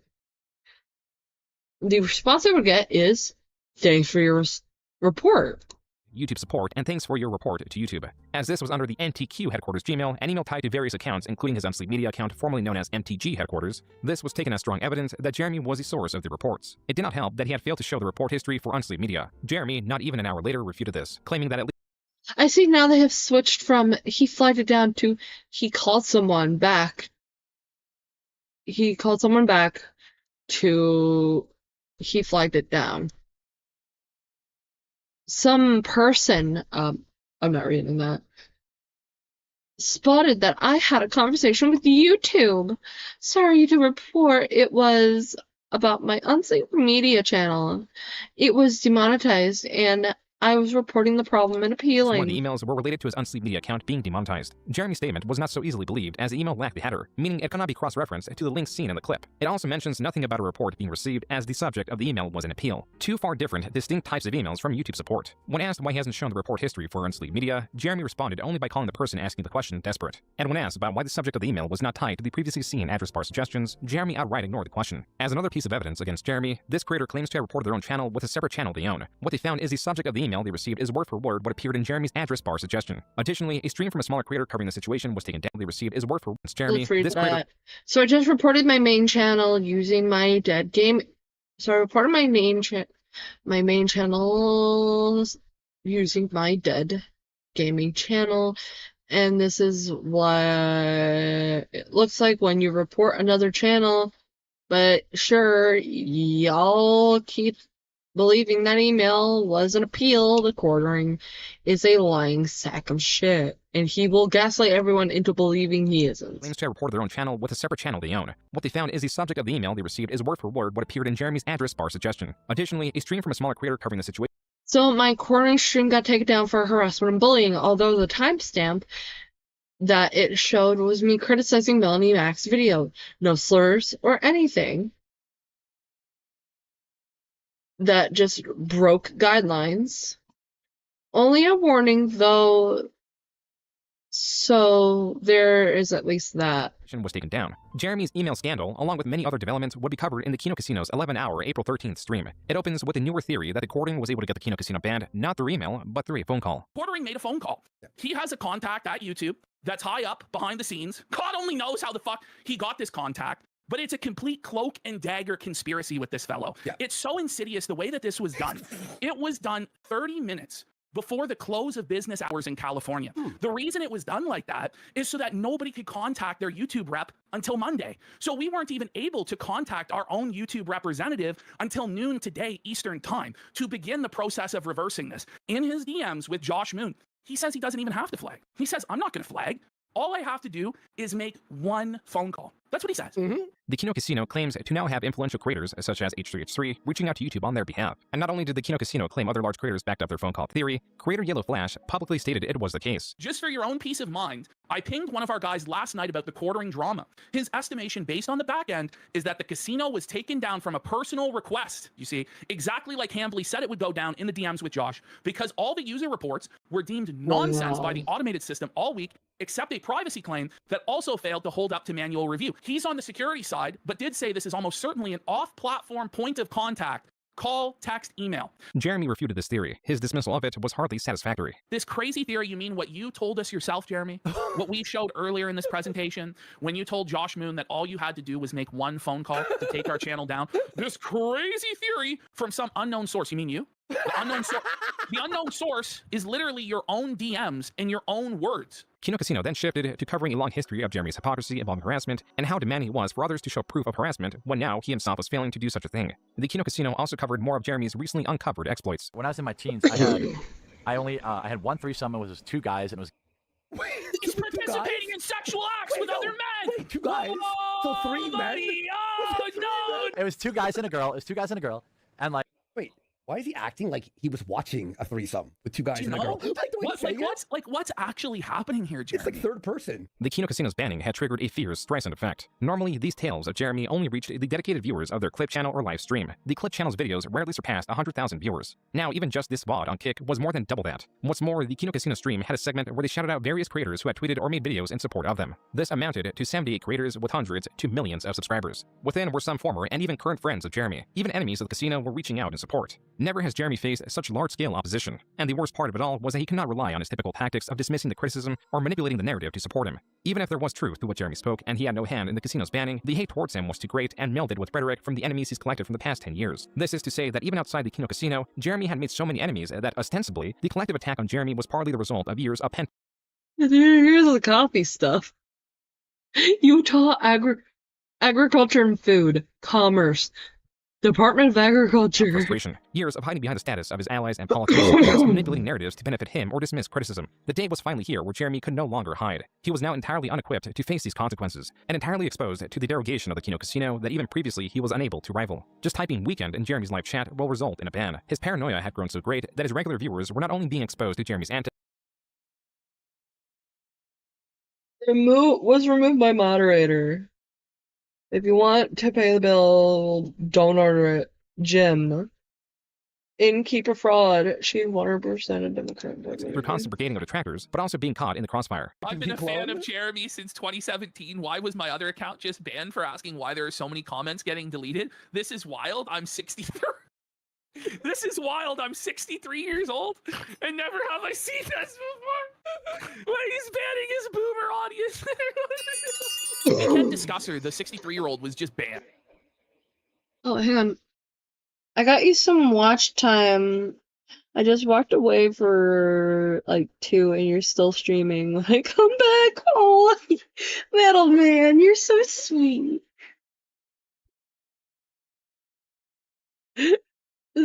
Hours.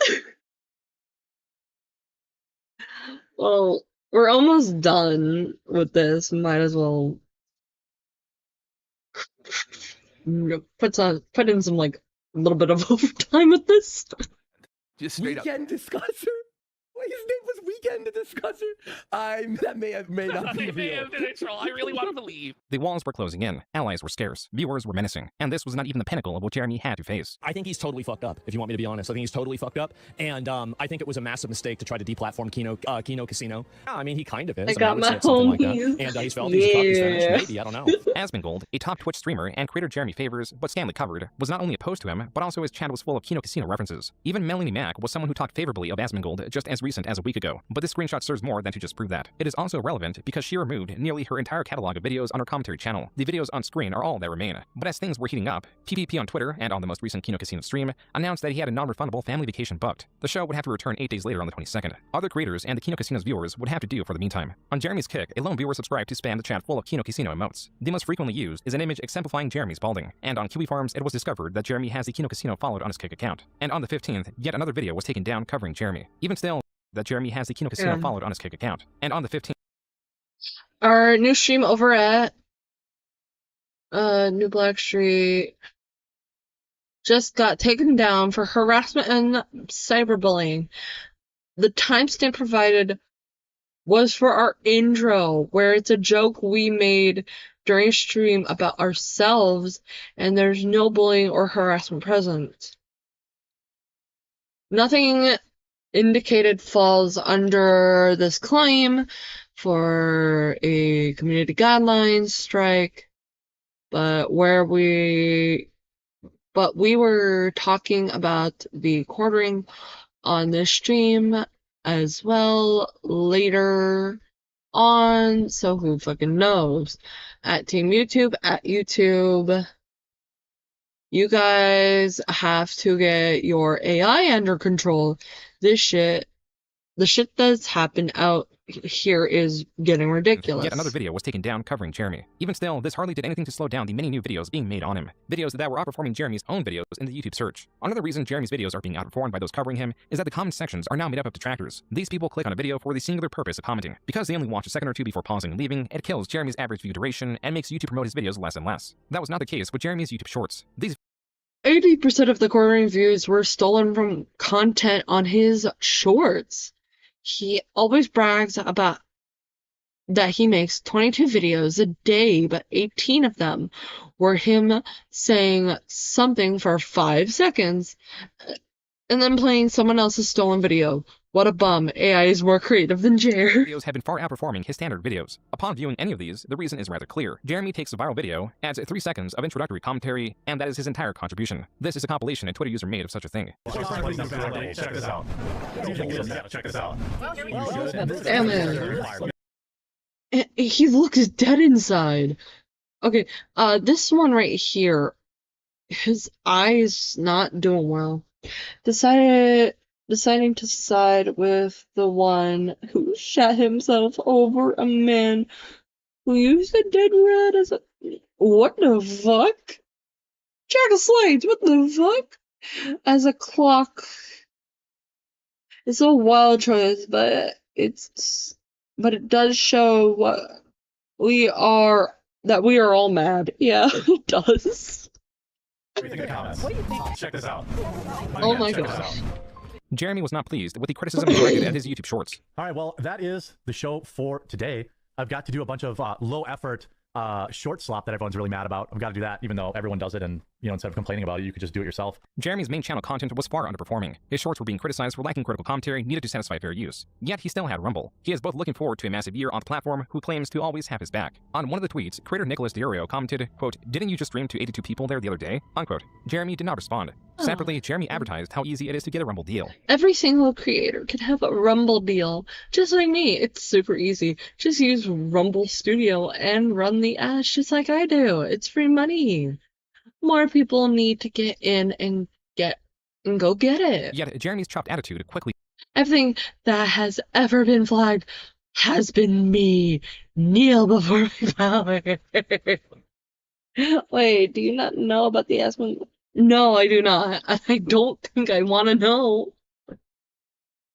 Failed to reveal his penetrating rage. It was here that he sarcastically and furiously claimed that everything that has been flagged ever was him. He also doubled down on not taking a break on account of the harassment of his staff. This led into yet another, presumably drunken tirade. He also... Arbors keep telling me to take a break. Well, I would love to if you low-life scum would have a fucking ounce of self-awareness. You're harassing my staff like they have anything to do with it. And you expect me not to defend them? Doubled down on not taking a break on account of the harassment of his staff. This led into yet another, presumably drunken tirade. Another sign of Jeremy being undone, as he had claimed to have quit alcohol cold turkey just a few days prior. Perhaps this was the reason Jeremy was lashing out even more heavily. We use Cloudflare. No creator has a 5-year deal with Rumble, or even close. Also, Rumble has been moving away with a deal structure towards a creator program structure and or Rumble Studio ad read structure. Hope this helps. On April 17th, Chris Pavlovsky stated that no creator has a 5-year deal with Rumble or even close to it. Jeremy's 5-year $1 million contract with Rumble was a sham. As if this day could not get any worse for Jeremy, the H3 podcast dedicated yet another episode to him, covering his old and recent scandals, even recontextualizing the basement ping event. He was angry that his wife went for pizza without him, and I'll give credit to Diorio for this, and it makes a lot of sense. I wonder if that's code for fooling around with other people. H3H3 even commended PPP for his dedication, deeming him to be one of, if not the most dedicated, passionate, and entertaining troll. Jeremy had set everyone against him, but he appeared unrelenting. Another quartering flaggler. Quartering is the only YouTuber who isn't allowed to be criticized, apparently. Luther the writer talked about his coffee company, and surely that is equal to attacking his wife. When on the 18th, yet another video was Too taken bad, down. I gave it to you. I gave it to you. Oh, hang on. Oh my god. Should look at this anyway. Let's see. I'll check it out off stream. What is this? Keep paper.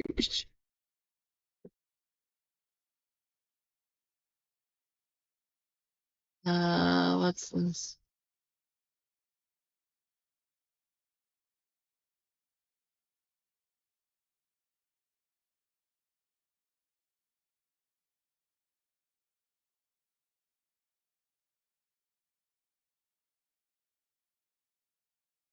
What is this? And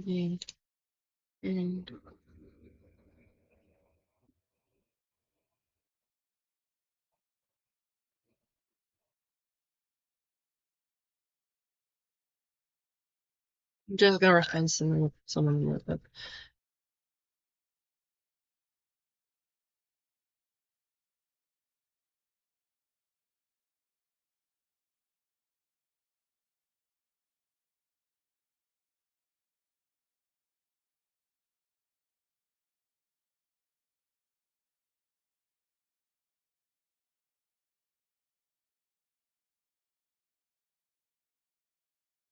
Okay, I got that.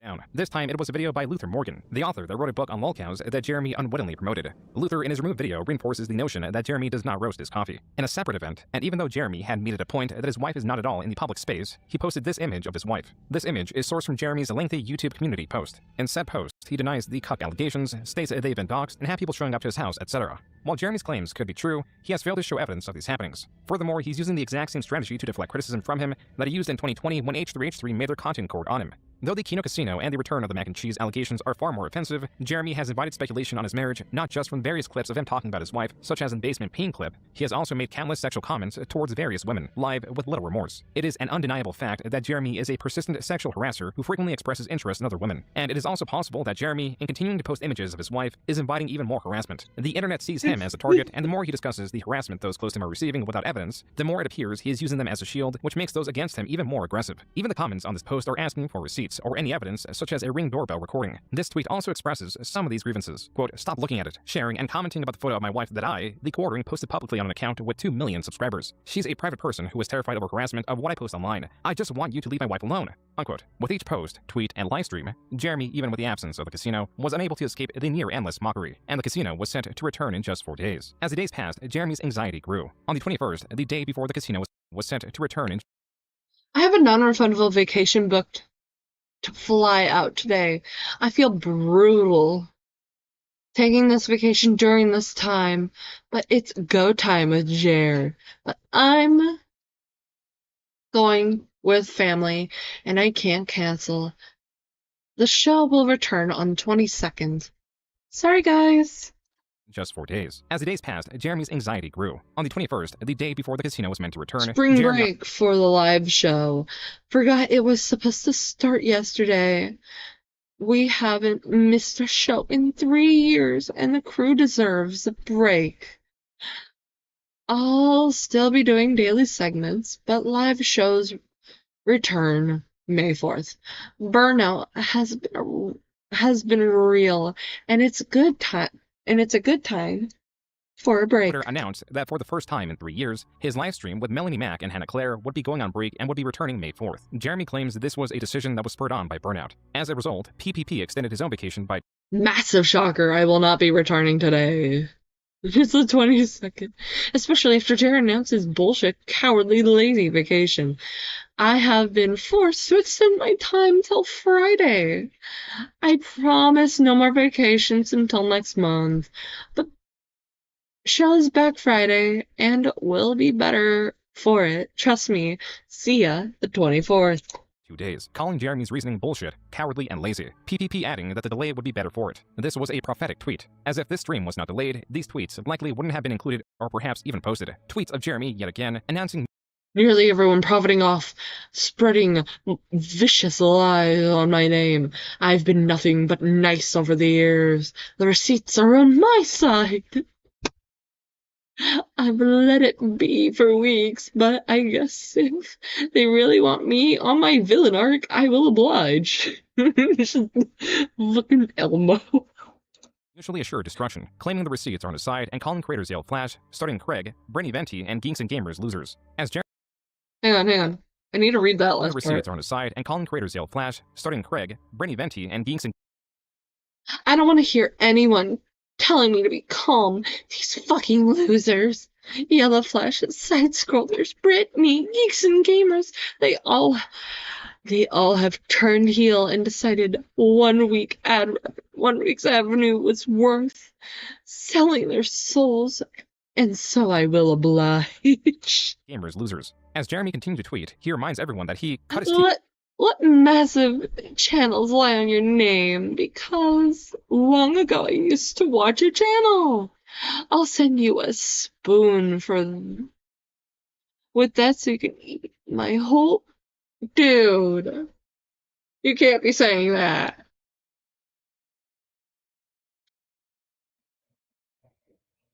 Bro, do yourself and your family a favor and stay off the internet for a week. Just unplug and go outside. Take a walk. You'll be happier for it. Back in the day, I used to watch every single one of your uploads.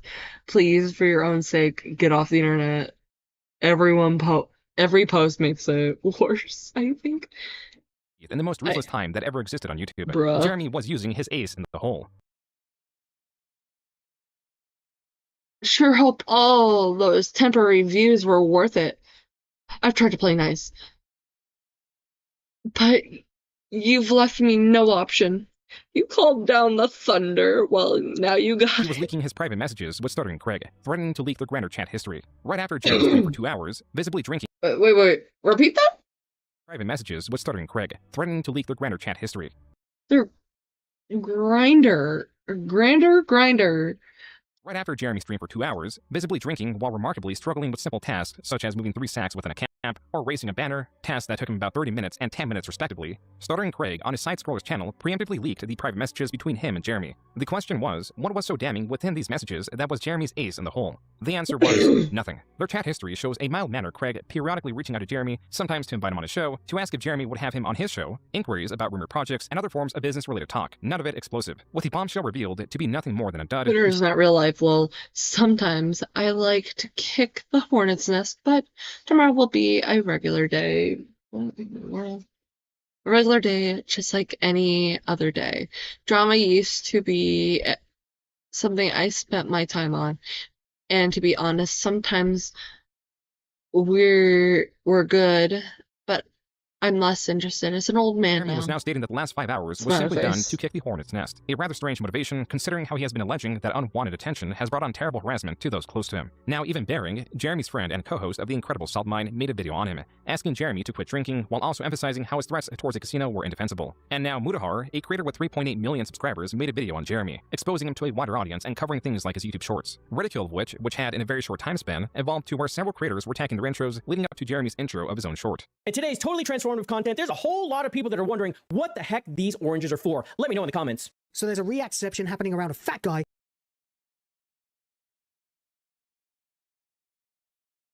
who steals people's content. Tell me what you think in the comments. Guys, this is crazy. I just saw this video about these oranges, and I'm still trying to figure out what they're for. The Quartering's been busted for stealing shorts. This guy literally steals other people's videos, adds an intro to it, and then uploads it as his own. What do you think of that? What are the oranges for? Well, I bet it tasted good. Let me know what you think.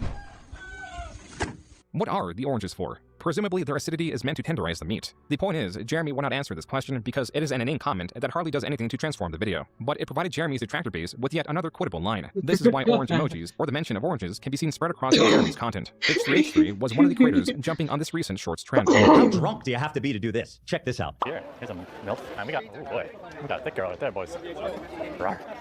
Oh, Here's another no. one. If I did see a girl in a chainmail bikini, you know we would have got her on camera. This is in Bristol, Wisconsin. Ooh, her cup overflowed. She's a little bit old, but she overflowed. MILF, yeah. She's keeping it tight. You know she DTF. She got kids. The clip H3 sourced was one sourced from a recently uncovered livestream of Jeremy at a Renaissance fair, and that clip was only the tip of the iceberg. User Reardon Steele uploaded several choice clips on the QB Farms. I know, I'm gonna put some babies in some bellies here, huh?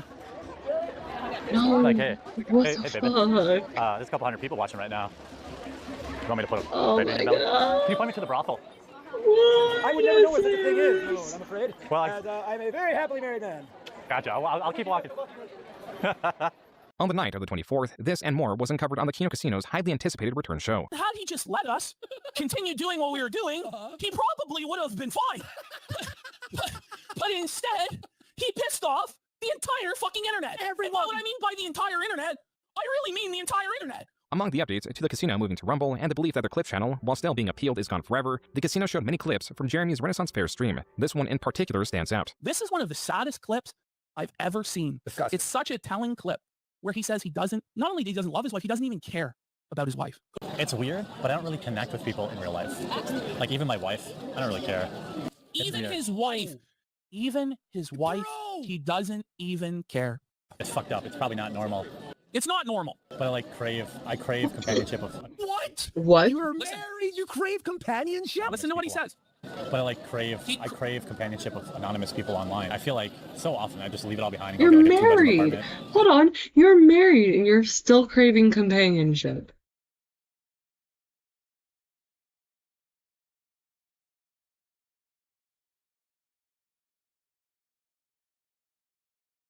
Fuck is my neighbors doing? Really He wants to leave it all behind. It's not sad. Don't be sad. It's not sad. It is really sad. It's one of the saddest clips I've ever seen. The casino will go on to show many more comments Jeremy has made expressing his interest in FTR,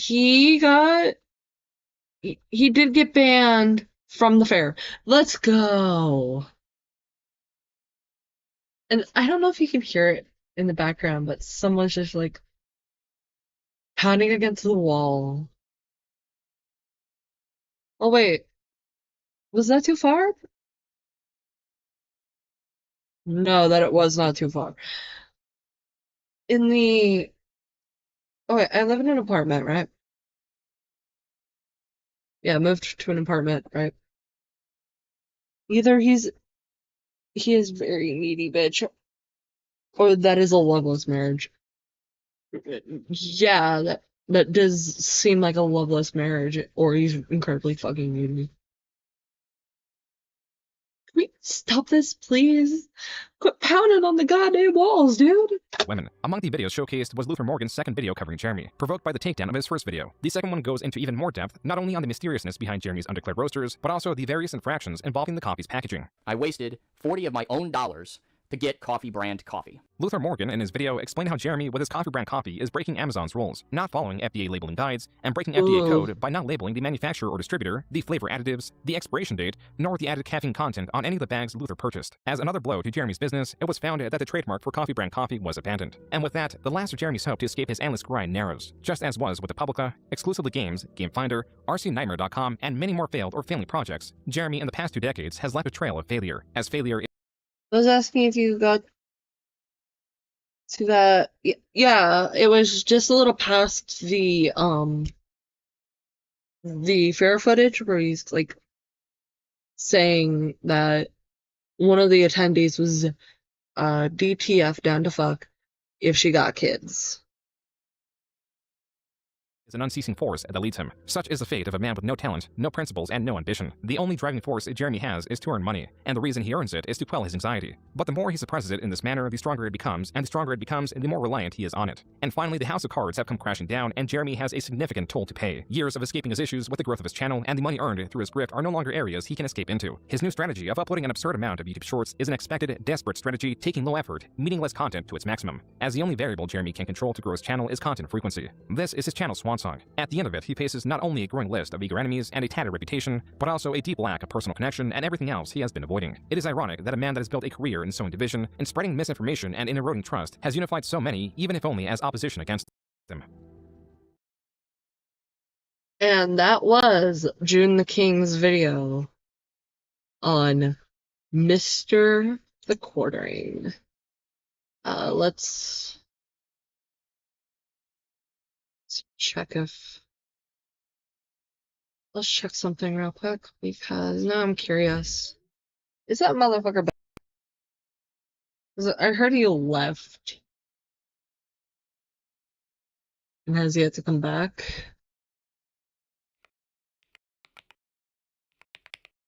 Because...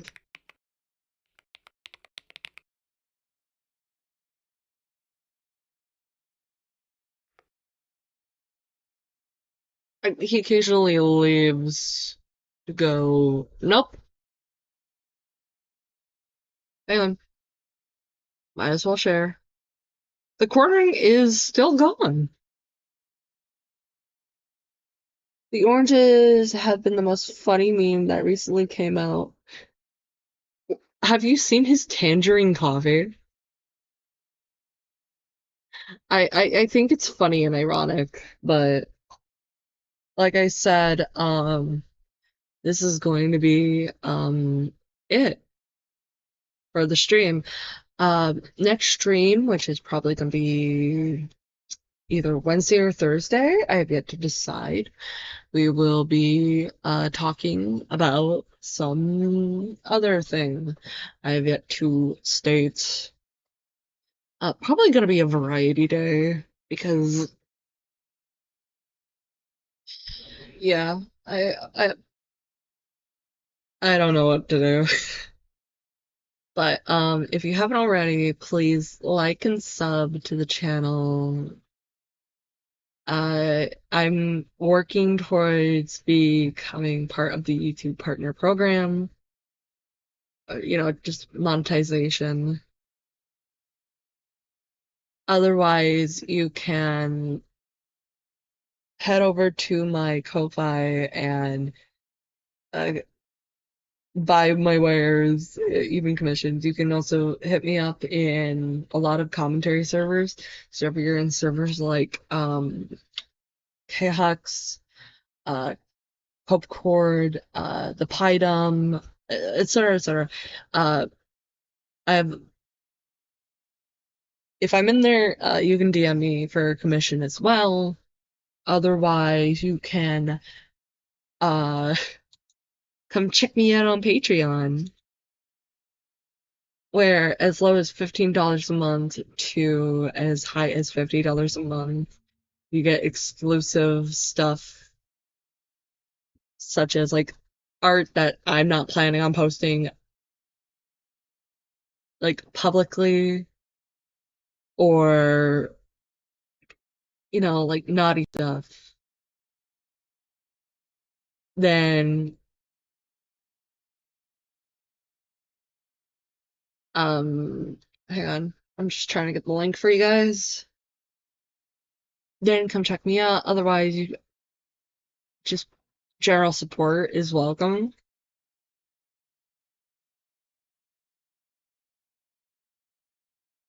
But other than that, that will be it for stream. And with that, I'm gonna let y'all go. I'll get the link for Patreon up on here while as we're leaving, so if you're interested, you can click the link in the chat. Otherwise, it's in my YouTube about.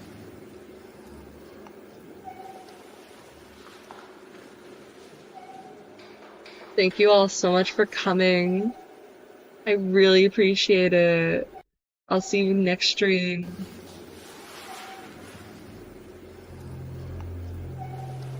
Bye.